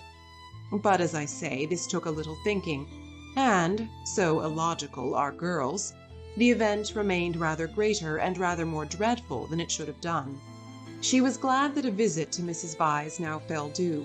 The tenants moved into Sissy Villa while she was safe in the London flat. "Cecil, Cecil, darling," she whispered the evening she arrived, and crept into his arms. Cecil, too, became demonstrative. He saw that the needful fire had been kindled in Lucy. At last she longed for attention as a woman should, and looked up to him because he was a man. "So you do love me, little thing?" he murmured. "Oh, Cecil, I do, I do. I don't know what I should do without you." Several days passed. Then she had a letter from Miss Bartlett. A coolness had sprung up between the two cousins, and they had not corresponded since they parted in August. The coolness dated from what Charlotte would call the flight to Rome, and in Rome it had increased amazingly. For the companion who is merely uncongenial in the medieval world becomes exasperating in the classical. Charlotte, unselfish in the form, would have tried a sweeter temper than Lucy's, and once in the baths of Caracalla they had doubted whether they could continue their tour. Lucy had said she would join the Vyses. Mrs. Vyse was an acquaintance of her mother, so there was no impropriety in the plan, and Miss Bartlett had replied that she was quite used to being abandoned suddenly. Finally nothing happened, but the coolness remained, and for Lucy was even increased when she opened the letter and read as follows. It had been forwarded from Windy Corner. Tunbridge Wells, September. Dearest Lucia, I have news of you at last. Miss Lavish has been bicycling in your parts, but was not sure whether a call would be welcome. Puncturing her tyre near Summer Street, and it being mended while she sat very woebegone in that pretty churchyard, she saw to her astonishment a door open opposite, and the younger Emerson man come out. He said his father had just taken the house. He said he did not know that you lived in the neighbourhood. He never suggested giving Eleanor a cup of tea. Dear Lucy, I am much worried, and I advise you to make a clean breast of his past behaviour to your mother, Freddie, and Mr. Vyse, who will forbid him to enter the house, etc. That was a great misfortune, and I dare say you have told them already. Mr. Vyse is so sensitive. I remember how I used to get on his nerves at Rome. I am very sorry about it all, and should not feel easy unless I warned you. Believe me, your anxious and loving cousin, Charlotte. Lucy was much annoyed, and replied as follows. Beauchamp Mansions, S.W. Dear Charlotte, many thanks for your warning. When Mr. Emerson forgot himself on the mountain, You made me promise not to tell Mother, because you said she would blame you for not being always with me. I have kept that promise, and cannot possibly tell her now. I have said, both to her and Cecil, that I met the Emersons at Florence, and that they are respectable people, which I do think, and the reason that he offered Miss Lavish no tea was probably that he had none himself. She should have tried the rectory. I cannot begin making a fuss at this stage. You must see that it would be too absurd. If the Emersons heard I had complained of them, they would think themselves of importance, which is exactly what they are not. I like the old father, and look forward to seeing him again. As for the son, I am sorry for him when we meet, rather than for myself. They are known to Cecil, who is very well and spoke of you the other day. We expect to be married in January. Miss Lavish cannot have told you much about me, for I am not at Windy Corner at all, but here. Please do not put private outside your envelope again. No one opens my letters. Yours affectionately, L.M. Honeychurch. Secrecy has this disadvantage. We lose the sense of proportion. We cannot tell whether our secret is important or not. Were Lucy and her cousin closeted with a great thing which would destroy Cecil's life if he discovered it, or with a little thing which he would laugh at? Miss Bartlett suggested the former. Perhaps she was right. It had become a great thing now. Left to herself, Lucy would have told her mother and her lover ingenuously, and it would have remained a little thing. Emerson, not Harris. It was only that a few weeks ago. She tried to tell Cecil even now when they were laughing about some beautiful lady who had smitten his heart at school. But her body behaved so ridiculously that she stopped. She and her secret stayed 10 days longer in the deserted metropolis, visiting the scenes they were to know so well later on. It did her no harm, Cecil thought, to learn the framework of society, while society itself was absent on the golf links or the moors. The weather was cool, and it did her no harm. In spite of the season, Mrs. Vyse managed to scrape together a dinner party consisting entirely of the grandchildren of famous people. The food was poor, but the talk had a witty weariness that impressed the girl. One was tired of everything, it seemed. One launched into enthusiasms only to collapse gratefully and pick oneself up amid sympathetic laughter.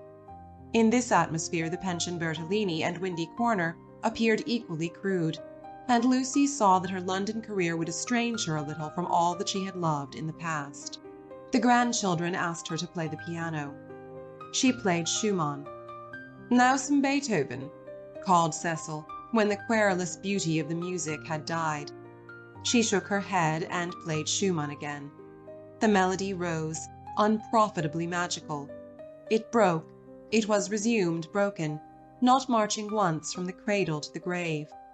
The sadness of the incomplete, the sadness that is often life, but should never be art, throbbed in its disjected phrases, and made the nerves of the audience throb. Not thus had she played on the little draped piano at the Bertolini, and "too much Schumann" was not the remark that Mr. Beebe had passed to himself when she returned. When the guests were gone and Lucy had gone to bed, Mrs. Vyse paced up and down the drawing-room, discussing her little party with her son. Mrs. Vyse was a nice woman, but her personality, like many another's, had been swamped by London, for it needs a strong head to live among many people. The too vast orb of her fate had crushed her, and she had seen too many seasons, too many cities, too many men for her abilities, and even with Cecil she was mechanical, and behaved as if he was not one son, but, so to speak, a filial crowd.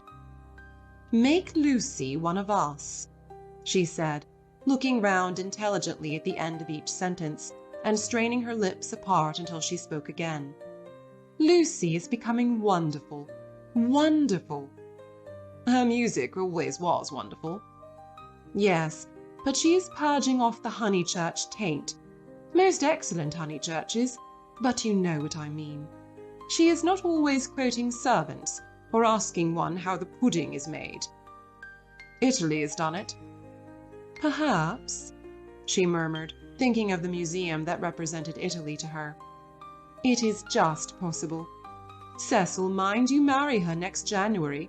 She is one of us already. But her music, he exclaimed, the style of her, how she kept to Schumann, when, like an idiot, I wanted Beethoven. Schumann was right for this evening. Schumann was the thing. Do you know, Mother, I shall have our children educated just like Lucy. Bring them up amongst honest country folks for freshness, send them to Italy for subtlety, and then, not till then, let them come to London. I don't believe in these London educations. He broke off, remembering that he had one himself, and concluded, at all events, not for women. Make her one of us, repeated Mrs. Vyse, and processed to bed. As she was dozing off, a cry, the cry of nightmare, rang from Lucy's room. Lucy could ring for the maid if she liked, but Mrs. Vyse thought it kind to go herself. She found the girl sitting upright with her hand on her cheek. I am so sorry, Mrs. Vyse. It is these dreams. Bad dreams. Just dreams. The elder lady smiled and kissed her, saying very distinctly, You should have heard us talking about you, dear. He admires you more than ever. Dream of that.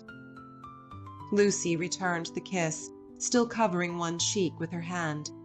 Mrs. Vyse recessed to bed. Cecil, whom the cry had not awoke, snored.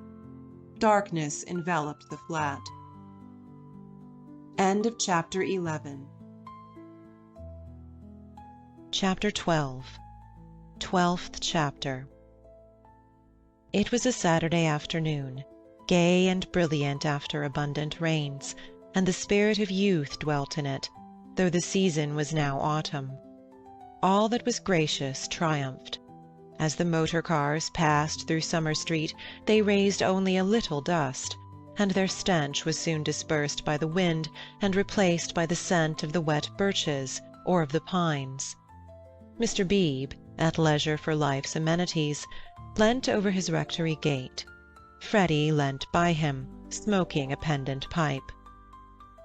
Suppose we go and hinder those new people opposite for a little.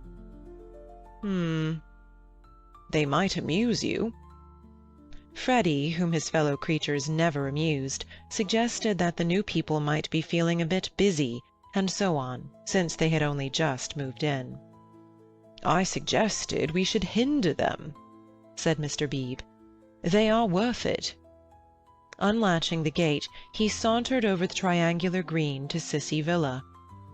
"Hello!" he called, shouting in at the open door, through which much squalor was visible. A grave voice replied, "Hello." "I've brought someone to see you." "I'll be down in a minute."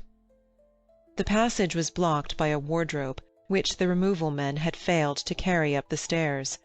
Mr. Beebe edged round it with difficulty. The sitting-room itself was blocked with books. "Are these people great readers?" Freddy whispered. "Are they that sort?" "I fancy they know how to read, a rare accomplishment.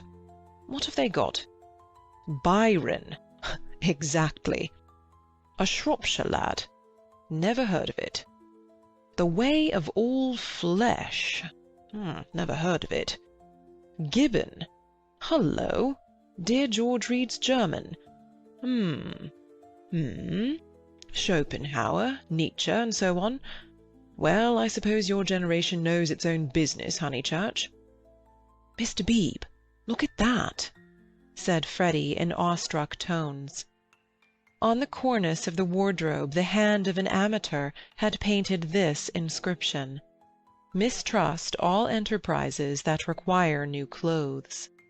"I know. Isn't it jolly? I like that. I'm certain that's the old man's doing." "How very odd of him." "Surely you agree?"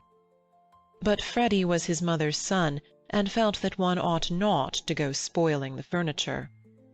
"Pictures," the clergyman continued, scrambling about the room. "Giotto. They got that at Florence, I'll be bound." "The same as Lucy's got." "Oh, by the by, did Miss Honeychurch enjoy London?" "She came back yesterday." I suppose she had a good time?" "Yes, very," said Freddy, taking up a book. "She and Cecil are thicker than ever." "That's good hearing." "I wish I wasn't such a fool, Mr. Beebe." Mr. Beebe ignored the remark. "Lucy used to be nearly as stupid as I am, but it'll be very different now, Mother thinks. She will read all kinds of books." "So will you?" "Only medical books, not books that you can talk about afterwards. Cecil is teaching Lucy Italian, and he says her playing is wonderful. There are all kinds of things in it that we have never noticed. Cecil says, 'What on earth are those people doing upstairs? Emerson, we think we'll come another time.'" George ran downstairs and pushed them into the room without speaking. "Let me introduce Mr. Honeychurch, a neighbour." Then Freddy hurled one of the thunderbolts of youth. Perhaps he was shy, perhaps he was friendly, or perhaps he thought that George's face wanted washing. At all events, he greeted him with, "How do you do? Come and have a bathe." "Oh, all right," said George, impassive. Mr. Beebe was highly entertained. "How do you do? How do you do? Come and have a bathe?" he chuckled. "That's the best conversational opening I've ever heard, but I'm afraid it will only act between men. Can you picture a lady who has been introduced to another lady by a third lady, opening civilities with, 'How do you do? Come and have a bathe?' And yet you will tell me that the sexes are equal." "I tell you that they shall be," said Mr. Emerson, who had been slowly descending the stairs. "Good afternoon, Mr. Beebe. I tell you they shall be comrades, and George thinks the same." "We are to raise ladies to our level?" the clergyman inquired. "The Garden of Eden," pursued Mr. Emerson, still descending, "which you place in the past, is really yet to come. We shall enter it when we no longer despise our bodies." Mr. Beebe disclaimed placing the Garden of Eden anywhere. "In this, not in other things, we men are ahead. We despise the body less than women do, but not until we are comrades shall we enter the garden." "I say, what about this bathe?" murmured Freddy, appalled at the mass of philosophy that was approaching him. "I believed in a return to nature once, but how can we return to nature when we have never been with her? To-day I believe that we must discover nature. After many conquests we shall attain simplicity. It is our heritage. Let me introduce Mr. Honeychurch, whose sister you will remember at Florence. How do you do? Very glad to see you, and that you are taking George for a bathe. Very glad to hear that your sister is going to marry. Marriage is a duty. I am sure that she will be happy, for we know Mr. Vyse too. He has been most kind. He met us by chance in the National Gallery, and arranged everything about this delightful house, though I hope I have not vexed Sir Harry Otway. I have met so few liberal landowners, and I was anxious to compare his attitude towards the game laws with the Conservative attitude. Ah, this wind! You do well to bathe. Yours is a glorious country, Honeychurch." "Not a bit," mumbled Freddy. "I must, that is to say, I have to, have the pleasure of calling on you later on, my mother says, I hope." "Call, my lad? Who taught us that drawing-room twaddle? Call on your grandmother. Listen to the wind among the pines. Yours is a glorious country." Mr. Beebe came to the rescue. "Mr. Emerson, he will call, I shall call. You, your son, will return our calls before 10 days have elapsed. I trust that you have realized about the 10 days interval. It does not count that I helped you with the stair-eyes yesterday. It does not count that they are going to bathe this afternoon. Yes, go and bathe, George. Why do you dawdle talking? Bring them back to tea. Bring back some milk, cakes, honey. The change will do you good. George has been working very hard at his office. I can't believe he's well." George bowed his head, dusty and sombre, exhaling the peculiar smell of one who has handled furniture. "Do you really want this bathe?" Freddy asked him. "It is only a pond, don't you know? I dare say you were used to something much better." "Yes, I have said yes already." Mr. Beebe felt bound to assist his young friend, and led the way out of the house and into the pine woods. How glorious it was! For a little time the voice of old Mr. Emerson pursued them, dispensing good wishes and philosophy. It ceased, and they only heard the fair wind blowing the bracken and the trees. Mr. Beebe, who could be silent, but who could not bear silence, was compelled to chatter, since the expedition looked like a failure, and neither of his companions would utter a word. He spoke of Florence. George attended gravely, assenting or dissenting with slight but determined gestures that were as inexplicable as the motions of the tree-tops above their heads. "And what a coincidence that you should meet Mr. Vyse! Did you realize that you would find all the Pension Bertolini down here?" "I did not. Miss Lavish told me." "When I was a young man, I always meant to write a history of coincidence." No enthusiasm. "Though, as a matter of fact, coincidences are much rarer than we suppose. For example, it isn't pure coincidentality that you are here now, when one comes to reflect." To his relief, George began to talk. "It is. I have reflected. It is fate. Everything is fate. We are flung together by fate, drawn apart by fate, flung together, drawn apart. The 12 winds blow us. We settle nothing." "You have not reflected at all," rapped the clergyman. "Let me give you a useful tip, Emerson. Attribute nothing to fate. Don't say, 'I didn't do this,' for you did it 10 to 1. Now I'll cross-question you. Where did you first meet Miss Honeychurch and myself?" "Italy." "And where did you meet Mr. Vyse, who is going to marry Miss Honeychurch?" "National Gallery." "Looking at Italian art. There you are. And yet you talk of coincidence and fate. You naturally seek out things Italian, and so do we and our friends. This narrows the field immeasurably, and we meet again in it." "It is fate that I am here," persisted George. "But you can call it Italy if it makes you less unhappy." Mr. Beebe slid away from such heavy treatment of the subject, but he was infinitely tolerant of the young, and had no desire to snub George. "And so for this, and for other reasons, my history of coincidence is still to write." Silence. Wishing to round off the episode, he added, "We're all so glad that you have come." Silence. "Here we are," called Freddy. "Oh, good!" exclaimed Mr. Beebe, mopping his brow. "In there's the pond. I wish it was bigger," he added apologetically. They climbed down a slippery bank of pine needles. There lay the pond set in its little alp of green, only a pond, but large enough to contain the human body, and pure enough to reflect the sky. On account of the rains, the waters had flooded the surrounding grass, which showed like a beautiful emerald path, tempting the feet towards the central pool. "It's distinctly successful as ponds go," said Mr. Beebe. "No apologies are necessary for the pond." George sat down where the ground was dry, and drearily unlaced his boots. "Aren't those masses of willow herb splendid? I love willow herb and seed. What's the name of this aromatic plant?" No one knew or seemed to care.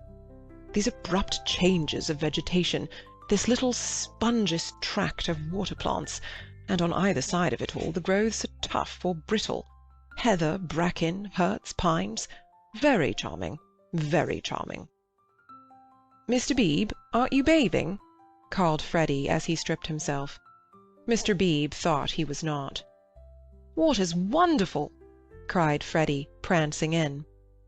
"Water's water," murmured George. Wetting his hair first, a sure sign of apathy, he followed Freddy into the divine, as indifferent as if he were a statue and the pond a pail of soapsuds. It was necessary to use his muscles. It was necessary to keep clean. Mr. Beebe watched them, and watched the seeds of the willow herb dance chorically above their heads.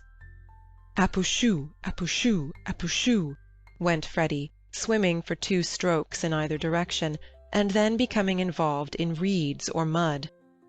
"Is it worth it?" asked the other, Michelangelesque on the flooded margin. The bank broke away, and he fell into the pool before he had weighed the question properly. "Here! Poof! I've swallowed a pollywog. Mr. Beebe, water's wonderful. Water's simply ripping." "Water's not so bad," said George, reappearing from his plunge, and spluttering at the sun. "Water's wonderful. Mr. Beebe, do." "Apouchou! Couf!" Mr. Beebe, who was hot, and who always acquiesced where possible, looked around him. He could detect no parishioners except the pine-trees, rising up steeply on all sides, and gesturing to each other against the blue. How glorious it was! The world of motor-cars and rural deans receded illimitably. Water, sky, evergreens, a wind, these things not even the seasons can touch, and surely they lie beyond the intrusion of man. "I may as well wash too." And soon his garments made a third little pile on the sward, and he too asserted the wonder of the water. It was ordinary water, nor was there very much of it, and as Freddy said, it reminded one of swimming in a salad. The 3 gentlemen rotated in the pool breast-high, after the fashion of the nymphs in Götterdammerung. But either because the rains had given a freshness, or because the sun was shedding the most glorious heat, or because 2 of the gentlemen were young in years and the 3rd young in the spirit, for some reason or other a change came over them, and they forgot Italy and botany and fate. They began to play. Mr. Beebe and Freddy splashed each other. A little deferentially they splashed George. He was quiet. They feared they had offended him. Then all the forces of youth burst out. He smiled, flung himself at them, splashed them, ducked them, kicked them, muddied them, and drove them out of the pool. "Race you round it, then," cried Freddy, and they raced in the sunshine, and George took a short cut and dirtied his shins, and had to bathe a 2nd time. Then Mr. Beebe consented to run, a memorable sight. They ran to get dry, they bathed to get cool, they played at being Indians in the willow herbs and in the bracken, they bathed to get clean. And all the time 3 little bundles lay discreetly on the sward, proclaiming, "No, we are what matters. Without us shall no enterprise begin. To us shall all flesh turn in the end." "A try! A try!" yelled Freddy, snatching up George's bundle and placing it beside an imaginary goal-post. "Soccer rules," George retorted, scattering Freddy's bundle with a kick. "Goal! Goal! Pass!" "Take care my watch!" cried Mr. Beebe. Clothes flew in all directions. "Take care my hat! No, that's enough, Freddy. Dress now. No, I say." But the 2 young men were delirious. Away they twinkled into the trees, Freddy with a clerical waistcoat under his arm, George with a wide-awake hat on his dripping hair. "That'll do!" shouted Mr. Beebe, remembering that after all he was in his own parish. Then his voice changed as if every pine-tree was a rural dean. "Hi! Steady on! I see people coming, you fellows!" Yells and widening circles over the dappled earth. "Hi! Hi! Ladies!" Neither George nor Freddy was truly refined. Still, they did not hear Mr. Beebe's last warning, or they would have avoided Mrs. Honeychurch, Cecil, and Lucy, who were walking down to call on old Mrs. Butterworth. Freddy dropped the waistcoat at their feet and dashed into some bracken. George whooped in their faces, turned and scudded away down the path to the pond, still clad in Mr. Beebe's hat. "Gracious alive!" cried Mrs. Honeychurch. "Whoever were those unfortunate people? Oh, dears, look away! And poor Mr. Beebe, too. Whatever has happened?" "Come this way immediately," commanded Cecil, who always felt that he must lead women, though he knew not whither, and protect them, though he knew not against what. He led them now towards the bracken where Freddy sat concealed. Oh, poor Mr. Beebe! Was that his waistcoat we left in the path? Ah, Cecil, Mr. Beebe's waistcoat!" "No business of ours," said Cecil, glancing at Lucy, who was all parasol and evidently minded. "I fancy Mr. Beebe jumped back into the pond." "This way, please, Mrs. Honeychurch. This way." They followed him up the bank, attempting the tense yet nonchalant expression that is suitable for ladies on such occasions. "Well, I can't help it," said a voice close ahead, and Freddy reared a freckled face and a pair of snowy shoulders out of the fronds. "I can't be trodden on, can I?" "Oh, good gracious me, dear, so it's you. What miserable management! Why not have a comfortable bath at home, with hot and cold laid on? Look here, mother, a fellow must wash, and a fellow's got to dry, and if another fellow— Dear, no doubt you're right as usual, but you are in no position to argue. Come, Lucy." They turned. "Oh, look! Oh, don't look! Oh, poor Mr. Beebe! How unfortunate again!" For Mr. Beebe was just crawling out of the pond, on whose surface garments of an intimate nature did float, while George, the world-weary George, shouted to Freddy that he had hooked a fish. "And me, I've swallowed one," answered he of the bracken. "I've swallowed a pollywog. It wriggleth in my tummy. I shall die. Emerson, you beast, you've got on my bags." "Hush, dears," said Mrs. Honeychurch, who found it impossible to remain shocked. "And do be sure you dry yourselves thoroughly first. All these colds come of not drying thoroughly." "Mother, do come away," said Lucy. "Oh, for goodness sake, do come." "Hullo!" cried George, so that again the ladies stopped. He regarded himself as dressed. Barefoot, bare-chested, radiant and personable against the shadowy woods, he called, "Hullo, Miss Honeychurch! Hullo!" "Bow, Lucy, better bow. Whoever is it, I shall bow." Miss Honeychurch bowed. That evening and all that night the water ran away. On the morrow the pool had shrunk to its old size and lost its glory. It had been a call to the blood and to the relaxed will, a passing benediction whose influence did not pass, a holiness, a spell, a momentary chalice for youth. End of chapter 12. Chapter 13. How Miss Bartlett's boiler was so tiresome.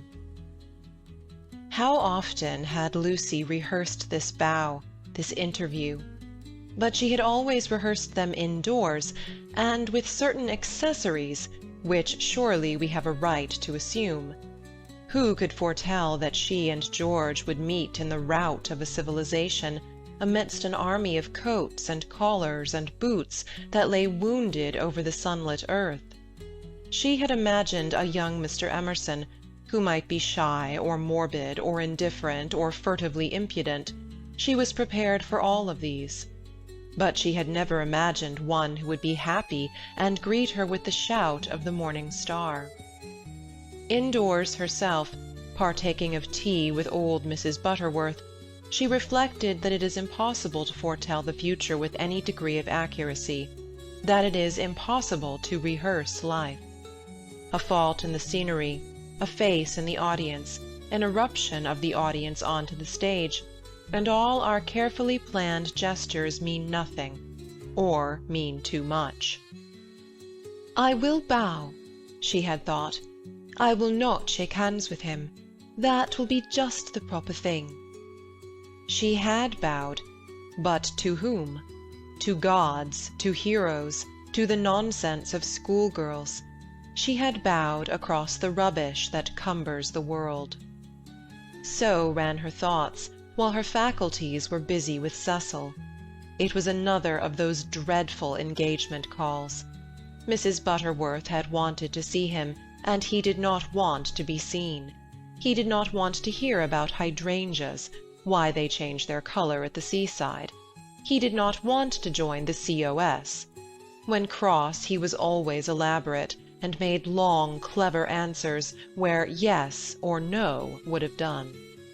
Lucy soothed him and tinkered at the conversation in a way that promised well for their married peace. No one is perfect, and surely it is wiser to discover the imperfections before wedlock. Miss Bartlett, indeed, though not in word, had taught the girl that this our life contains nothing satisfactory.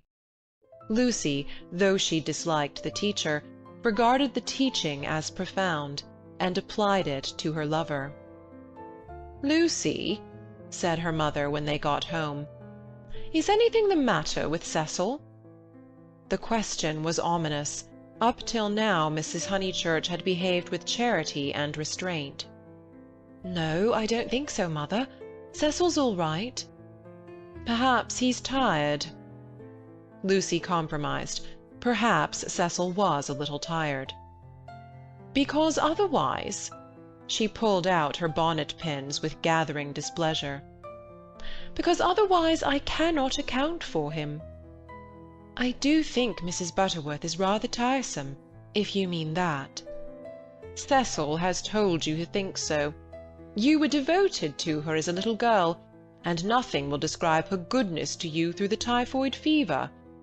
No, it is just the same thing everywhere." "Let me just put your bonnet away, may I?" "Surely he could answer her civilly for 1/2 hour?" "Cecil has a very high standard for people," faltered Lucy, seeing trouble ahead.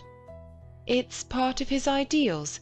It is really that makes him sometimes seem—" "Oh, rubbish! If high ideals make a young man rude, the sooner he gets rid of them the better," said Mrs. Honeychurch, handing her the bonnet.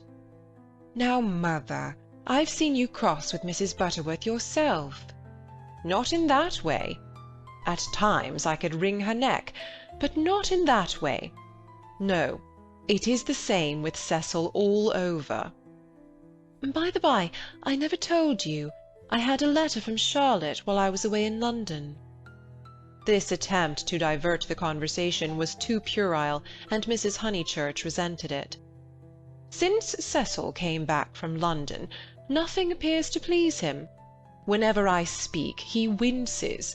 I see him, Lucy. It is useless to contradict me. No doubt I am neither artistic, nor literary, nor intellectual, nor musical. But I cannot help the drawing-room furniture. Your father bought it, and we must put up with it. Will Cecil kindly remember?" I see what you mean, and certainly Cecil oughtn't to. But he does not mean to be uncivil. He once explained, it is the things that upset him. He is easily upset by ugly things. He is not uncivil to people." "Is it a thing or a person when Freddie sings?" "You can't expect a really musical person to enjoy comic songs as we do." "Then why didn't he leave the room? Why sit wriggling and sneering and spoiling everyone's pleasure?" "We mustn't be unjust to people," faltered Lucy.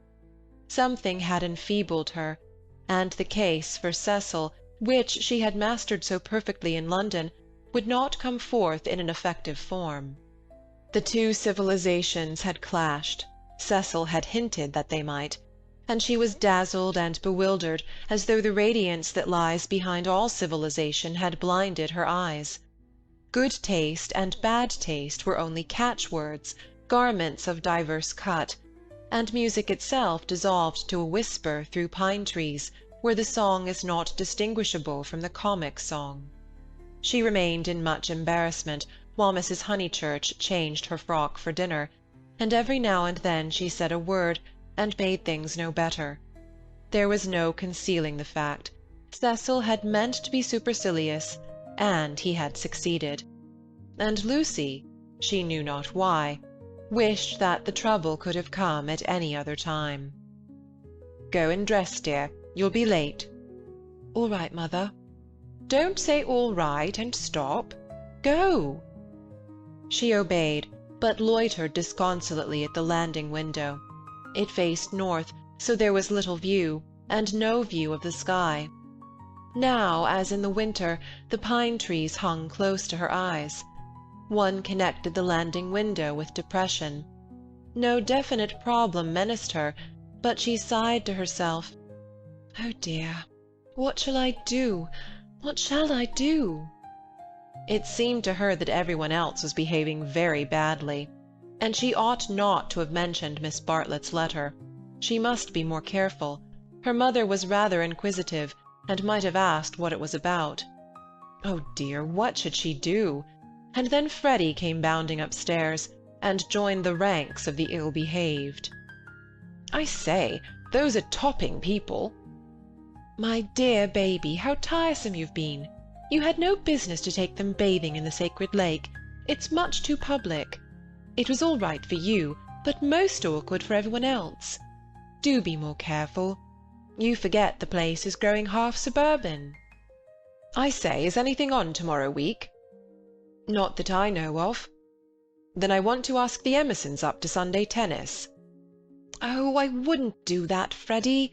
I wouldn't do that with all this muddle." "What's wrong with the court? They won't mind a bump or two, and I've ordered new balls." "I mean it's better not. I really mean it." He seized her by the elbows and humorously danced her up and down the passage. She pretended not to mind, but she could have screamed with temper. Cecil glanced at them as he proceeded to his toilet, and they impeded Mary with her brood of hot water cans. Then Mrs. Honeychurch opened her door and said, "Lucy, what a noise you're making! I have something to say to you. Did you say you had a letter from Charlotte?" And Freddy ran away. "Yes, I really can't stop. I must dress too." "How's Charlotte?" "All right." "Lucy?" The unfortunate girl returned. "You've a bad habit of hurrying away in the middle of one's sentences. Did Charlotte mention her boiler?" "Her what?" "Don't you remember that her boiler was to be had out in October, and her bath cistern cleaned out, and all kinds of terrible to-doing?" "I can't remember all Charlotte's worries," said Lucy bitterly. "I shall have enough of my own, now that you are not pleased with Cecil." Mrs. Honeychurch might have flamed out. She did not. She said, "Come here, old lady. Thank you for putting away my bonnet. Kiss me." And though nothing is perfect, Lucy felt for the moment that her mother and Windy Corner and the Weald and the declining sun were perfect. So the grittiness went out of life. It generally did at Windy Corner. At the last minute, when the social machine was clogged hopelessly, one member or other of the family poured in a drop of oil. Cecil despised their methods, perhaps rightly. At all events, they were not his own. Dinner was at 7:30. Freddy gabbled a grace, and they drew up their heavy chairs and fell to. Fortunately, the men were hungry. Nothing untoward occurred until the pudding. Then Freddy said, "Lucy, what's Emerson like?"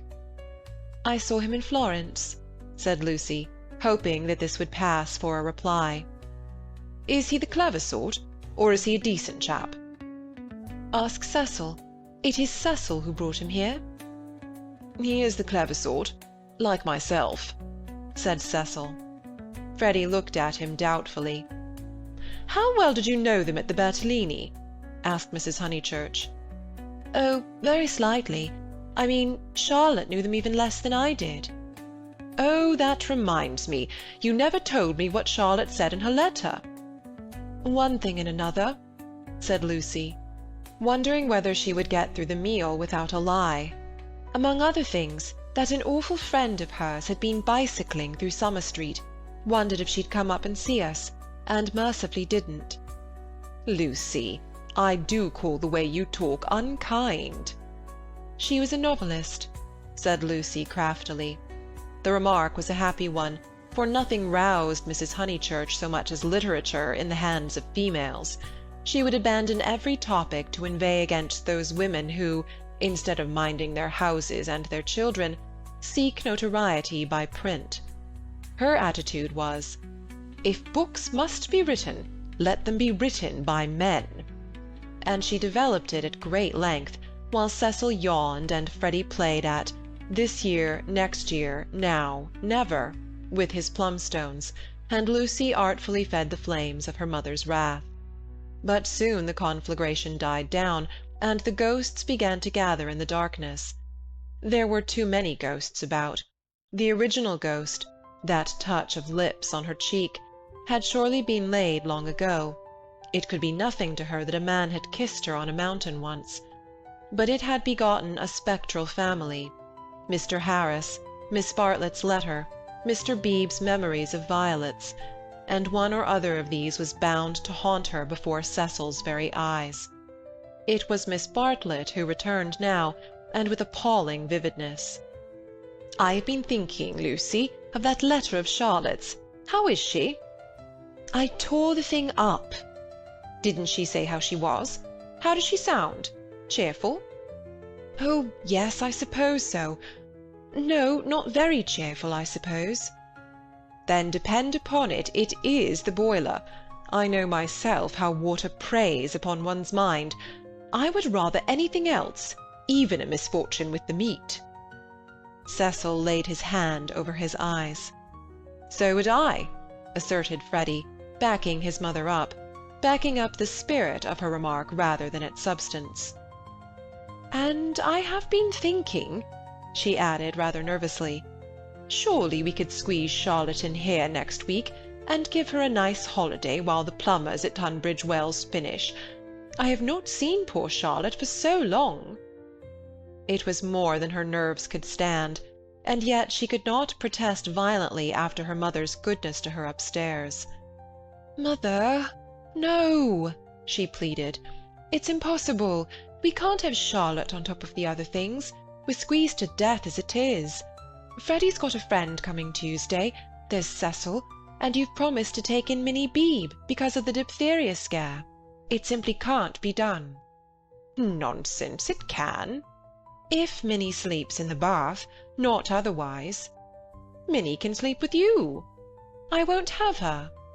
"Then if you're so selfish, Mr. Floyd must share a room with Freddy." "Miss Bartlett, Miss Bartlett, Miss Bartlett," moaned Cecil, again laying his hand over his eyes. "It is impossible," repeated Lucy. "I don't want to make difficulties, but it really isn't fair on the maids to fill up the house so." Alas! "The truth is, dear, you don't like Charlotte." "No, I don't, and no more does Cecil. She gets on our nerves. You haven't seen her lately, and don't realise how tiresome she can be, though so good. So please, Mother, don't worry us this last summer, but spoil us by not asking her to come." "Hear, hear," said Cecil.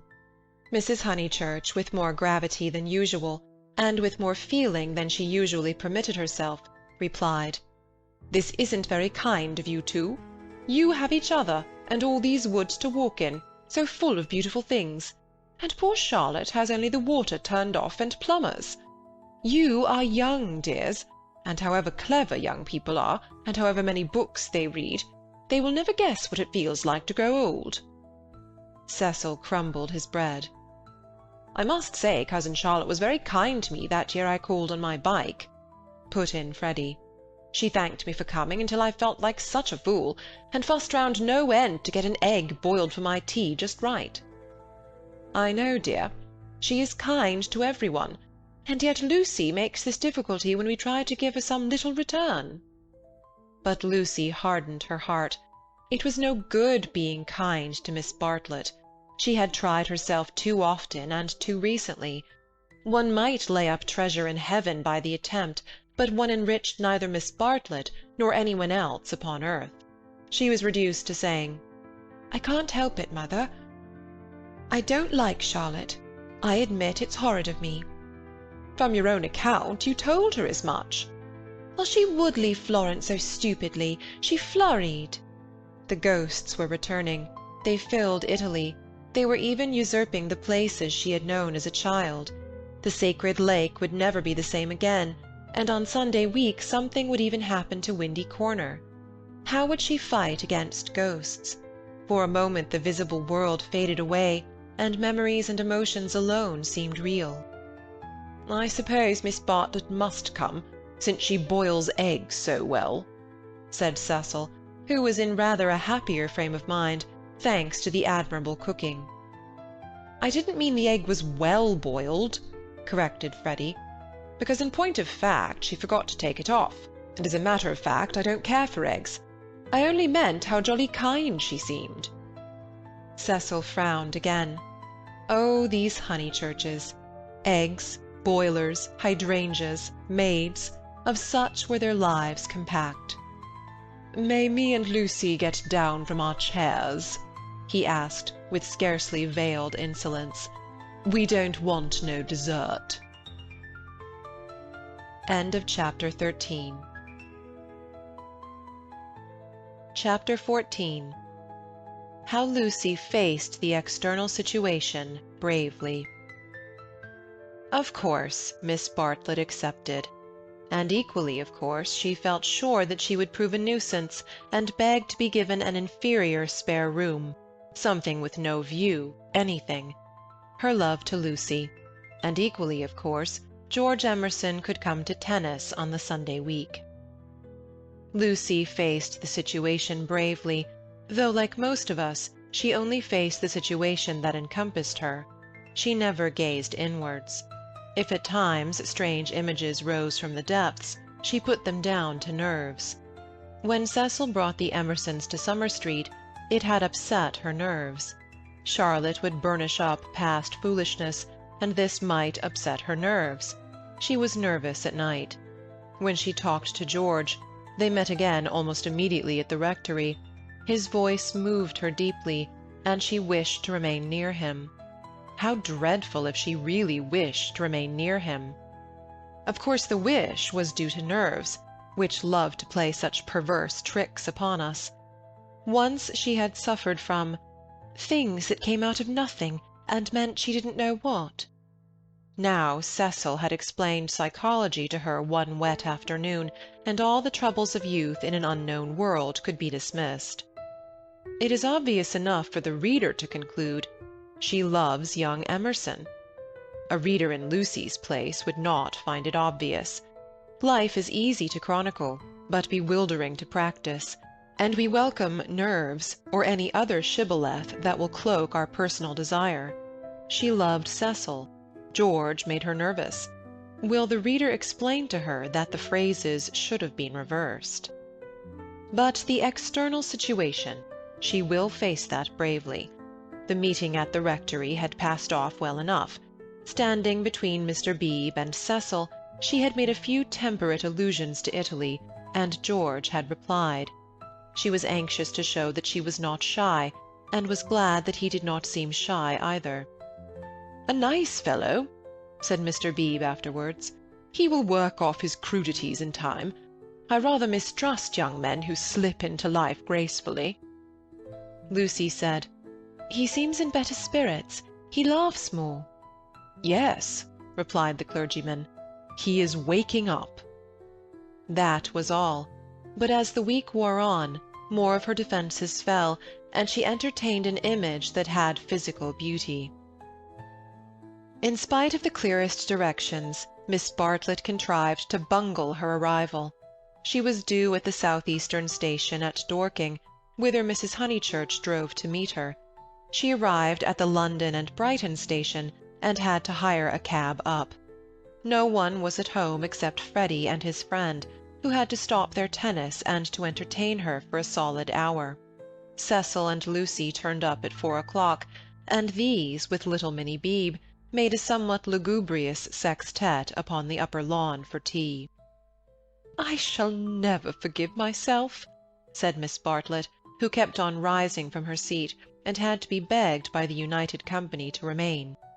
"I have upset everything, bursting in on young people. But I insist on paying for my cab up. Grant me that at any rate."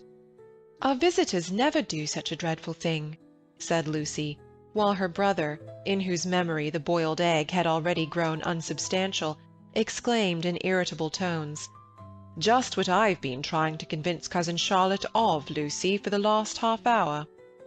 "I do not feel myself an ordinary visitor," said Miss Bartlett, and looked at her frayed gloves. "All right, if you'd really rather. 5 shillings, and I give a bob to the driver." Miss Bartlett looked in her purse. Only sovereigns and pennies. Could anyone give her change? Freddie had half a quid, and his friend had 4 half-crowns. Miss Bartlett accepted their moneys, and then said, "But who am I to give the sovereign to?" "Let's leave it all till mother comes back," suggested Lucy. "No, dear, your mother may take quite a long drive now that she is not hampered with me. We all have our little foibles, and mine is the promptly settling of accounts." Here Freddie's friend, Mr. Floyd, made the one remark of his that need be quoted. He offered to toss Freddie for Miss Bartlett's quid. A solution seemed in sight, and even Cecil, who had been ostentatiously drinking tea at the view, felt the eternal attraction of chance, and turned round.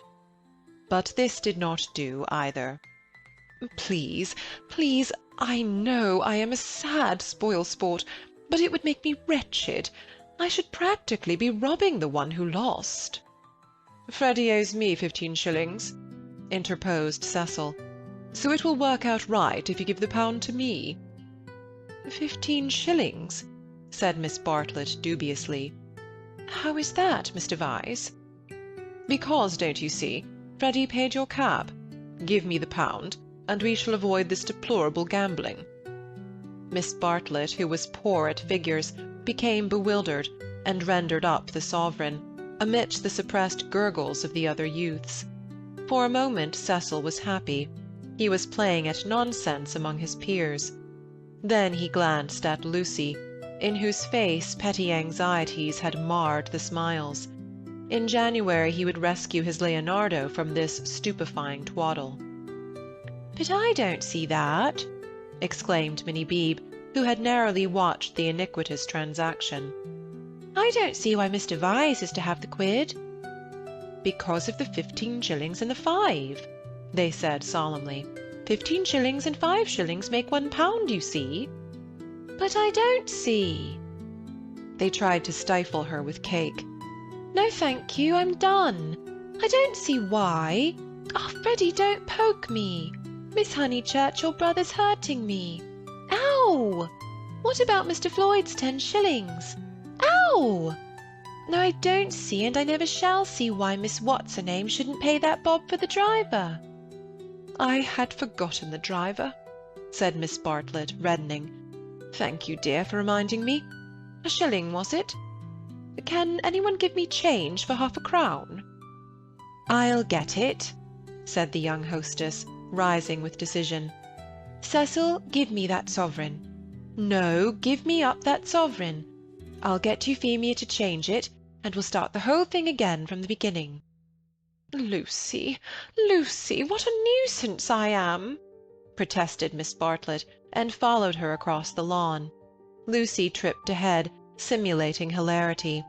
When they were out of earshot, Miss Bartlett stopped her wails and said quite briskly, "Have you told him about him yet?" "No, I haven't," replied Lucy, and then could have bitten her tongue for understanding so quickly what her cousin meant. "Let me see. A sovereign's worth of silver." She escaped into the kitchen. Miss Bartlett's sudden transitions were too uncanny.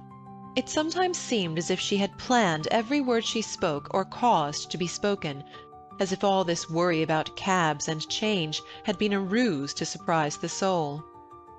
"No, I haven't told Cecil or anyone," she remarked when she returned. "I promised you I shouldn't. Here's your money, all shillings except 2 half-crowns. Would you count it? You can settle your debt nicely now." Miss Bartlett was in the drawing-room, gazing at the photograph of St. John ascending, who had been framed. "How dreadful!"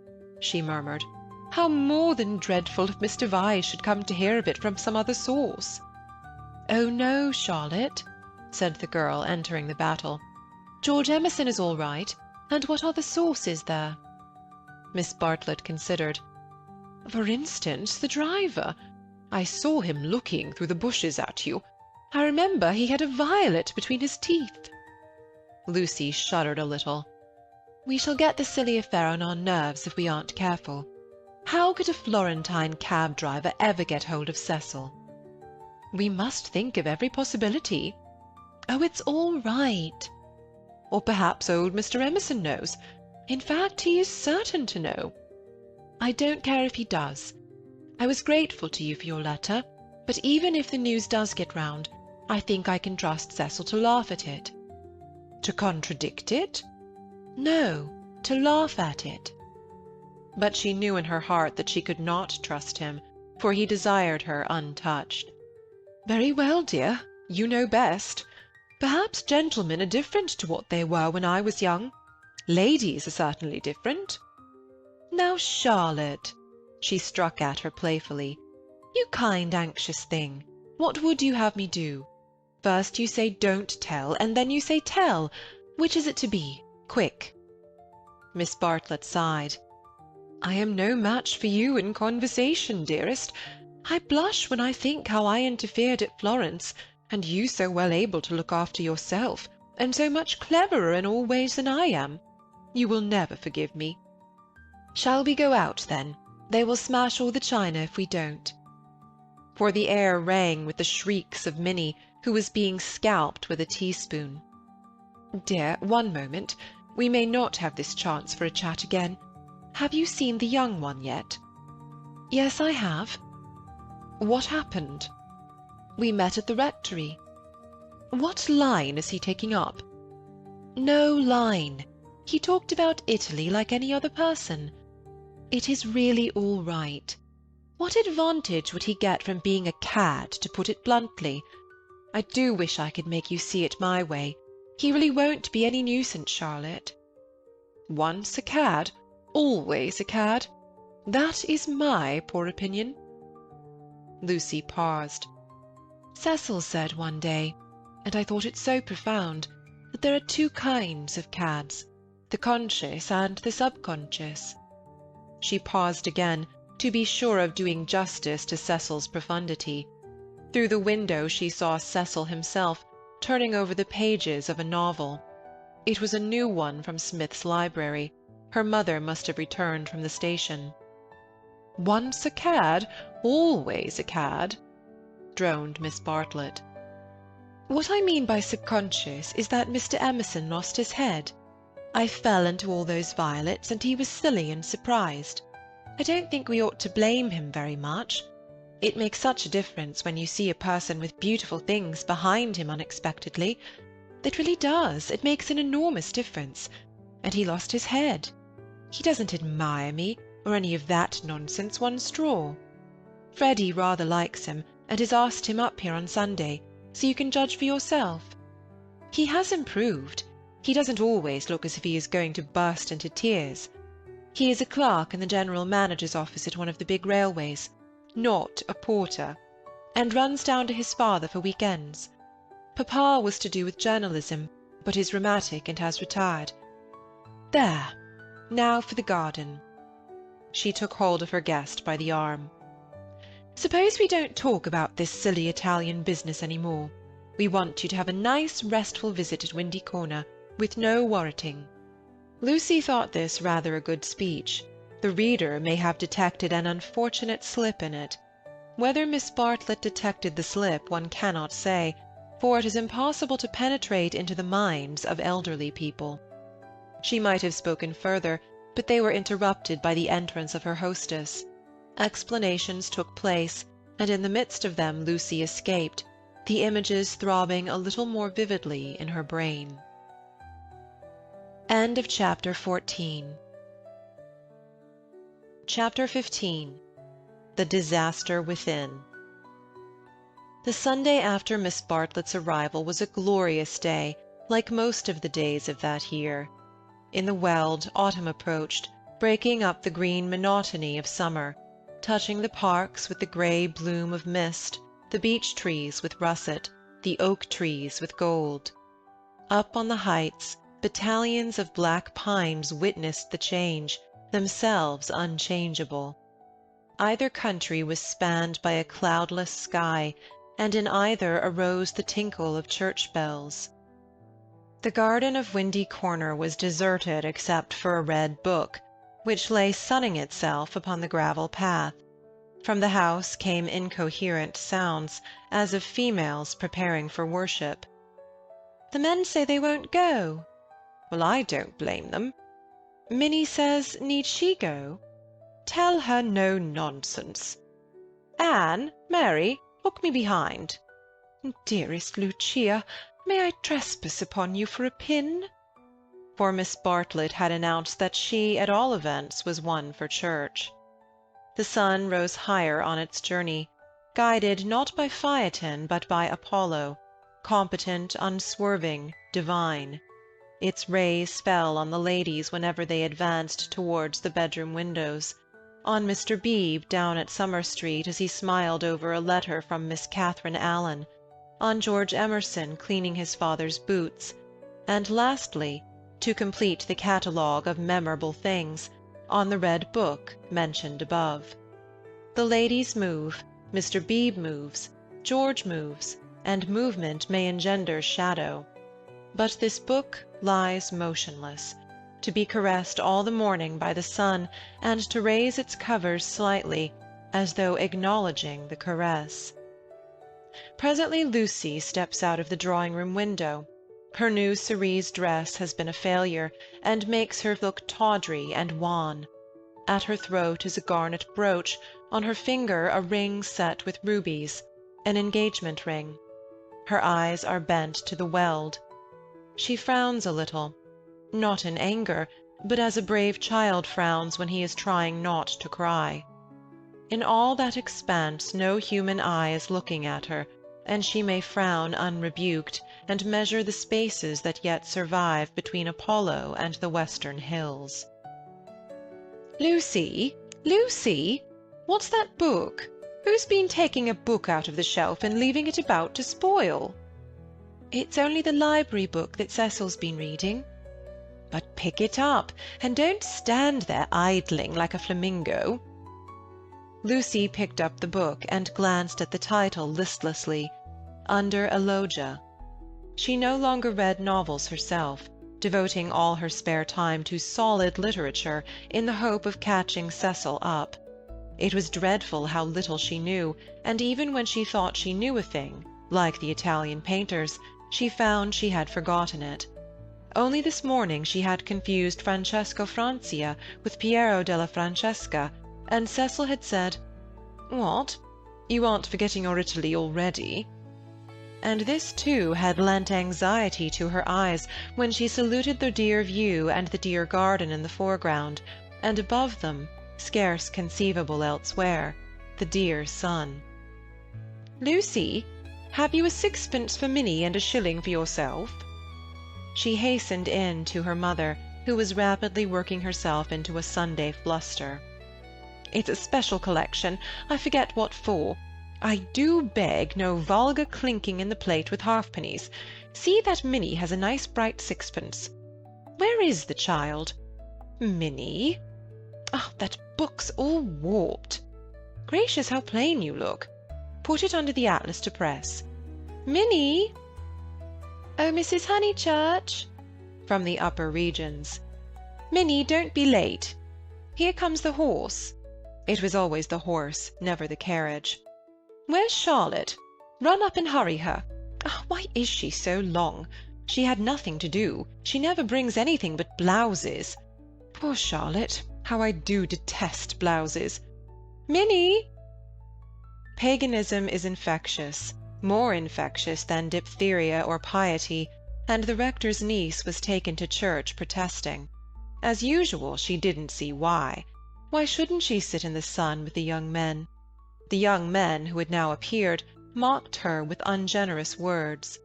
Mrs. Honeychurch defended orthodoxy, and in the midst of the confusion Miss Bartlett, dressed in the very height of fashion, came strolling down the stairs.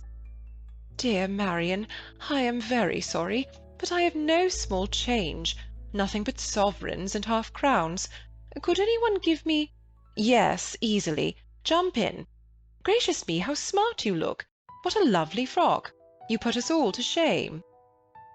"If I did not wear my best rags and tatters now, when should I wear them?"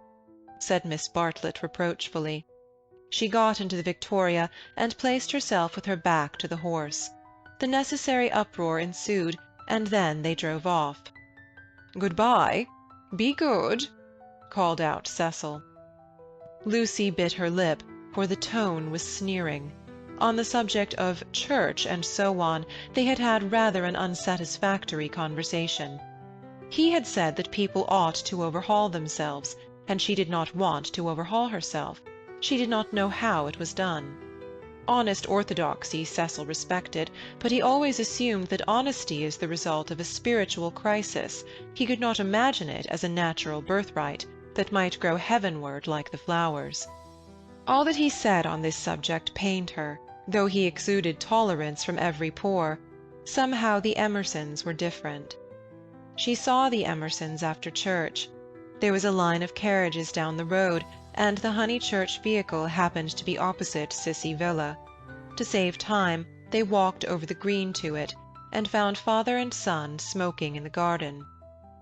"Introduce me," said her mother, "unless the young man considers that he knows me already."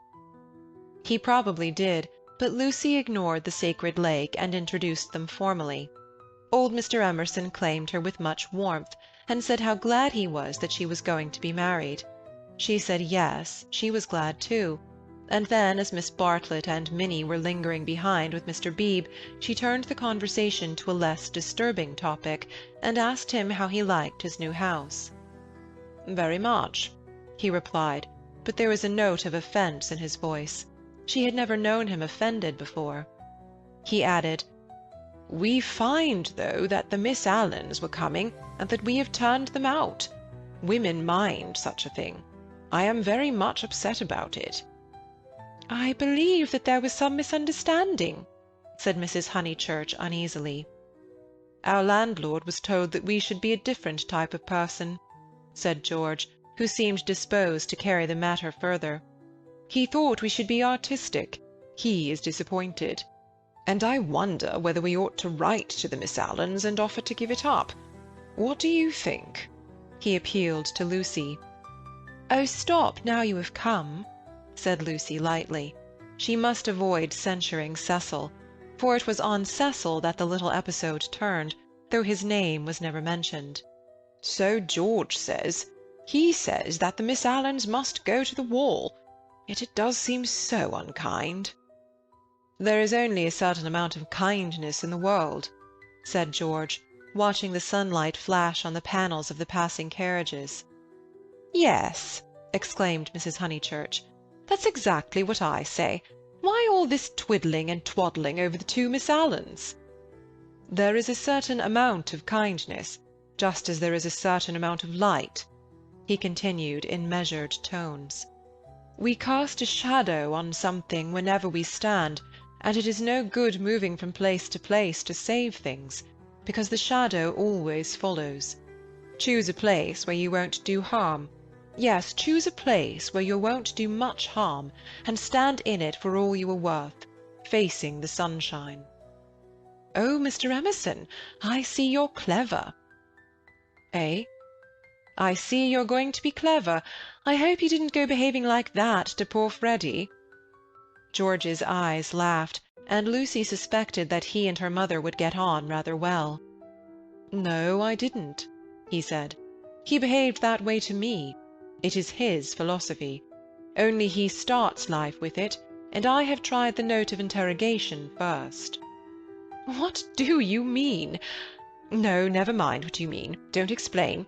He looks forward to seeing you this afternoon. Do you play tennis? Do you mind tennis on Sunday?" "George mind tennis on Sunday? George, after his education, distinguish between Sunday—" "Very well, George doesn't mind tennis on Sunday.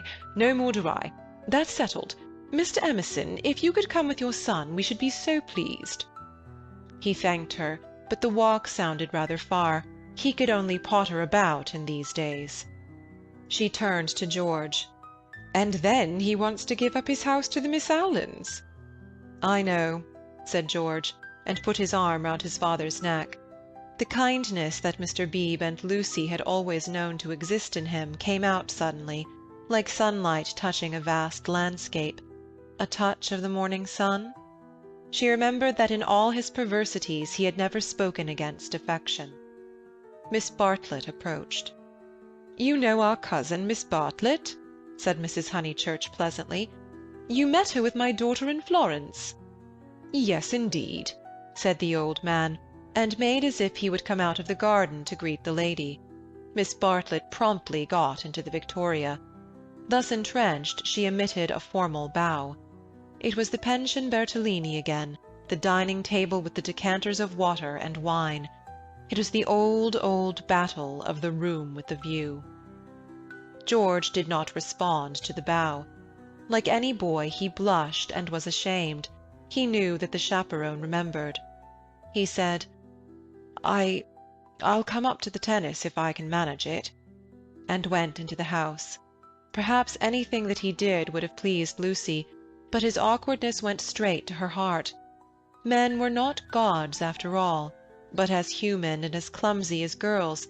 Even men might suffer from unexplained desires and need help. To one of her upbringing and of her destination, the weakness of men was a truth unfamiliar, but she had surmised it at Florence, when George threw her photographs into the river Arno. "George, don't go," cried his father, who thought it a great treat for people if his son would talk to them.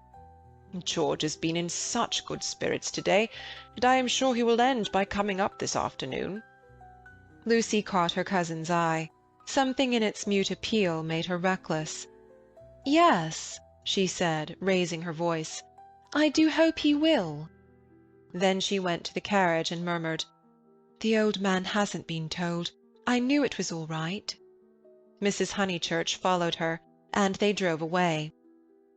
Satisfactory that Mr. Emerson had not been told of the Florence escapade, yet Lucy's spirit should not have leapt up as if she had sighted the ramparts of heaven. Satisfactory, yet surely she greeted it with disproportionate joy. All the way home the horse's hoofs sang a tune to her. "He has not told, he has not told." Her brain expanded the melody. "He has not told his father, to whom he tells all things. It was not an exploit. He did not laugh at me when I had gone." She raised her hand to her cheek. "He does not love me. No, how terrible if he did. But he has not told. He will not tell." She longed to shout the words. "It is all right.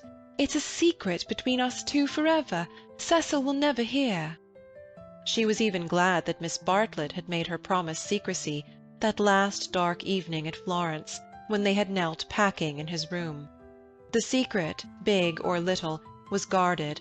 Only 3 English people knew of it in the world. Thus she interpreted her joy. She greeted Cecil with unusual radiance, because she felt so safe. As he helped her out of the carriage, she said, "The Emersons have been so nice. George Emerson has improved enormously." "Oh, how are my protégés?" asked Cecil, who took no real interest in them, and had long since forgotten his resolution to bring them to Windy Corner for educational purposes. "Protégés!" she exclaimed with some warmth. For the only relationship which Cecil conceived was feudal, that of protector and protected. He had no glimpse of the comradeship after which the girl's soul yearned. "You shall see for yourself how your protégés are. George Emerson is coming up this afternoon. He is a most interesting man to talk to. Only don't," she nearly said, "don't protect him." But the bell was ringing for lunch, and as often happens, Cecil had paid no great attention to her remarks. Charm, not argument, was to be her forte. Lunch was a cheerful meal. Generally Lucy was depressed at meals. Someone had to be soothed, either Cecil or Miss Bartlett, or a being not visible to the mortal eye, a being who whispered to her soul, "It will not last, this cheerfulness. In January you must go to London to entertain the grandchildren of celebrated men." But to-day she felt she had received a guarantee. Her mother would always sit there, her brother here. The sun, though it had moved a little since the morning, would never be hidden behind the western hills. After luncheon they asked her to play. She had seen Gluck's Armide that year, and played from memory the music of the enchanted garden, the music to which Renaud approaches, beneath the light of an eternal dawn, the music that never gains, never wanes, but ripples for ever like the tideless seas of fairyland. Such music is not for the piano, and her audience began to get restive, and Cecil, sharing the discontent, called out, "Now play us the other garden, the one in Parsifal." She closed the instrument. "Not very dutiful," said her mother's voice. Fearing that she had offended Cecil, she turned quickly round. There George was. He had crept in without interrupting her. "Oh, I had no idea," she exclaimed, getting very red, and then, without a word of greeting, she reopened the piano. Cecil should have the Parsifal and anything else that he liked. "Our performer has changed her mind," said Miss Bartlett, perhaps implying, "She will play the music to Mr. Emerson." Lucy did not know what to do, nor even what she wanted to do. She played a few bars of the Flower Maiden song very badly, and then she stopped. "I vote tennis," said Freddy, disgusted at the scrappy entertainment. "Yes, so do I." Once more she closed the unfortunate piano. "I vote you have a men's four." "All right." "Not for me, thank you," said Cecil. "I will not spoil the set." He never realized that it may be an act of kindness in a bad player to make up a fourth. "Oh, come along, Cecil. I'm bad, Floyd's rotten, and so I dare say is Emerson." George corrected him. "I am not bad." One looked down one's nose at this. "Then certainly I won't play," said Cecil, while Miss Bartlett, under the impression that she was snubbing George, added, "I agree with you, Mr. Vyse. You had much better not play. Much better not." Minnie, rushing in where Cecil feared to tread, announced that she would play. "I shall miss every ball anyway, so what does it matter?" But Sunday intervened, and stamped heavily upon the kind suggestion. "Then it will have to be Lucy," said Mrs. Honeychurch. "You must fall back on Lucy. There is no other way out of it. Lucy, go and change your frock." Lucy's Sabbath was generally of this amphibious nature. She kept it without hypocrisy in the morning, and broke it without reluctance in the afternoon. As she changed her frock, she wondered whether Cecil was sneering at her. Really, she must overhaul herself and settle everything up before she married him. Mr. Floyd was her partner. She liked music, but how much better tennis seemed. How much better to run about in comfortable clothes than to sit at the piano and feel girt under the arms. Once more music appeared to her the employment of a child. George served, and surprised her by his anxiety to win.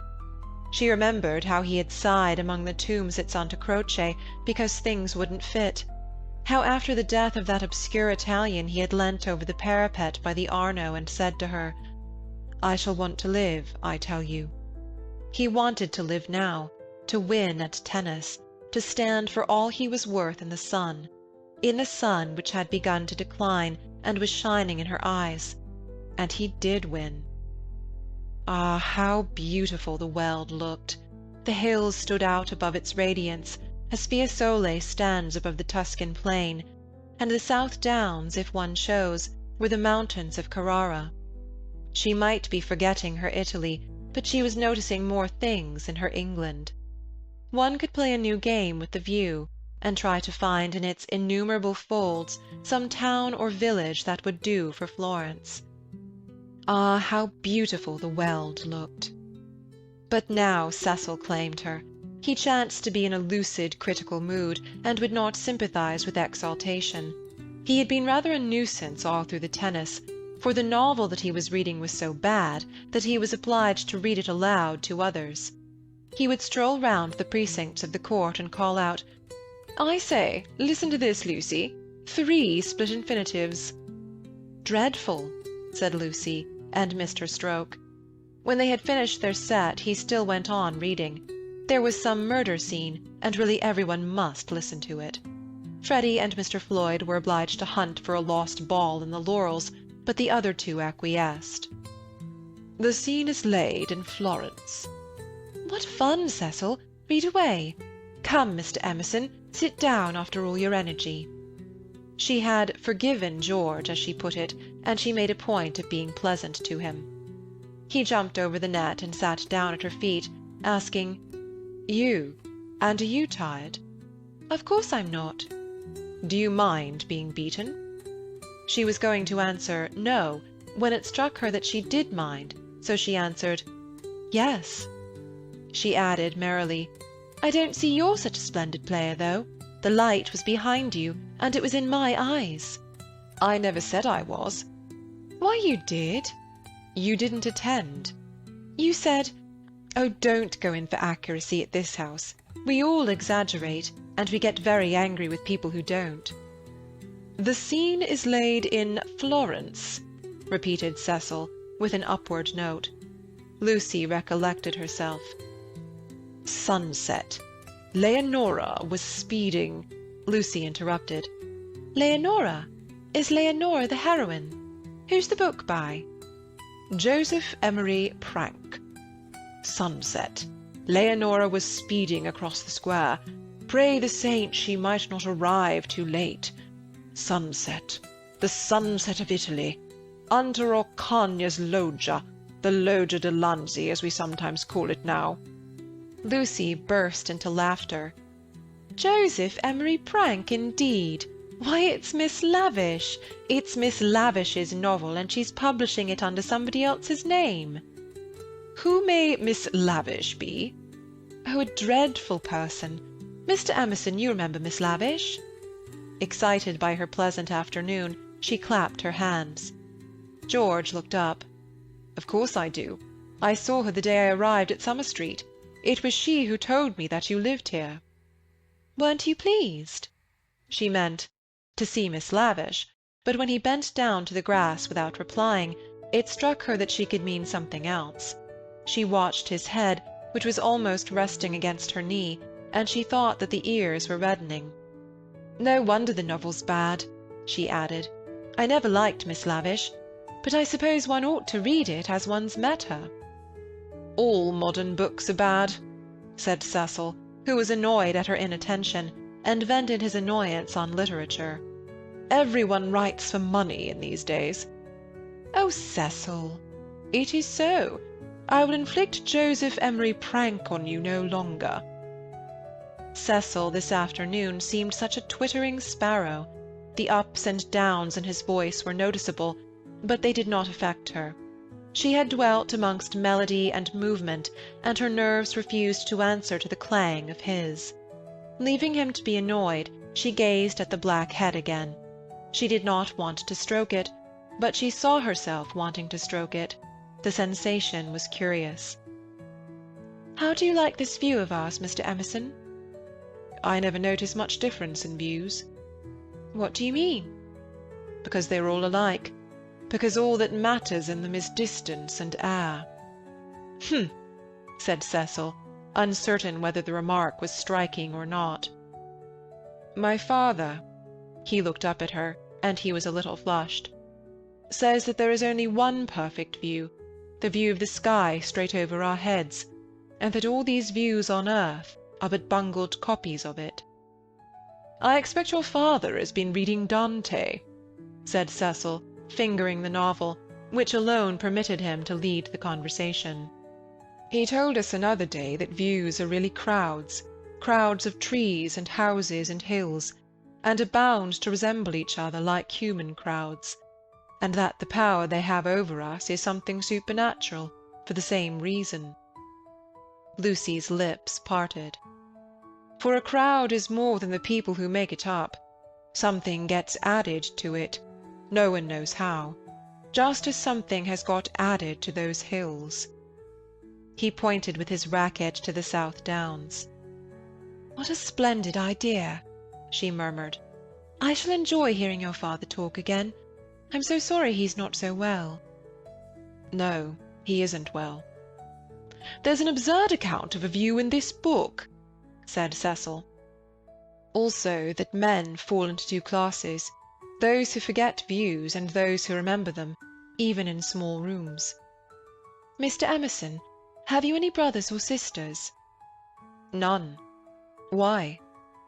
"You spoke of us." My mother, I was meaning." Cecil closed the novel with a bang. "Oh, Cecil, how you make me jump!" "I will inflict Joseph Emery prank on you no longer. I can just remember us all three going into the country for the day, and seeing as far as Hindhead. It is the first thing that I remember." Cecil got up. The man was ill-bred. He hadn't put on his coat after tennis. He didn't do. He would have strolled away if Lucy had not stopped him. "Cecil, do read the thing about the view." "Not while Mr. Emerson is here to entertain us." "No, read away. I think nothing's funnier than to hear silly things read out loud. If Mr. Emerson thinks us frivolous, he can go." This struck Cecil as subtle, and pleased him. It put their visitor in the position of a prig. Somewhat mollified, he sat down again. "Mr. Emerson, go and find tennis balls." She opened the book. Cecil must have his reading and anything else that he liked. But her attention wandered to George's mother, who, according to Mr. Eager, had been murdered in the sight of God, and according to her son, had seen as far as Hindhead. "Am I really to go?" asked George. "No, of course not really," she answered. "Chapter 2, said Cecil, yawning. "Find me Chapter 2 if it isn't bothering you." Chapter 2 was found, and she glanced at its opening sentences. She thought she had gone mad. "Here, hand me the book." She heard her voice saying, "It isn't worth reading. It's too silly to read. I never saw such rubbish. It oughtn't to be allowed to be printed." He took the book from her. "Leonora," he read, "sat pensive and alone. Before her lay the rich champaign of Tuscany, dotted over with many a smiling village. The season was spring." Miss Lavish knew somehow, and had printed the past in draggled prose, for Cecil to read and for George to hear. "A golden haze," he read.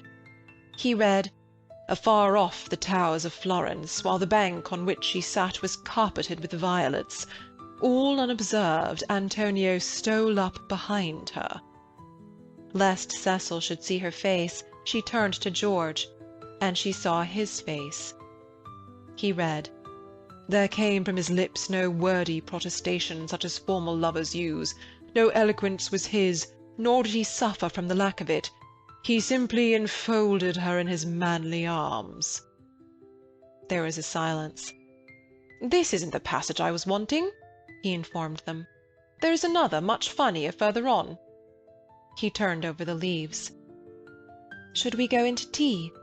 said Lucy, whose voice remained steady. She led the way up the garden, Cecil following her, George last. She thought a disaster was averted. But when they entered the shrubbery, it came. The book, as if it had not worked mischief enough, had been forgotten, and Cecil must go back for it. And George, who loved passionately, must blunder against her in the narrow path. "No," she gasped, and for the second time was kissed by him. As if no more was possible, he slipped back. Cecil rejoined her, and they reached the upper lawn alone. End of Chapter 15. Chapter 16. Lying to George. But Lucy had developed since the spring.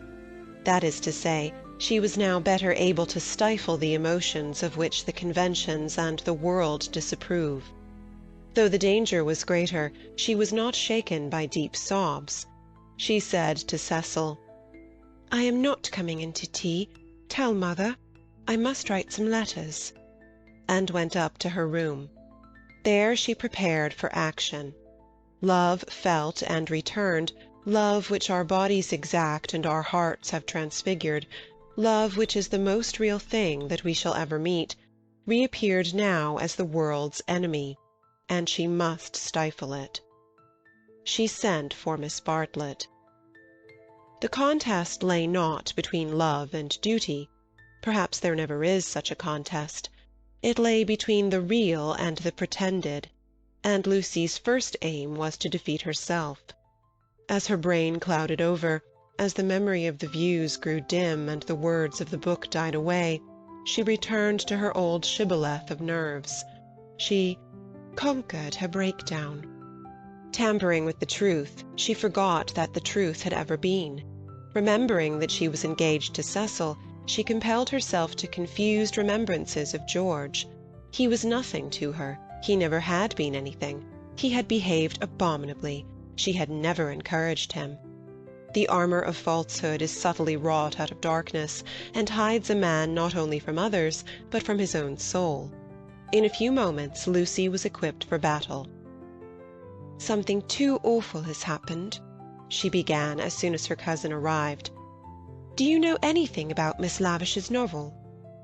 Miss Bartlett looked surprised, and said that she had not read the book, nor known that it was published. Eleanor was a reticent woman at heart. "There is a scene in it. The hero and the heroine make love.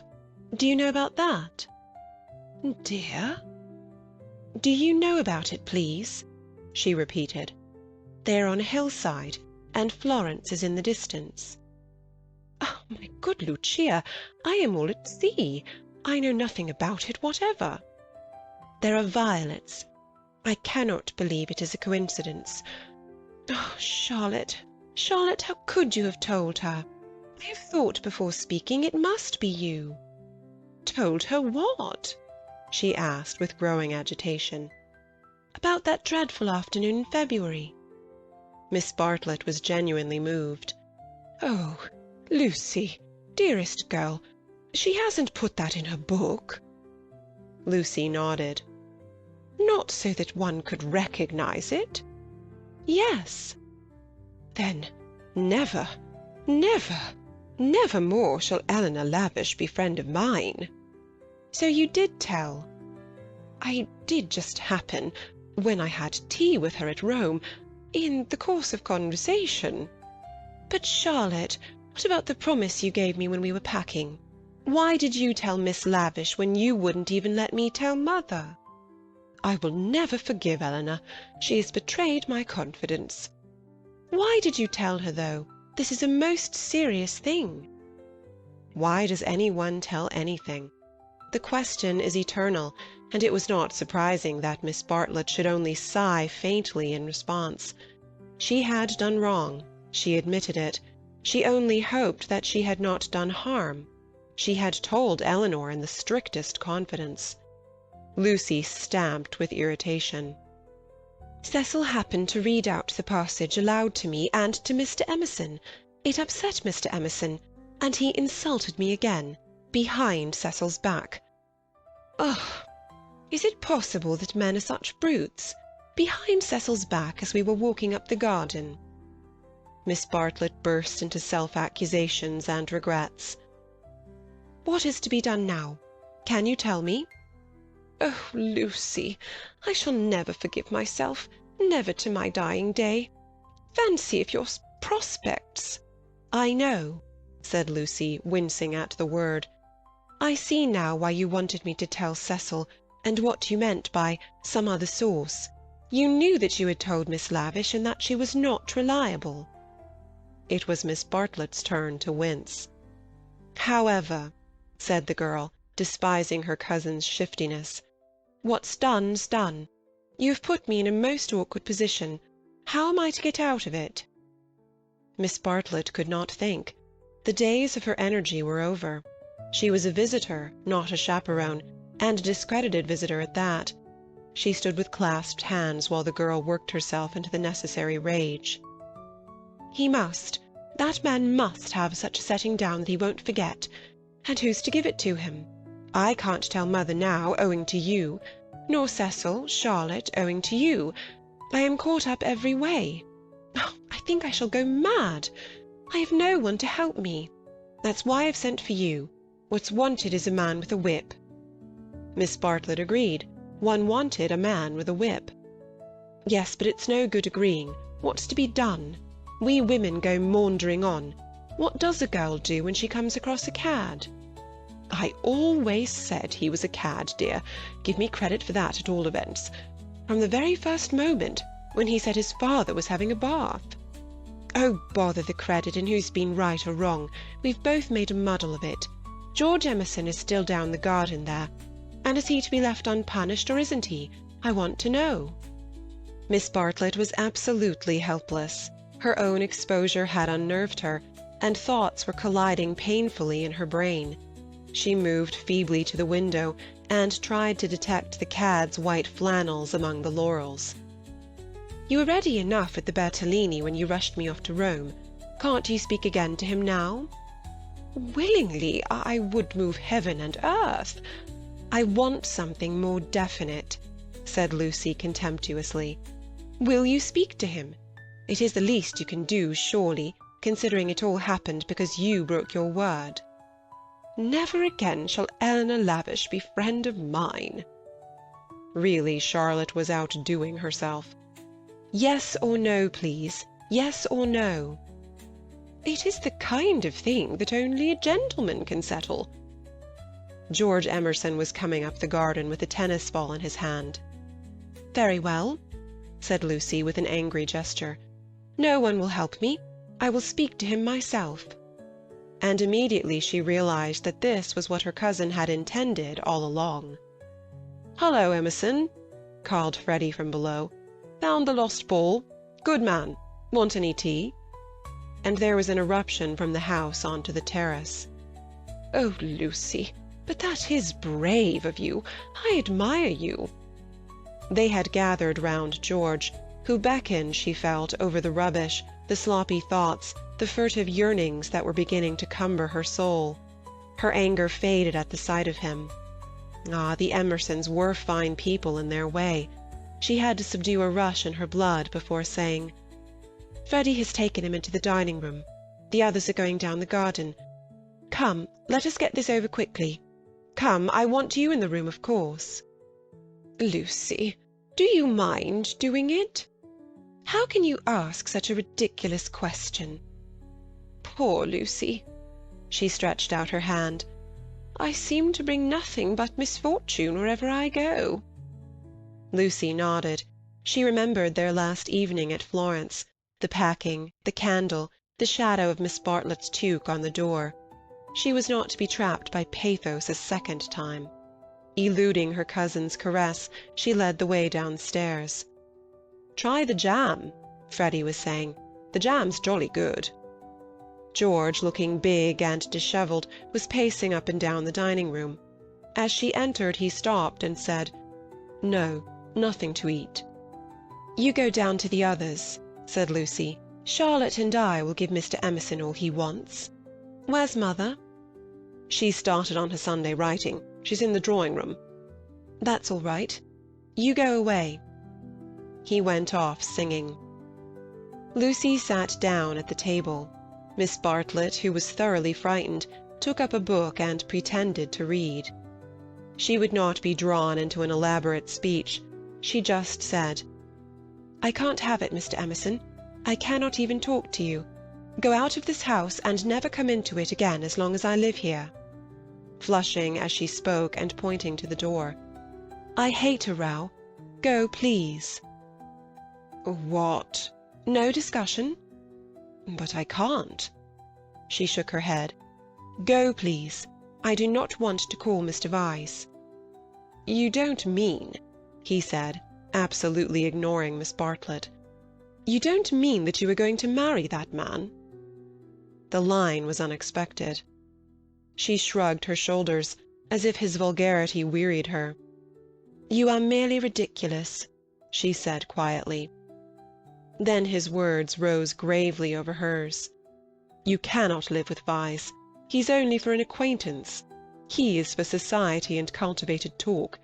He should know no one intimately, least of all a woman." It was a new light on Cecil's character. "Have you ever talked to Vyse without feeling tired?" "I can scarcely discuss—" "No, but have you ever? He's the sort who are all right so long as they keep to things, books, pictures, but kill when they come to people. That's why I'll speak out through all this muddle even now. It's shocking enough to lose you in any case, but generally a man must deny himself joy, and I would have held back if your Cecil had been a different person. I would never have let myself go. But I saw him first in the National Gallery, when he winced because my father mispronounced the names of great painters. Then he brings us here, and we find it is to play some silly trick on a kind neighbour. That is the man all over, playing tricks on people, on the most sacred form of life that he can find. Next I meet you together, and find him protecting and teaching you and your mother to be shocked, when it was for you to settle whether you were shocked or no. Cecil all over again. He daren't let a woman decide. He's the type who's kept Europe back for 1,000 years.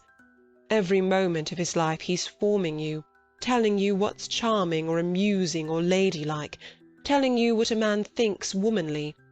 And you of all women, listen to his voice instead of to your own. So it was at the rectory, when I met you both again. So it has been the whole of this afternoon. Therefore, not therefore I kissed you, because the book made me do that, and I wish to goodness I had more self-control. I'm not ashamed, I don't apologize, but it has frightened you, and you may not have noticed that I love you. Or would you have told me to go, and dealt with the tremendous thing so lightly? But therefore I settled to fight him. Lucy thought of a very good remark. You say Mr. Vyse wants me to listen to him, Mr. Emerson. Pardon me for suggesting that you have caught the habit. And he took the shoddy reproof and touched it into immortality. He said, Yes, I have, and sank down as if suddenly weary. I'm the same kind of brute at bottom. This desire to govern a woman, it lies very deep, and men and women must fight it together before they shall enter the garden. But I do love you, surely in a better way than he does. He thought. Yes, really in a better way. I want you to have your own thoughts even when I hold you in my arms. He stretched them towards her. Lucy, be quick. There's no time for us to talk now. Come to me as you came in the spring, and afterwards I will be gentle and explain. I have cared for you since that man died. I cannot live without you. No good, I thought, she is marrying someone else. But I meet you again when all the world is glorious water and sun. As you came through the wood, I saw that nothing else mattered. I called. I wanted to live and have my chance of joy. And Mr. Vyse, said Lucy, who kept commendably calm. Does he not matter? That I love Cecil and shall be his wife shortly? A detail of no importance, I suppose? But he stretched his arms over the table towards her. May I ask what you intend to gain by this exhibition? He said, It is our last chance. I shall do all that I can. And as if he had done all else, he turned to Miss Bartlett, who sat like some portent against the skies of evening. You wouldn't stop us this second time if you understood, he said. I have been into the dark, and I am going back into it, unless you will try to understand. Her long, narrow head drove backwards and forwards, as though demolishing some invisible obstacle. She did not answer. It is being young, he said quietly, picking up his racket from the floor and preparing to go. It is being certain that Lucy cares for me really. It is that love and youth matter intellectually. In silence the two women watched him.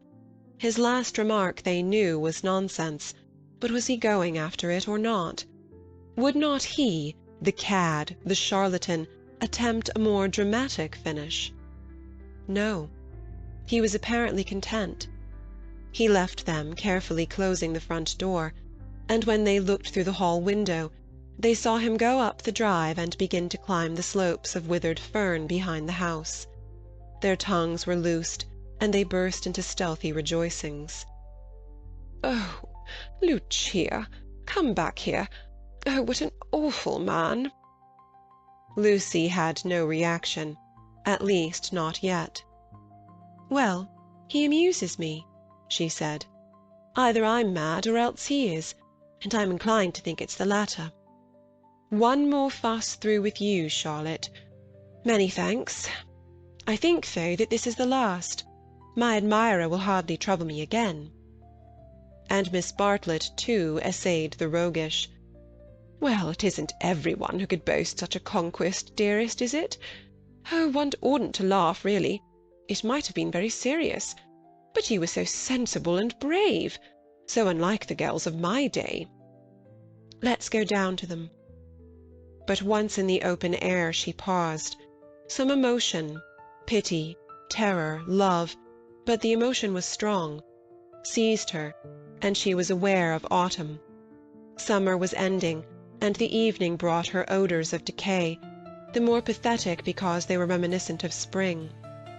That something or other mattered intellectually. A leaf violently agitated danced past her, while other leaves lay motionless.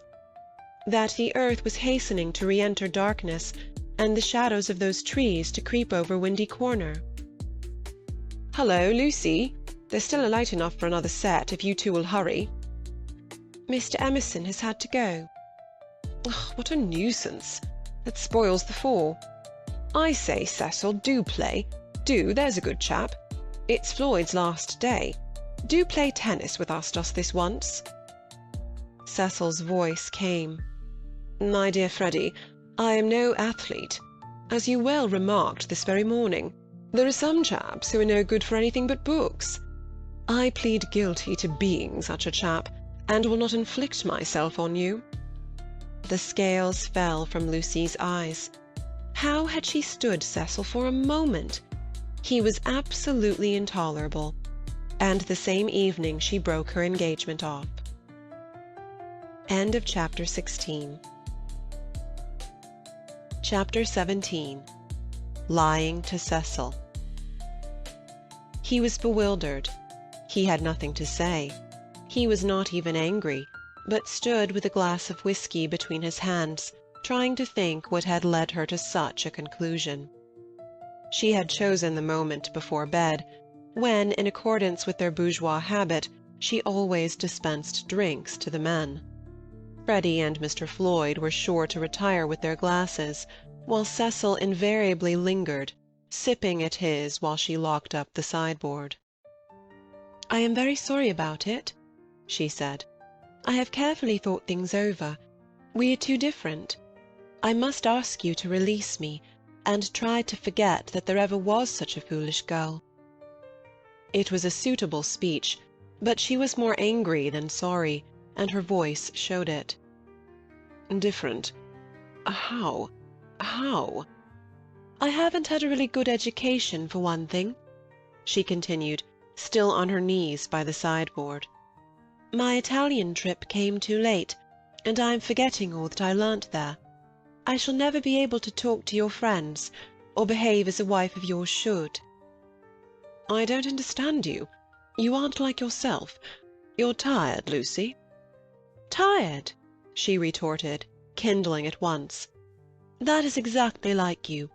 You always think women don't mean what they say." "Well, you sound tired, as if something has worried you." "What if I do?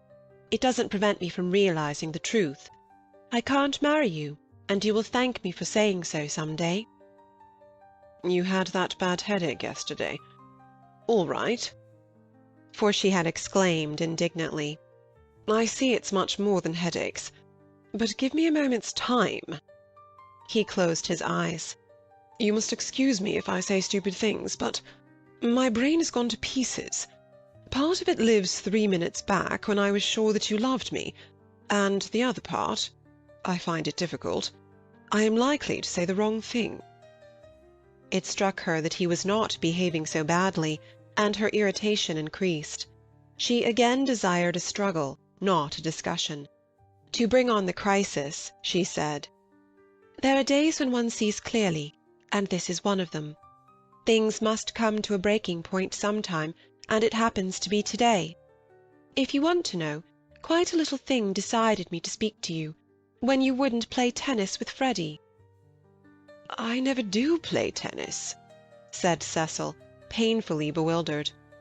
"I never could play. I don't understand a word you say. You can play well enough to make up a fool. I thought it abominably selfish of you. No, I can't. Well, never mind the tennis. Why couldn't you have warned me if you felt anything wrong? You talked of our wedding at lunch. At least, you let me talk. I knew you wouldn't understand, said Lucy quite crossly. I might have known there would have been these dreadful explanations. Of course it isn't the tennis. That was only the last straw to all I have been feeling for weeks. Surely it was better not to speak till I felt certain. She developed this position. Often before I have wondered if I were fitted for your wife, for instance in London. And are you fitted to be my husband? I don't think so. You don't like Freddie, nor my mother. There was always a lot against our engagement, Cecil, but all our relations seemed pleased, and we met so often, and it was no good mentioning it until things came to a point. They have today. I see clearly. I must speak. That's all. I cannot think you are right, said Cecil gently. I cannot tell why, but though all that you say sounds true, I feel that you are not treating me fairly. It's all too horrible. What's the good of a scene? No good. But surely I have a right to hear a little more. He put down his glass and opened the window. From where she knelt, jangling her keys, she could see a slit of darkness, and peering into it, as if it would tell him that little more, his long, thoughtful face. Don't open the window. And you'd better draw the curtain too. Freddie or anyone might be outside. He obeyed. I really think we'd better go to bed, if you don't mind. I shall only say things that will make me unhappy afterwards. As you say, it is all too horrible, and it is no good talking. But to Cecil, now that he was about to lose her, she seemed each moment more desirable. He looked at her instead of through her, for the first time since they were engaged. From a Leonardo she had become a living woman, with mysteries and forces of her own, with qualities that even eluded art. His brain recovered from the shock, and in a burst of genuine devotion he cried, "But I love you, and I did think you loved me." I did not, she said. I thought I did at first. I am sorry, and ought to have refused you this last time too. He began to walk up and down the room, and she grew more and more vexed at his dignified behaviour. She had counted on his being petty. It would have made things easier for her. By a cruel irony she was drawing out all that was finest in his disposition. "You don't love me, evidently. I dare say you were right not to. But it would hurt a little less if I knew why." "Because—" A phrase came to her, and she accepted it. "You're the sort who can't know anyone intimately." A horrified look came into his eyes. "I don't mean exactly that. But you will question me, though I beg you not to, and I must say something. It is that, more or less. When we were only acquaintances you let me be myself, but now you're always protecting me." Her voice swelled. "I won't be protected. I will choose for myself what is ladylike and right. To shield me is an insult. Can't I be trusted to face the truth, but I must get it second-hand through you? A woman's place! You despise my mother, I know you do, because she's conventional and bothers over puddings. But oh goodness!" She rose to her feet. "Conventional, Cecil. You're that. For you may understand beautiful things, but you don't know how to use them. And you wrap yourself up in art and books and music, and would try to wrap up me. I won't be stifled, not by the most glorious music, for people are more glorious, and you hide them from me. That's why I break off my engagement. You were all right as long as you kept to things, but when you came to people—" She stopped. There was a pause. Then Cecil said with great emotion, "It is true."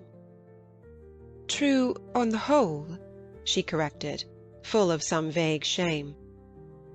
true, every word. It is a revelation. It is I.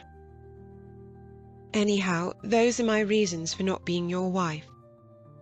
He repeated, The sort that can know no one intimately. It is true. I fell to pieces the very first day we were engaged. I behaved like a cad to Beebe and to your brother. You are even greater than I thought. She withdrew a step. I am not going to worry you. You are far too good to me. I shall never forget your insight. And, dear, I only blame you for this. You might have warned me in the early stages, before you felt you wouldn't marry me, and so have given me a chance to improve. I have never known you till this evening. I have just used you as a peg for my silly notions of what a woman should be. But this evening you are a different person. New thoughts, even a new voice. What do you mean, a new voice? She asked, seized with an uncontrollable anger. I mean that a new person seems speaking through you, said he. Then she lost her balance. She cried, If you think I am in love with someone else, you are very much mistaken. Of course I don't think that. You are not that kind, Lucy. Oh, yes, you do think it. It's your old idea, the idea that has kept you at back. I mean the idea that women are always thinking of men. If a girl breaks off her engagement, everyone says, oh, she had someone else in her mind. She hopes to get someone else. It's disgusting, brutal, as if a girl can't break it off for the sake of freedom. He answered reverently, I may have said that in the past. I shall never say it again. You have taught me better. She began to redden, and pretended to examine the windows again. Of course there is no question of someone else in this, no jilting or any such nauseous stupidity. I beg your pardon most humbly if my words suggested that there was. I only meant that there was a force in you that I hadn't known of up till now. All right, Cecil, that will do. Don't apologize to me. It was my mistake. It is a question between ideals, yours and mine, pure abstract ideals, and yours are the nobler. I was bound up in the old vicious notions, and all the time you were splendid and new. His voice broke. I must actually thank you for what you have done, for showing me what I really am. Solemnly I thank you for showing me a true woman. Will you shake hands? Of course I will, said Lucy, twisting up her other hand in the curtains. Good night, Cecil. Goodbye. That's all right. I'm sorry about it. Thank you very much for your gentleness. Let me light your candle, shall I? They went into the hall. Thank you. Good night again. God bless you, Lucy. Goodbye, Cecil. She watched him steal upstairs, while the shadows from the banisters passed over her face like the beat of wings. On the landing he paused, strong in his renunciation, and gave her a look of memorable beauty. For all his culture, Cecil was an ascetic at heart, and nothing in his love became him like the leaving of it. She could never marry. In the tumult of her soul that stood firm. Cecil believed in her. She must some day believe in herself. She must be one of the women whom she had praised so eloquently, who care for liberty and not for men. She must forget that George loved her, that George had been thinking through her and gained her this honourable release, that George had gone away into— what was it? The darkness. She put out the lamp. It did not do to think, nor, for the matter of that, to feel. She gave up trying to understand herself, and joined the vast armies of the benighted, who follow neither the heart nor the brain, and march to their destiny by catchwords. The armies are full of pleasant and pious folk, but they have yielded to the only enemy that matters, the enemy within. They have sinned against passion and truth, and vain will be their strife after virtue. As the years pass, they are censured. Their pleasantry and their piety show cracks. Their wit becomes cynicism, their unselfishness hypocrisy. They feel and produce discomfort wherever they go. They have sinned against Eros and against Pallas Athena, and not by any heavenly intervention, but by the ordinary course of nature. Those allied deities will be avenged. Lucy entered this army when she pretended to George that she did not love him, and pretended to Cecil that she loved no one. The night received her, as it had received Miss Bartlett 30 years before. End of chapter 17. Chapter 18. Lying to Mr. Beebe, Mrs. Honeychurch, Freddy, and the servants. Windy Corner lay, not on the summit of the ridge, but a few 100 feet down the southern slope, at the springing of one of the great buttresses that supported the hill. On either side of it was a shallow ravine, filled with ferns and pine trees, and down the ravine on the left ran the highway into the Weald. Whenever Mr. Beebe crossed the ridge and caught sight of these noble dispositions of the earth, and, poised in the middle of them, Windy Corner, he laughed. The situation was so glorious, the house so commonplace, not to say impertinent. The late Mr. Honeychurch had affected the cube because it gave him the most accommodation for his money, and the only addition made by his widow had been a small turret, shaped like a rhinoceros's horn, where she could sit in the wet weather and watch the carts going up and down the road. So impertinent, and yet the house did, for it was the home of people who loved their surroundings honestly. Other houses in the neighborhood had been built by expensive architects, over others their inmates had fidgeted sedulously, yet all these suggested the accidental, the temporary, while Windy Corner seemed as inevitable as an ugliness of nature's own creation. One might laugh at the house, but one never shuddered. Mr. Beebe was bicycling over this Monday afternoon with a little piece of gossip. He had heard from the Miss Allens. These admired ladies, since they could not go to Sissy Villa, had changed their plans. They were going to Greece instead. "Since Florence did my poor sister so much good," wrote Miss Catherine, "we do not see why we should not try Athens this winter. Of course Athens is a plunge, and the doctor has ordered her special digestive bread, but after all we can take that with us, and it is only getting first into a steamer and then into a train. But is there an English church?" And the letter went on to say, "I do not expect we shall go any farther than Athens, but if you know of a really comfortable pension at Constantinople, we should be so grateful." Lucy would enjoy this letter, and the smile with which Mr. Beebe greeted Windy Corner was partly for her. She would see the fun of it, and some of its beauty, for she must see some beauty. Though she was hopeless about pictures, and though she dressed so unevenly—oh, that cerise frock yesterday at church! She must see some beauty in life, or she could not play the piano as she did. He had a theory that musicians are incredibly complex, and know far less than other artists what they want and what they are, that they puzzle themselves as well as their friends, that their psychology is a modern development and has not yet been understood.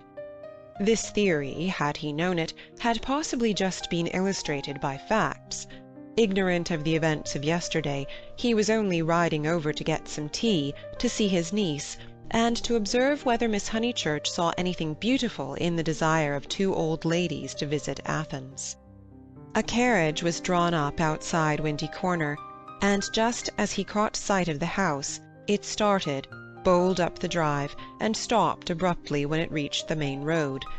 Therefore it must be the horse, who always expected people to walk up the hill in case they tired him. The door opened obediently, and 2 men emerged, whom Mr. Beebe recognized as Cecil and Freddy. They were an odd couple to go driving, but he saw a trunk beside the coachman's legs. Cecil, who wore a bowler, must be going away, while Freddy, a cap, was seeing him to the station. They walked rapidly, taking the short cuts, and reached the summit while the carriage was still pursuing the windings of the road. They shook hands with the clergyman, but did not speak. "So you're off for a minute, Mr. Vyse?" he asked. Cecil said, "Yes," while Freddy edged away. "I was coming to show you this delightful letter from those friends of Miss Honeychurch's." He quoted from it. "Isn't it wonderful? Isn't it romance? Most certainly they will go to Constantinople. They are taken in a snare that cannot fail. They will end by going round the world." Cecil listened civilly, and said he was sure that Lucy would be amused and interested. "Isn't romance capricious? I never notice it in you young people. You do nothing but play lawn tennis and say that romance is dead, while the Miss Allens are struggling with all the weapons of propriety against the terrible thing. A really comfortable pension at Constantinople. So they call it out of decency, but in their hearts they want a pension with magic windows opening on the foam of perilous seas in fairylands forlorn. No ordinary view will content the Miss Allens. They want the pension Keats." "I'm awfully sorry to interrupt, Mr. Beebe," said Freddy, "but have you any matches?" "I have," said Cecil, and it did not escape Mr. Beebe's notice that he spoke to the boy more kindly. "You have never met these Miss Allens, have you, Mr. Vyse?" "Never." "Then you don't see the wonder of this Greek visit. I haven't been to Greece myself, and I don't mean to go, and I can't imagine any of my friends going. It is altogether too big for our little lot. Don't you think so? Italy is just about as much as we can manage. Italy is heroic, but Greece is godlike or devilish. I am not sure which, and in either case absolutely out of our suburban focus. All right, Freddy, I'm not being clever, upon my word I am not. I took the idea from another fellow. And give me those matches when you've done with them." He lit a cigarette and went on talking to the two young men.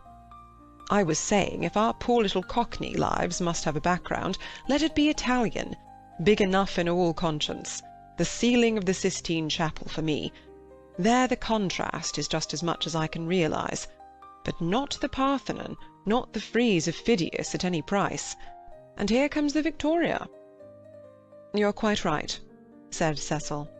"Greece is not for our little lot." And he got in.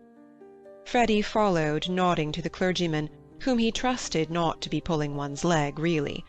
And before they had gone a dozen yards he jumped out, and came running back for Vyse's matchbox, which had not been returned. As he took it, he said, "I'm so glad you only talked about books. Cecil's hard hit. Lucy won't marry him. If you've gone on about her as you did about them, he might have broken down." "But when?" "Late last night. I must go." "Perhaps they won't want me down there." "No, go on. Good-bye." "Thank goodness!" exclaimed Mr. Beebe to himself, and struck the saddle of his bicycle approvingly. "It was the one foolish thing she ever did. Oh, what a glorious riddance!" And, after a little thought, he negotiated the slope into Windy Corner, light of heart. The house was again as it ought to be, cut off forever from Cecil's pretentious world. He would find Miss Minnie down the garden. In the drawing-room Lucy was tinkling at a Mozart sonata. He hesitated a moment, but went down the garden as requested. There he found a mournful company. It was a blustering day, and the wind had taken and broken the dahlias. Mrs. Honeychurch, who looked cross, was tying them up, while Miss Bartlett, unsuitably dressed, impeded her with offers of assistance. At a little distance stood Minnie and the garden child, a minute importation, each holding either end of a long piece of bass. "Oh, how do you do, Mr. Beebe? Gracious, what a mess everything is! Look at my scarlet pom-poms, and the wind blowing your skirts about, and the ground so hard that not a prop will stick in, and then the carriage having to go out when I had counted on having Powell, who, give everyone their due, does tie up dahlias properly." Evidently Mrs. Honeychurch was shattered. "How do you do?" said Miss Bartlett, with a meaning glance, as though conveying that more than dahlias had been broken off by the autumn gales. "Here, Lenny, the bass," cried Mrs. Honeychurch. The garden child, who did not know what Bass was, stood rooted to the path with horror. Minnie slipped to her uncle, and whispered that everyone was very disagreeable to-day, and that it was not her fault if dahlia strings would tear long ways instead of across. "Come for a walk with me," he told her. "You have worried them as much as they can stand. Mrs. Honeychurch, I only called in aimlessly. I shall take her up to tea at the Beehive Tavern, if I may." "Oh, must you? Yes, do. Not the scissors, thank you, Charlotte, when both my hands are full already. I'm perfectly certain that the orange cactus will go before I can get to it." Mr. Beebe, who was an adept at relieving situations, invited Miss Bartlett to accompany them to this mild festivity. "Yes, Charlotte, I don't want you. Do go. There's nothing to stop about for, either in the house or out of it." Miss Bartlett said that her duty lay in the dahlia bed, but when she had exasperated every one, except Minnie, by a refusal, she turned round and exasperated Minnie by an acceptance. As they walked up the garden, the orange cactus fell, and Mr. Beebe's last vision was of the garden child clasping it like a lover, his dark head buried in a wealth of blossom. "It is terrible, this havoc among the flowers," he remarked. "It is always terrible when the promise of months is destroyed in a moment," enunciated Miss Bartlett. "Perhaps we ought to send Miss Honeychurch down to her mother, or will she come with us?" "I think we had better leave Lucy to herself, and to her own pursuits." "They're angry with Miss Honeychurch because she was late for breakfast," whispered Minnie. "And Mr. Floyd is gone, and Mr. Vyse is gone, and Freddie won't play with me. In fact, Uncle Arthur, the house is not at all what it was yesterday." "Don't be a prig," said her Uncle Arthur. "Go and put on your boots." He stepped into the drawing-room, where Lucy was still attentively pursuing the sonatas of Mozart. She stopped when he entered. "How do you do? Miss Bartlett and Minnie are coming with me to tea at the Beehive. Would you come too?" "I don't think I will, thank you." "No, I didn't suppose you would care too much." Lucy turned to the piano and struck a few chords. "How delicate those sonatas are," said Mr. Beebe, though at the bottom of his heart he thought them silly little things. Lucy passed into Schumann. "Miss Honeychurch." "Yes?" "I met them on the hill. Your brother told me." "Oh, did he?" She sounded annoyed. Mr. Beebe felt hurt, for he had thought that she would like him to be told. "I needn't say that it will go no further." "Mother, Charlotte, Cecil, Freddie, you," said Lucy, playing a note for each person who knew, and then playing a sixth note. "If you'll let me say so, I am very glad, and I am certain that you have done the right thing." "And so I hoped other people would think, but they don't seem to." "I could see that Miss Bartlett thought it unwise." "So does Mother. Mother minds dreadfully." "I am very sorry for that," said Mr. Beebe with feeling. Mrs. Honeychurch, who hated all changes, did mind, but not nearly as much as her daughter pretended, and only for the minute. It was really a ruse of Lucy's to justify her despondency, a ruse of which she was not herself conscious, for she was marching in the armies of darkness. "And Freddie minds." "Still, Freddie never hit it off with Vyse much, did he? I gathered that he disliked the engagement, and felt it might separate him from you." "Boys are so odd." Minnie could be heard arguing with Miss Bartlett through the floor. Tea at the Beehive apparently involved a complete change of apparel. Mr. Beebe saw that Lucy, very properly, did not wish to discuss her action, so after a sincere expression of sympathy he said, "I have had an absurd letter from Miss Allen. That was really what brought me over. I thought it might amuse you all." "How delightful," said Lucy in a dull voice. For the sake of something to do, he began to read her the letter. After a few words her eyes grew alert, and soon she interrupted him with, "Going abroad? When do they start?" "Next week, I gather." "Did Freddie say whether he was driving straight back?" "No, he didn't." "Because I do hope he won't go gossiping." So she did want to talk about her broken engagement. Always complacent, he put the letter away. But she at once exclaimed in a high voice, "Oh, do tell me more about the Miss Allens. How perfectly splendid of them to go abroad." "I want them to start from Venice and go in a cargo steamer down the Illyrian coast." She laughed heartily. "Oh, delightful! I wish they'd take me." "Has Italy filled you with the fever of travel? Perhaps George Emerson is right. He says that Italy is only a euphemism for fate." "Oh, not Italy, but Constantinople. I have always longed to go to Constantinople. Constantinople is practically Asia, isn't it?" Mr. Beebe reminded her that Constantinople was still unlikely, and that the Miss Allens only aimed at Athens.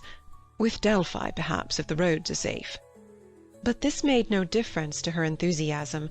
She had always longed to go to Greece even more, it seemed. He saw, to his surprise, that she was apparently serious. "I didn't realize that you and the Miss Allens were still such friends, after Cissy Villa." "Oh, that's nothing. I assure you Cissy Villa's nothing to me. I would give anything to go with them." "Would your mother spare you again so soon? You have scarcely been home 3 months." "She must spare me," cried Lucy in growing excitement. "I simply must go away. I have to." She ran her fingers hysterically through her hair. "Don't you see that I have to go away? I didn't realize at the time, and of course I want to see Constantinople so particularly." "You mean that since you've broken off your engagement you feel—" Yes, yes, I knew you would understand." Mr. Beebe did not quite understand. Why could not Miss Honeychurch repose in the bosom of her family? Cecil had evidently taken up the dignified line, and was not going to annoy her. Then it struck him that her family itself might be annoying. He hinted this to her, and she accepted the hint eagerly. "Yes, of course. To go to Constantinople until they are used to the idea and everything is calmed down." "I'm afraid it has been a bothersome business," he said gently. "No, not at all. Cecil was very kind indeed. Only—I had better tell you the whole truth, since you have heard a little. It was that he is so masterful. I found that he wouldn't let me go my own way. He would improve me in places where I can't be improved. Cecil won't let a woman decide for herself. In fact, he daren't. What nonsense I do talk! But that is the kind of thing." "It is what I gathered from my own observation of Mr. Vyse. It is what I gather from all that I have known of you. I do sympathize and agree most profoundly. I agree so much that you must let me make one little criticism. Is it worth while rushing off to Greece?" "But I must go somewhere," she cried. "I have been worrying all the morning, and here comes the very thing." She struck her knees with clenched fists and repeated, "I must. And the time I shall have with mother, and all the money she spent on me last spring. You all think much too highly of me. I wish you weren't so kind." At this moment Miss Bartlett entered, and her nervousness increased. "I must get away, ever so far. I must know my own mind and where I want to go." "Come along. Tea, tea, tea," said Mr. Beebe, and hustled his guests out of the front door. He hustled them so quickly that he forgot his hat. When he returned for it, he heard, to his relief and surprise, the tinkling of a Mozart sonata. "She is playing again," he said to Miss Bartlett. "Lucy can always play," was the acid reply. "One is very thankful that she has such a resource. She is evidently much worried, as of course she ought to be. I know all about it. The marriage was so near that it must have been a hard struggle before she could wind herself up to speak." Miss Bartlett gave a kind of wriggle, and he prepared for a discussion. He had never fathomed Miss Bartlett. As he had put it to himself at Florence, "She might yet reveal depths of strangeness, if not of meaning." But she was so unsympathetic that she must be reliable. He assumed that much, and he had no hesitation in discussing Lucy with her. Minnie was fortunately collecting ferns. She opened the discussion with, "We had much better let the matter drop." "I wonder." "It is of the highest importance that there should be no gossip in Summer Street. It would be death to gossip about Mr. Vyse's dismissal at the present moment." Mr. Beebe raised his eyebrows. Death is a strong word, surely too strong. There was no question of tragedy. He said, "Of course Miss Honeychurch will make the fact public in her own way and when she chooses. Freddie only told me because he knew she would not mind." "I know," said Miss Bartlett civilly. "Yet Freddie ought not to have told even you. One cannot be too careful." "Quite so." "I do implore absolute secrecy. A chance word to a chattering friend, and—" "Exactly." He was used to these nervous old maids and to the exaggerated importance that they attach to words. A rector lives in a web of petty secrets, and confidences, and warnings, and the wiser he is, the less he will regard them. He will change the subject, as did Mr. Beebe, saying cheerfully, "Have you heard from any Bertolini people lately? I believe you keep up with Miss Lavish. It is odd how we of that pension, who seemed such a fortuitous collection, have been working into one another's lives. 2, 3, 4, 6 of us, no 8, I had forgotten the Emersons, have kept more or less in touch. We really must give the Signora a testimonial." And Miss Bartlett, not favouring the scheme, they walked up the hill in a silence which was only broken by the rector naming some fern. On the summit they paused. The sky had grown wilder since he stood there last hour, giving to the land a tragic greatness that is rare in Surrey. Grey clouds were charging across tissues of white, which stretched and shredded and tore slowly, until through their final layers there gleamed a hint of the disappearing blue. Summer was retreating. The wind roared, the trees groaned, yet the noise seemed insufficient for those vast operations in heaven. The weather was breaking up, breaking, broken, and it is a sense of the fit rather than of the supernatural that equips such crises with the salvos of angelic artillery. Mr. Beebe's eyes rested on Windy Corner, where Lucy sat, practising Mozart. No smile came to his lips, and changing the subject again, he said, "We shan't have rain, but we shall have darkness, so let us hurry on. The darkness last night was appalling." They reached the Beehive Tavern at about 5 o'clock. That amiable hostelry possesses a veranda, in which the young and the unwise do dearly love to sit, while guests of more mature years seek a pleasant sanded room, and have tea at a table comfortably. Mr. Beebe saw that Miss Bartlett would be cold if she sat out, and that Minnie would be dull if she sat in, so he proposed a division of forces. They would hand the child her food through the window. Thus he was incidentally enabled to discuss the fortunes of Lucy. "I have been thinking, Miss Bartlett," he said, "and unless you very much object, I would like to reopen that discussion." She bowed. "Nothing about the past. I know little and care less about that. I am absolutely certain that it is to your cousin's credit. She has acted loftily and rightly, and it is like her gentle modesty to say that we think too highly of her. But the future. Seriously, what do you think of this Greek plan?" He pulled out the letter again. "I don't know whether you overheard, but she wants to join the Miss Allens in their mad career. It's all—I can't explain. It's wrong."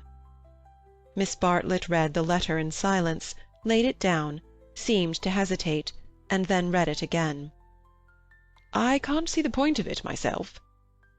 To his astonishment she replied, "There I cannot agree with you. In it I spy Lucy's salvation." "Really? Now, why?" "She wanted to leave Windy Corner." "I know, but it seems so odd, so unlike her, so—I was going to say selfish."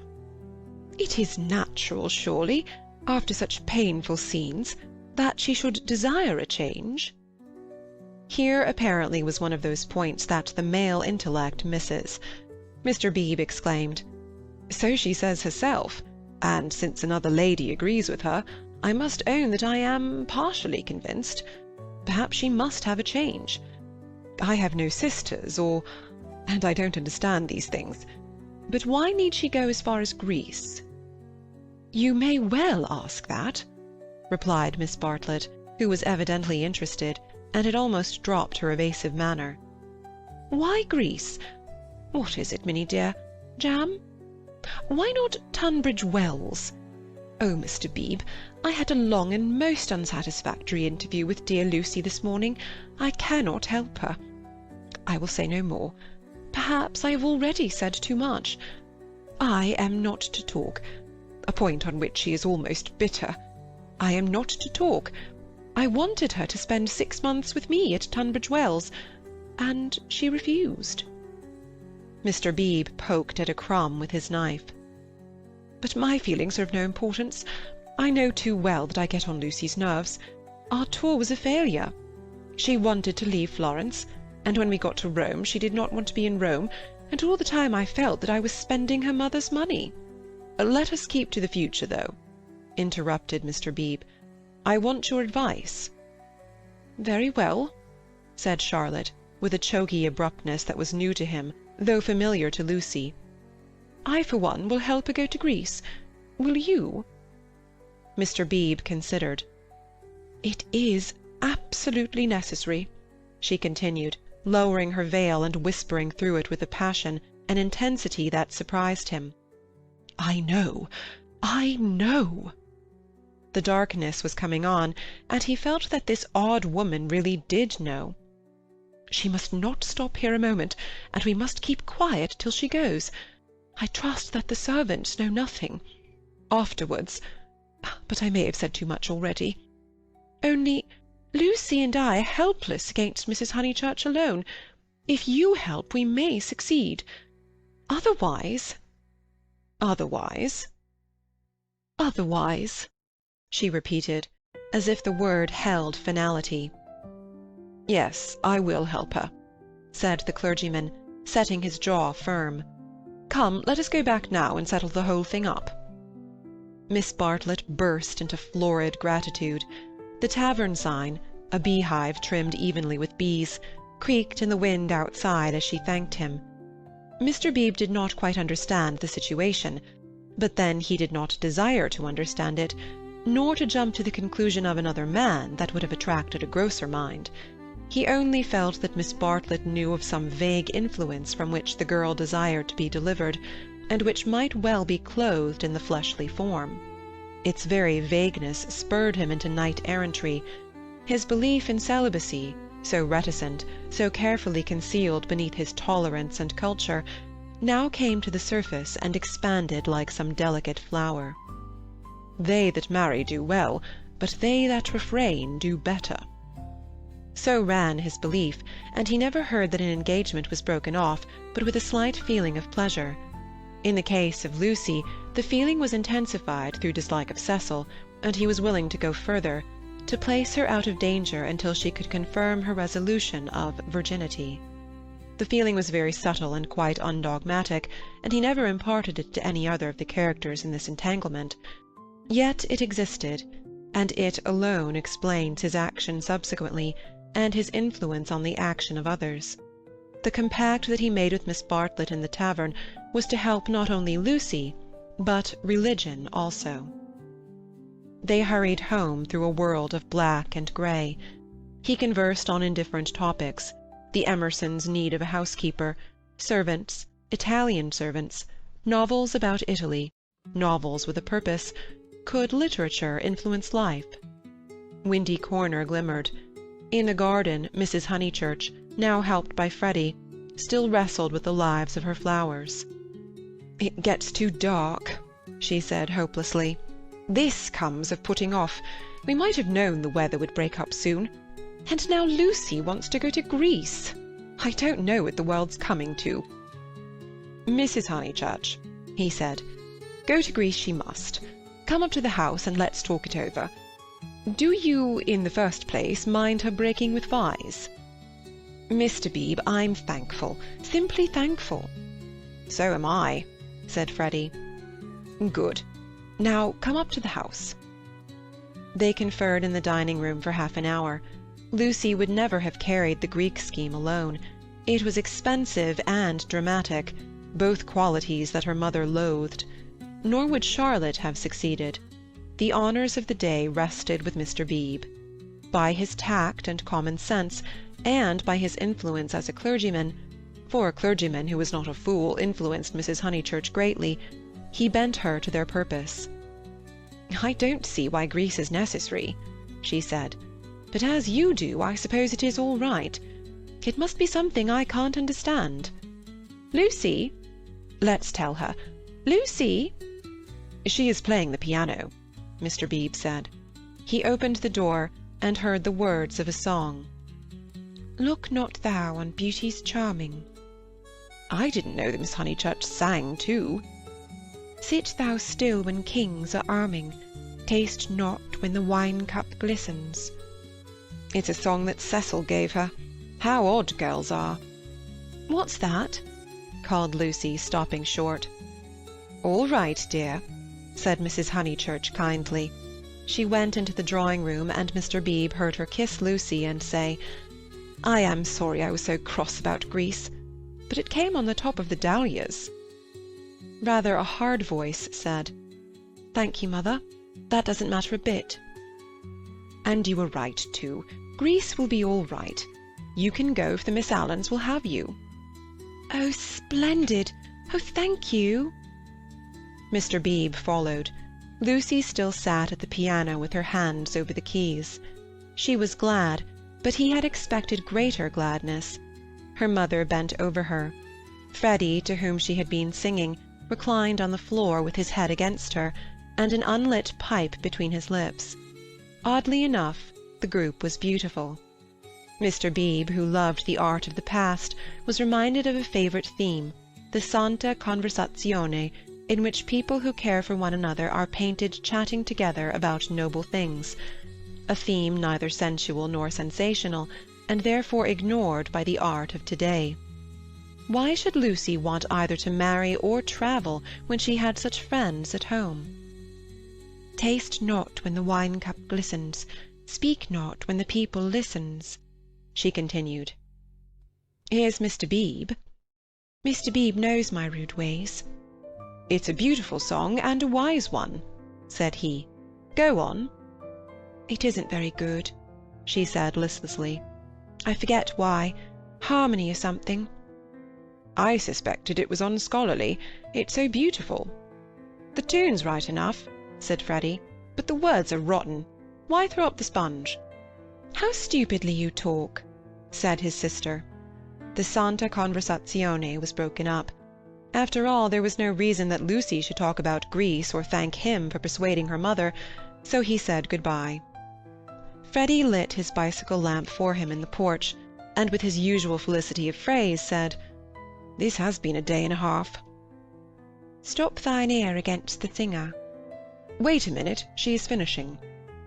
"From the red gold keep thy finger, vacant heart and hand and eye, easy live and quiet die."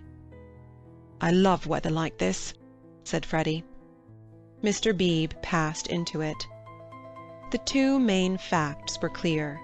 She had behaved splendidly, and he had helped her.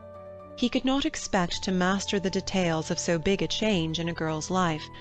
If here and there he was dissatisfied or puzzled, he must acquiesce. She was choosing the better part. "Vacant heart and hand and eye." Perhaps the song stated the better part rather too strongly. He half fancied that the soaring accompaniment, which he did not lose in the shout of the gale, really agreed with Freddy, and was gently criticizing the words that it adorned.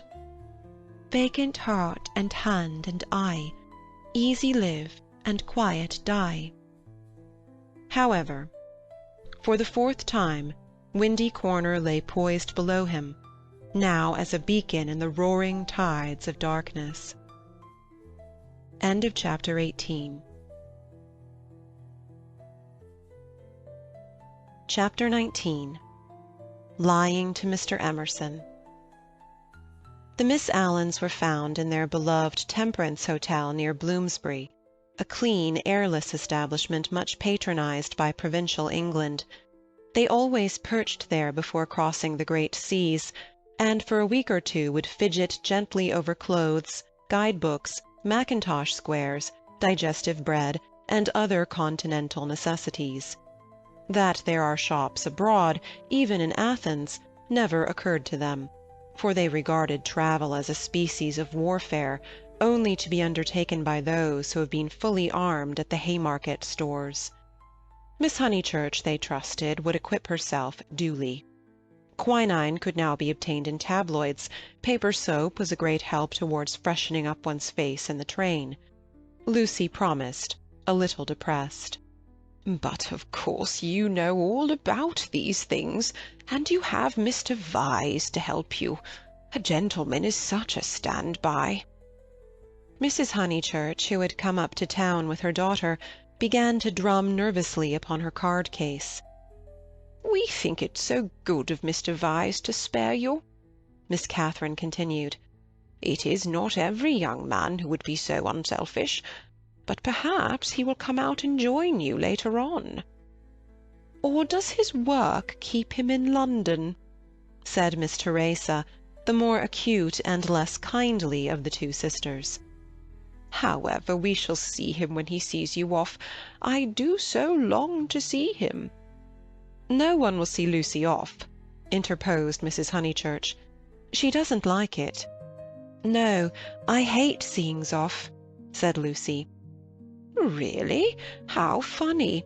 I should have thought that in this case—" "Oh, Mrs. Honeychurch, you aren't going. It is such a pleasure to have met you."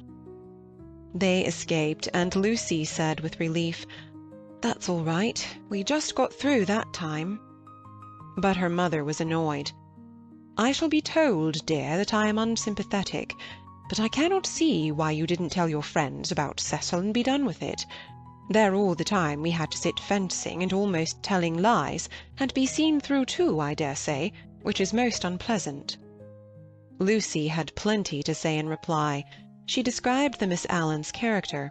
They were such gossips, and if one told them, the news would be everywhere in no time. "But why shouldn't it be everywhere in no time?" "Because I settled with Cecil not to announce it until I left England. I shall tell them then. It's much pleasanter. How wet it is! Let's turn in here." Here was the British Museum. Mrs. Honeychurch refused. If they must take shelter, let it be in a shop. Lucy felt contemptuous, for she was on the tack of caring for Greek sculpture, and had already borrowed a mythological dictionary from Mr. Beebe to get up the names of the goddesses and gods. "Oh, well, let it be a shop, then. Let's go to Mudie's. I'll buy a guide-book." "You know, Lucy, you and Charlotte and Mr. Beebe all tell me I'm so stupid, so I suppose I am, but I shall never understand this hole-and-corner work. You've got rid of Cecil, well and good, and I'm thankful he's gone, though I did feel angry for the minute. But why not announce it? Why all this hushing up and tiptoeing?" "It's only for a few days." "But why at all?" Lucy was silent. She was drifting away from her mother. It was quite easy to say, "Because George Emerson has been bothering me, and if he hears I've given up Cecil, may begin again." Quite easy, and it had the incidental advantage of being true. But she could not say it. She disliked confidences, for they might lead to self-knowledge and to that king of terrors, light. Ever since that last evening at Florence, she had deemed it unwise to reveal her soul. Mrs. Honeychurch, too, was silent. She was thinking, "My daughter won't answer me. She would rather be with those inquisitive old maids than with Freddie and me. Any rag-tag and bobtail apparently does if she can leave her home." And as in her case thoughts never remained unspoken long, she burst out with, "You're tired of Windy Corner?" This was perfectly true. Lucy had hoped to return to Windy Corner when she escaped from Cecil, but she discovered that her home existed no longer. It might exist for Freddie, who still lived and thought straight, but not for one who had deliberately warped the brain. She did not acknowledge that her brain was warped, for the brain itself must assist in that acknowledgment, and she was disordering the very instruments of life. She only felt, "I do not love George. I broke off my engagement because I did not love George. I must go to Greece because I do not love George. It is more important that I should look up gods in the dictionary than that I should help my mother.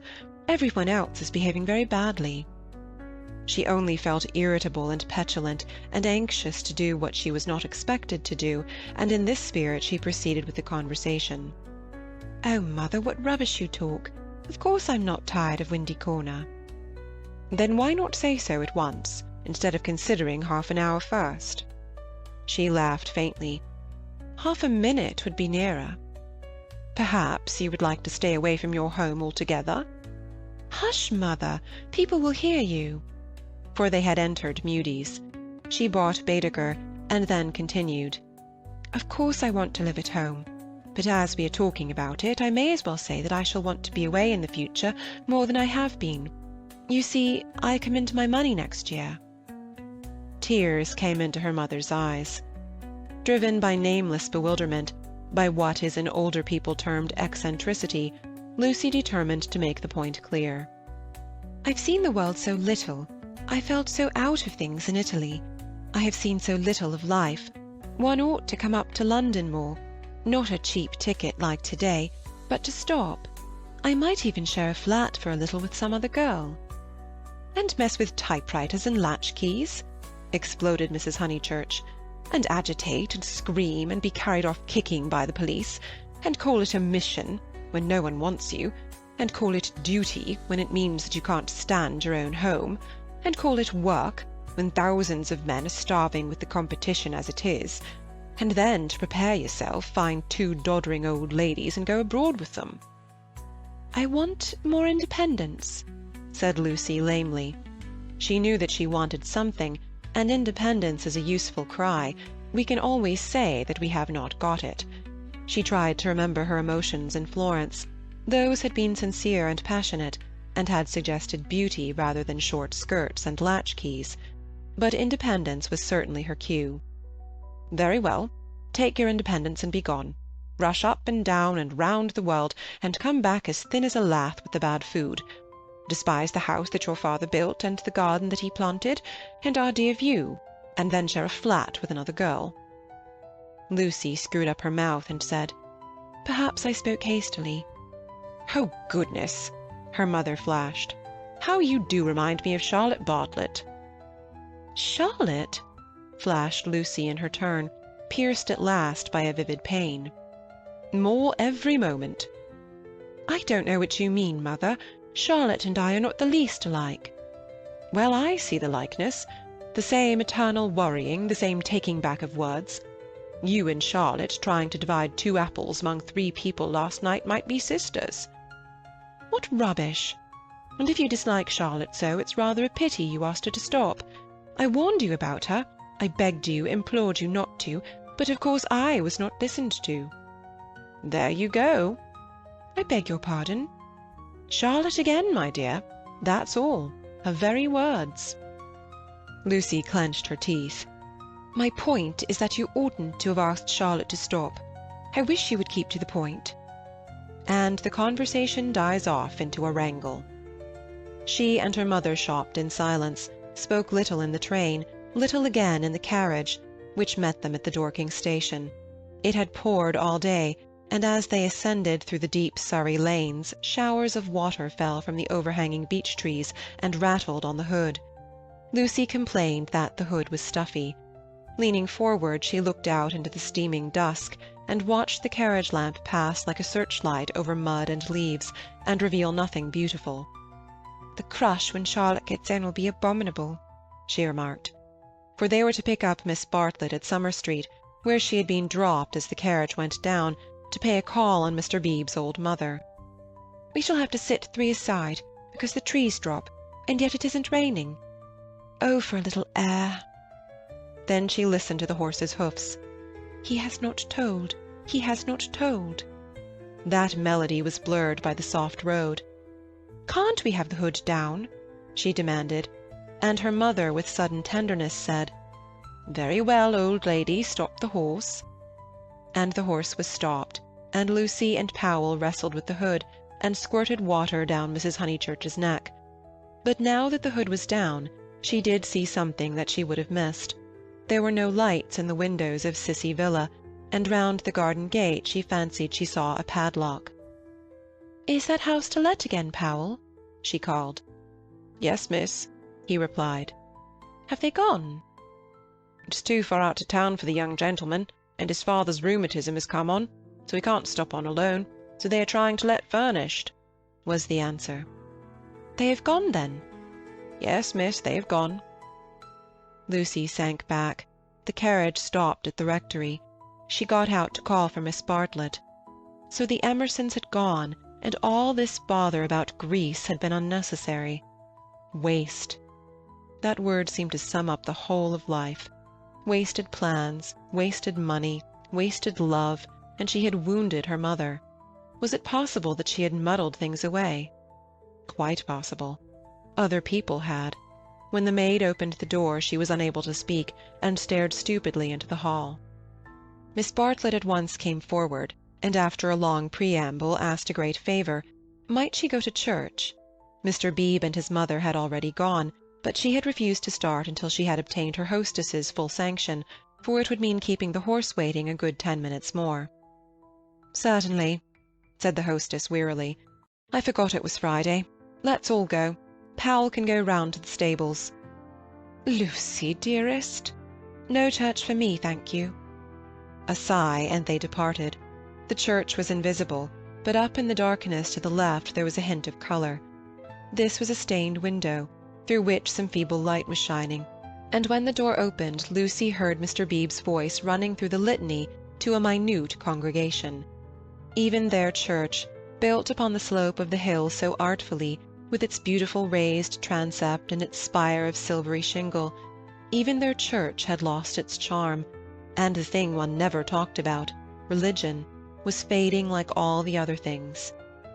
She followed the maid into the rectory. Would she object to sitting in Mr. Beebe's study? There was only that one fire. She would not object. Someone was there already, for Lucy heard the words, "A lady to wait, sir." Old Mr. Emerson was sitting by the fire, with his foot upon a gout stool. "Oh, Miss Honeychurch, that you should come!" he quavered, and Lucy saw an alteration in him since last Sunday. Not a word would come to her lips. George she had faced, and could have faced again, but she had forgotten how to treat his father. "Miss Honeychurch, we are so sorry. George is so sorry. He thought he had a right to try. I cannot blame my boy, and yet I wish he had told me first. He ought not to have tried. I knew nothing about it at all." If only she could remember how to behave. He held up his hand. "But you must not scold him." Lucy turned her back and began to look at Mr. Beebe's books. "I taught him," he quavered, "to trust in love. I said, when love comes, that is reality. I said, passion does not blind. No, passion is sanity, and the woman you love, she is the only person you will ever really understand." He sighed. "True, everlastingly true, though my day is over, and though there is the result. Poor boy, he is so sorry. He said that he knew it was madness when you brought your cousin in, that whatever you felt, you did not mean. Yet—" His voice gathered strength. He spoke out to make certain. "Miss Honeychurch, do you remember Italy?" Lucy selected a book, a volume of Old Testament commentaries. Holding it up to her eyes, she said, "I have no wish to discuss Italy or any subject connected with your son."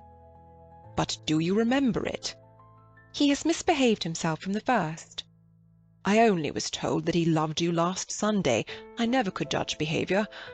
I suppose he has." Feeling a little steadier, she put the book back and turned round to him. His face was drooping and swollen, but his eyes, though they were sunken deep, gleamed with a child's courage. "Why, he has behaved abominably," she said. "I am glad he is sorry. Do you know what he did?" "Not abominably," was the gentle correction. "He only tried what he should not have tried. You have all you want, Miss Honeychurch. You are going to marry the man you love. Do not go out of George's life saying he is abominable." "No, of course," said Lucy, ashamed at the reference to Cecil. "Abominable is too strong a word. I am sorry I used it about your son. I think I will go to church after all. My mother and cousin have gone. I shall not be so very late." "Especially as he has gone under," he said quietly. "What was that?" "Gone under naturally." He beat his palms together in silence. His head fell on his chest. "I don't understand." "As his mother did." "But, Mr. Emerson, what are you talking about?" "When I wouldn't have George baptized," said he. Lucy was frightened. "And she agreed that baptism was nothing, but he caught that fever when he was 12, and she turned round. She thought it a judgment." He shuddered. "Oh, horrible, when we had given up that sort of thing and broken away from her parents.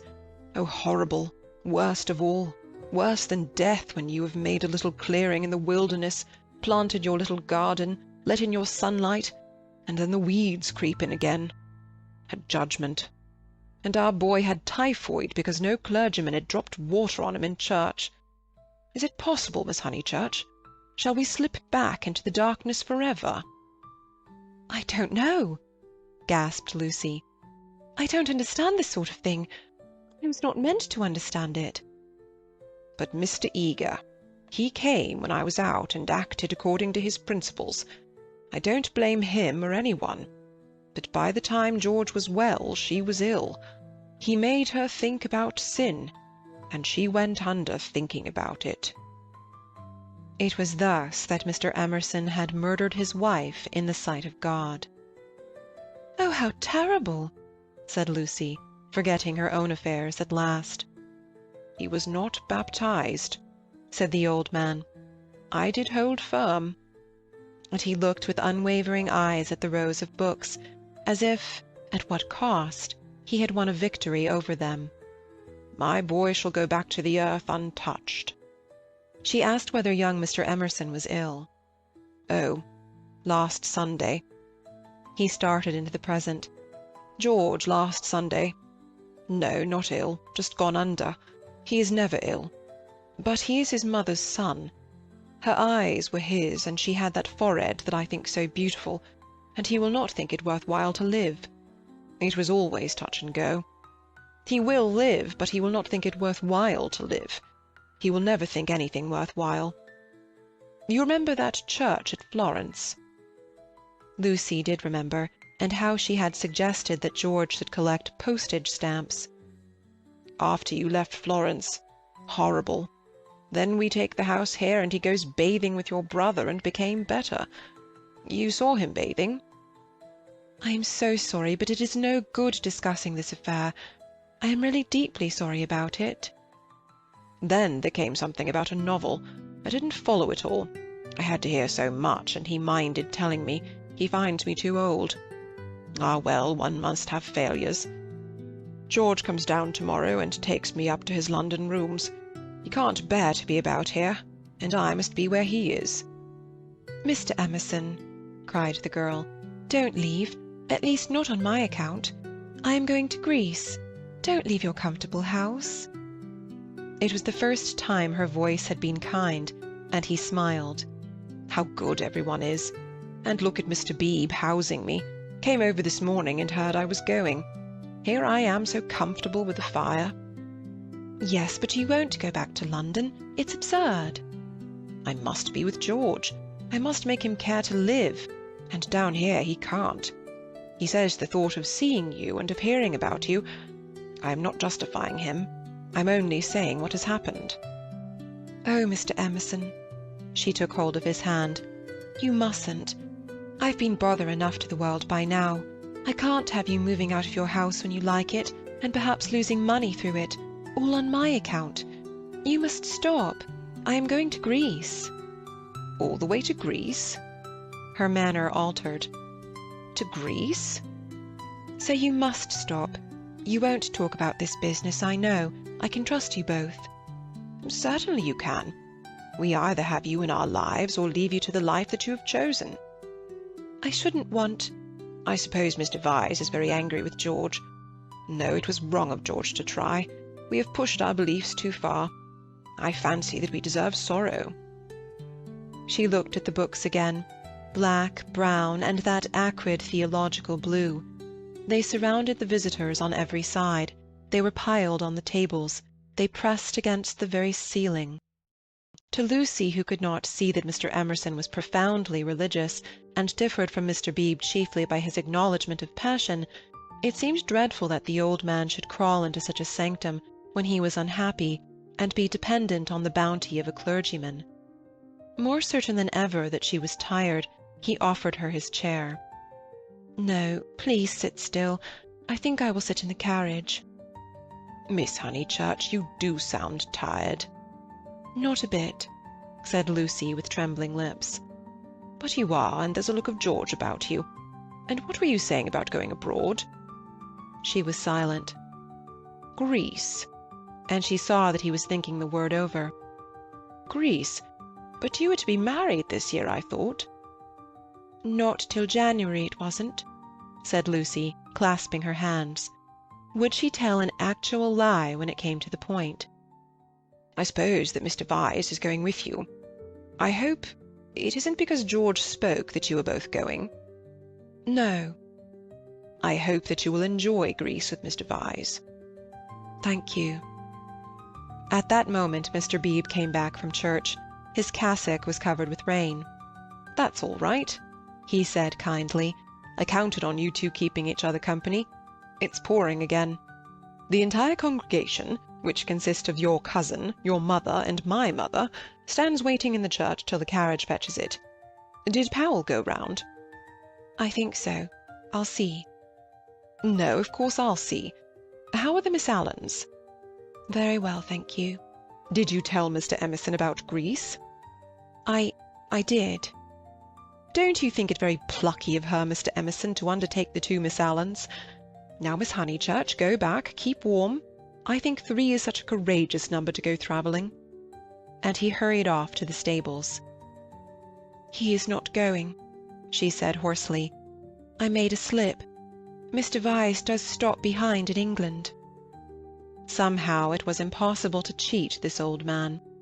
To George, to Cecil, she would have lied again, but he seemed so near the end of things, so dignified in his approach to the gulf, of which he gave one account, and the books that surrounded him another, so mild to the rough paths that he had traversed, that the true chivalry, not the worn-out chivalry of sex, but the true chivalry that all the young may show to all the old, awoke in her, and at whatever risk, she told him that Cecil was not her companion to Greece, and she spoke so seriously that the risk became a certainty, and he, lifting his eyes, said, "You are leaving him? You are leaving the man you love?" I had to." "Why, Miss Honeychurch? Why?" Terror came over her, and she lied again. She made the long, convincing speech that she had made to Mr. Beebe, and intended to make to the world when she announced that her engagement was no more. He heard her in silence, and then said, "My dear, I am worried about you. It seems to me," dreamily, she was not alarmed, "that you are in a muddle." She shook her head. "Take an old man's word, there's nothing worse than a muddle in all the world. It is easy to face death and fate and the things that sound so dreadful. It is on my muddles that I look back with horror, on the things that I might have avoided. We can help one another but little. I used to think I could teach young people the whole of life, but I know better now, and all my teaching of George has come down to this: beware of muddles. Do you remember in that church when you pretended to be annoyed with me and weren't? Do you remember before when you refused the room with a view? Those were muddles, little but ominous, and I am fearing that you are in one now." She was silent. "Do trust me, Miss Honeychurch. Though life is very glorious, it is difficult." She was still silent. "Life," wrote a friend of mine, "is a public performance on the violin, in which you must learn the instrument as you go along." I think he puts it well. Man has to pick up the use of his functions as he goes along, especially the function of love. Then he burst out excitedly. "That's it! That's what I mean! You love George!" And after his long preamble, The 3 words burst against Lucy like waves from the open sea. "But you do," he went on, not waiting for contradiction. "You love the boy body and soul, plainly, directly, as he loves you, and no other word expresses it. You won't marry the other man for his sake." "How dare you?" gasped Lucy, with the roaring of waters in her ears. "Oh, how like a man! I mean to suppose that a woman is always thinking about a man." "But you are." She summoned physical disgust. "You're shocked, but I mean to shock you. It's the only hope at times. I can reach you no other way. You must marry, or your life will be wasted. You have gone too far to retreat. I have no time for the tenderness and the comradeship and the poetry and the things that really matter, and for which you marry. I know that with George you will find them, and that you love him. Then be his wife. He is already part of you. Though you fly to Greece and never see him again, or forget his very name, George will work in your thoughts till you die. It isn't possible to love and to part. You will wish that it was. You can transmute love, ignore it, muddle it, but you can never pull it out of you. I know by experience that the poets are right. Love is eternal." Lucy began to cry with anger, and though her anger passed away soon, her tears remained. "I only wish poets would say this too, that love is of the body. Not the body, but of the body. Ah, the misery that would be saved if we confessed that. Ah, for a little directness to liberate the soul. Your soul, dear Lucy. I hate the word now because of all the cant with which superstition has wrapped it round, but we have souls. I cannot say how they came, nor whither they go, but we have them, and I see you ruining yours. I cannot bear it. It is again the darkness creeping in. It is hell." Then he checked himself. "What nonsense I have talked! How abstract and remote! And I have made you cry. Dear girl, forgive my prosiness. Marry my boy. When I think what life is, and how seldom love is answered by love, marry him. It is one of the moments for which the world was made." She could not understand him. The words were indeed remote. Yet as he spoke the darkness was withdrawn, veil after veil, and she saw to the bottom of her soul. "Then, Lucy—" "You frightened me," she moaned. "Cecil, Mr. Beebe, the tickets bought, everything." She fell sobbing into the chair. "I'm caught in the tangle. I must suffer and grow old away from him. I cannot break the whole of life for his sake. They trusted me." A carriage drew up at the front door. "Give George my love, once only. Tell him, muddle." Then she arranged her veil, while the tears poured over her cheeks inside. "Lucy!" "No, they are in the hall. Oh, please not, Mr. Emerson. They trust me." "But why should they, when you have deceived them?" Mr. Beebe opened the door, saying, "Here's my mother. You're not worthy of their trust." "What's that?" said Mr. Beebe sharply. "I was saying, why should you trust her when she deceived you?" "1 minute, mother." He came in and shut the door. "I don't follow you, Mr. Emerson. To whom do you refer? Trust whom?"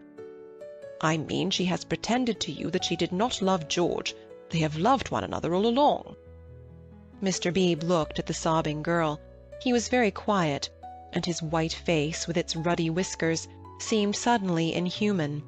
A long black column, he stood and awaited her reply. "I shall never marry him," quavered Lucy. A look of contempt came over him, and he said, "Why not?" "Oh, Mr. Beebe, I have misled you. I have misled myself." "Oh, rubbish, Miss Honeychurch." "It is not rubbish," said the old man hotly. "It's the part of people that you don't understand." Mr. Beebe laid his hand on his shoulder pleasantly. "Lucy! Lucy!" called voices from the carriage. "Mr. Beebe, could you help me?" He looked amazed at the request, and said in a low, stern voice, I am more grieved than I can possibly express. It is lamentable, lamentable, incredible." "What is wrong with the boy?" fired up the other again. "Nothing, Mr. Emerson, except that he no longer interests me. Marry George, Miss Honeychurch. He will do admirably." He walked out and left them. They heard him guiding his mother upstairs. "Lucy!" the voices called. She turned to Mr. Emerson in despair, but his face revived her. It was the face of a saint who understood. "Now it is all dark. Now beauty and passion seem never to existed. I know. But remember the mountains over Florence and the view. Ah, dear, if I were George and gave you one kiss, it would make you brave. You have to go cold into a battle that needs warmth, out into the muddle that you have made yourself. And your mother and all your friends will despise you, oh, my darling, and rightly, if it is ever right to despise. George still dark, and all the tussle and the misery without a word from him. Am I justified?" Into his own eyes tears came. "Yes, for we fight for more than love or pleasure. There is truth. Truth counts. Truth does count." "You kiss me," said the girl. "You kiss me. I will try." He gave her a sense of deities reconciled, a feeling that, in gaining the man she loved, she would gain something for the whole world. Throughout the squalor of her homeward drive, she spoke at once, his salutation remained. He had robbed the body of its taint, the world's taunts of their sting. He had shown her the holiness of direct desire. She never exactly understood, she would say in after years, how he managed to strengthen her. It was as if he had made her see the whole of everything at once. End of chapter 19.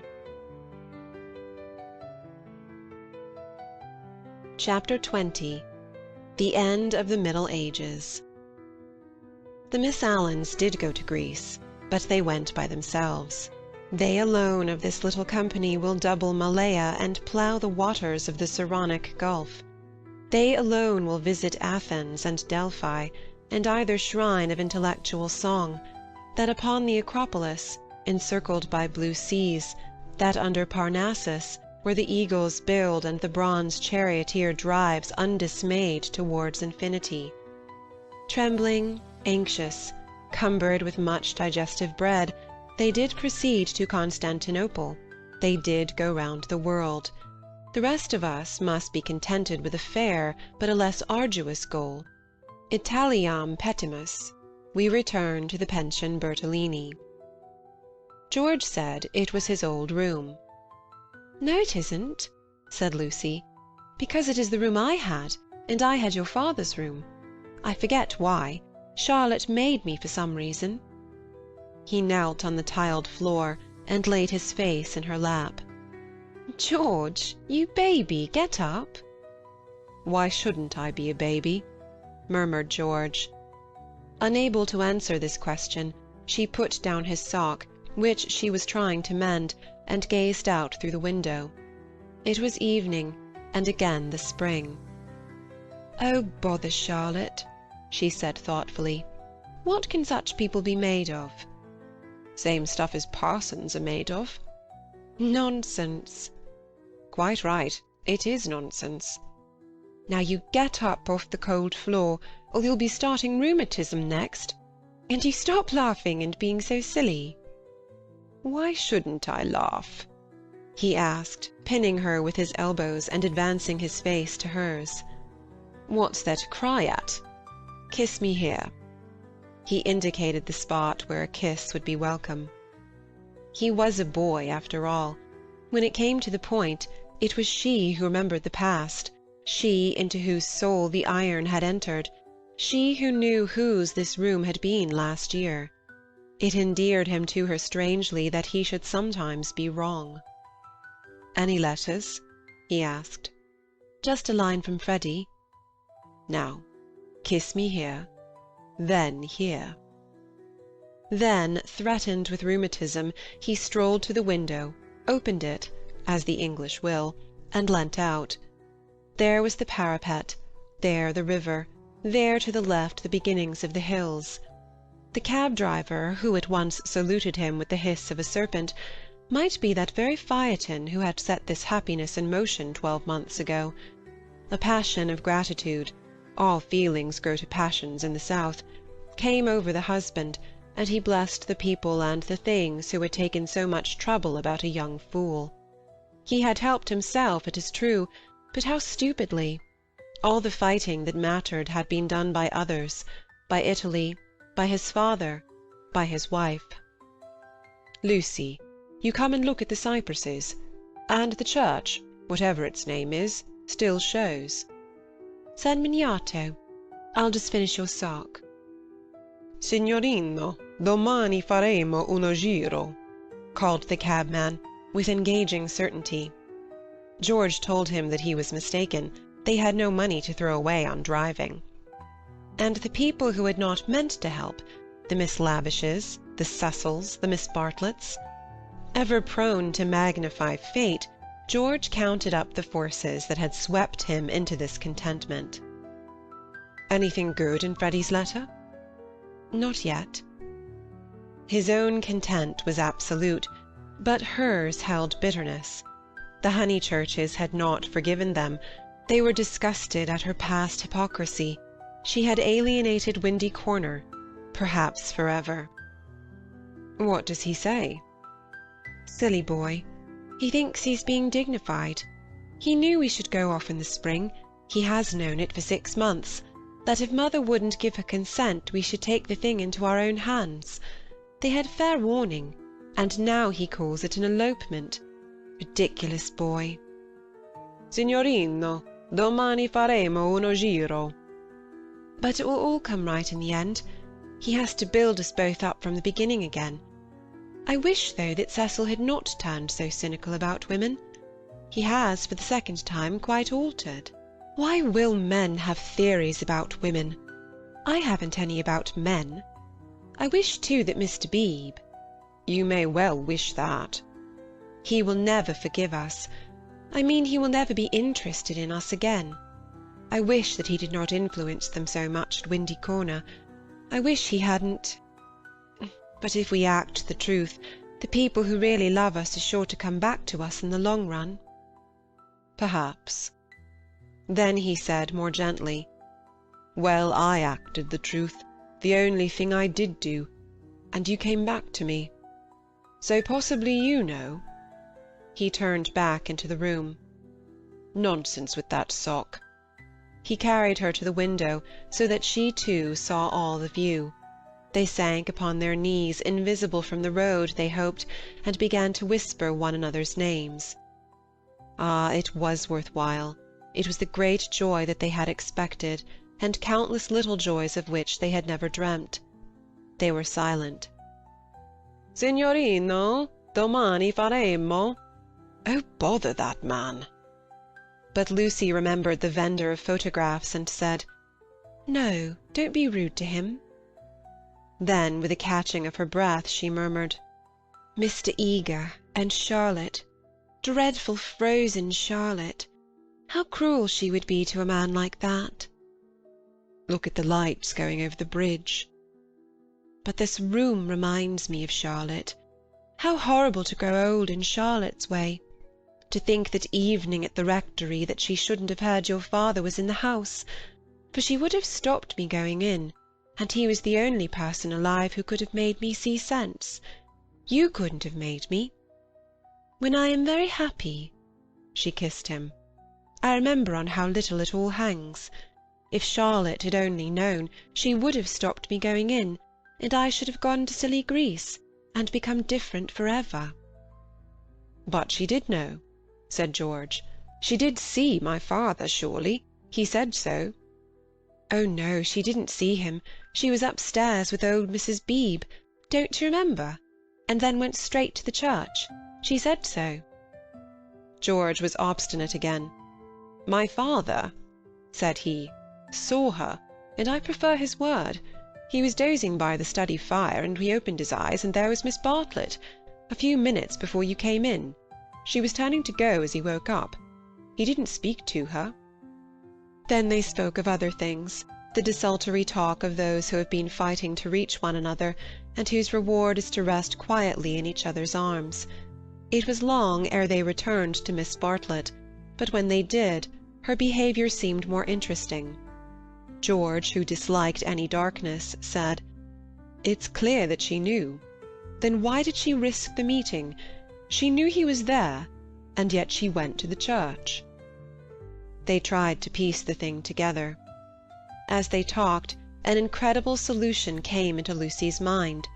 She rejected it and said, "How like Charlotte to undo her work by a feeble muddle at the last moment!" But something in the dying evening, in the roar of the river, in their very embrace, warned them that her words fell short of life, and George whispered, "Or did she mean it?" "Mean what?" "Signorino, domani faremo uno giro." Lucy bent forward and said with gentleness, "Lascia, prego, lascia, siamo sposati." "Scusi tanto, signora," he replied, in tones as gentle, and whipped up his horse. "Buonasera, e grazie." "Niente." The cabman drove away singing. "Mean what, George?" He whispered, "Is it this? Is this possible? I'll put a marvel to you, that your cousin has always hoped, that from the very first moment we met, she hoped far down in her mind that we should be like this, of course very far down, that she fought us on the surface, and yet she hoped. I can't explain her any other way. Can you? Look how she kept me alive in you all the summer, how she gave you no peace, how month after month she became more eccentric and unreliable. The sight of us haunted her, or she couldn't have described us as she did to her friend. There are details. It burnt.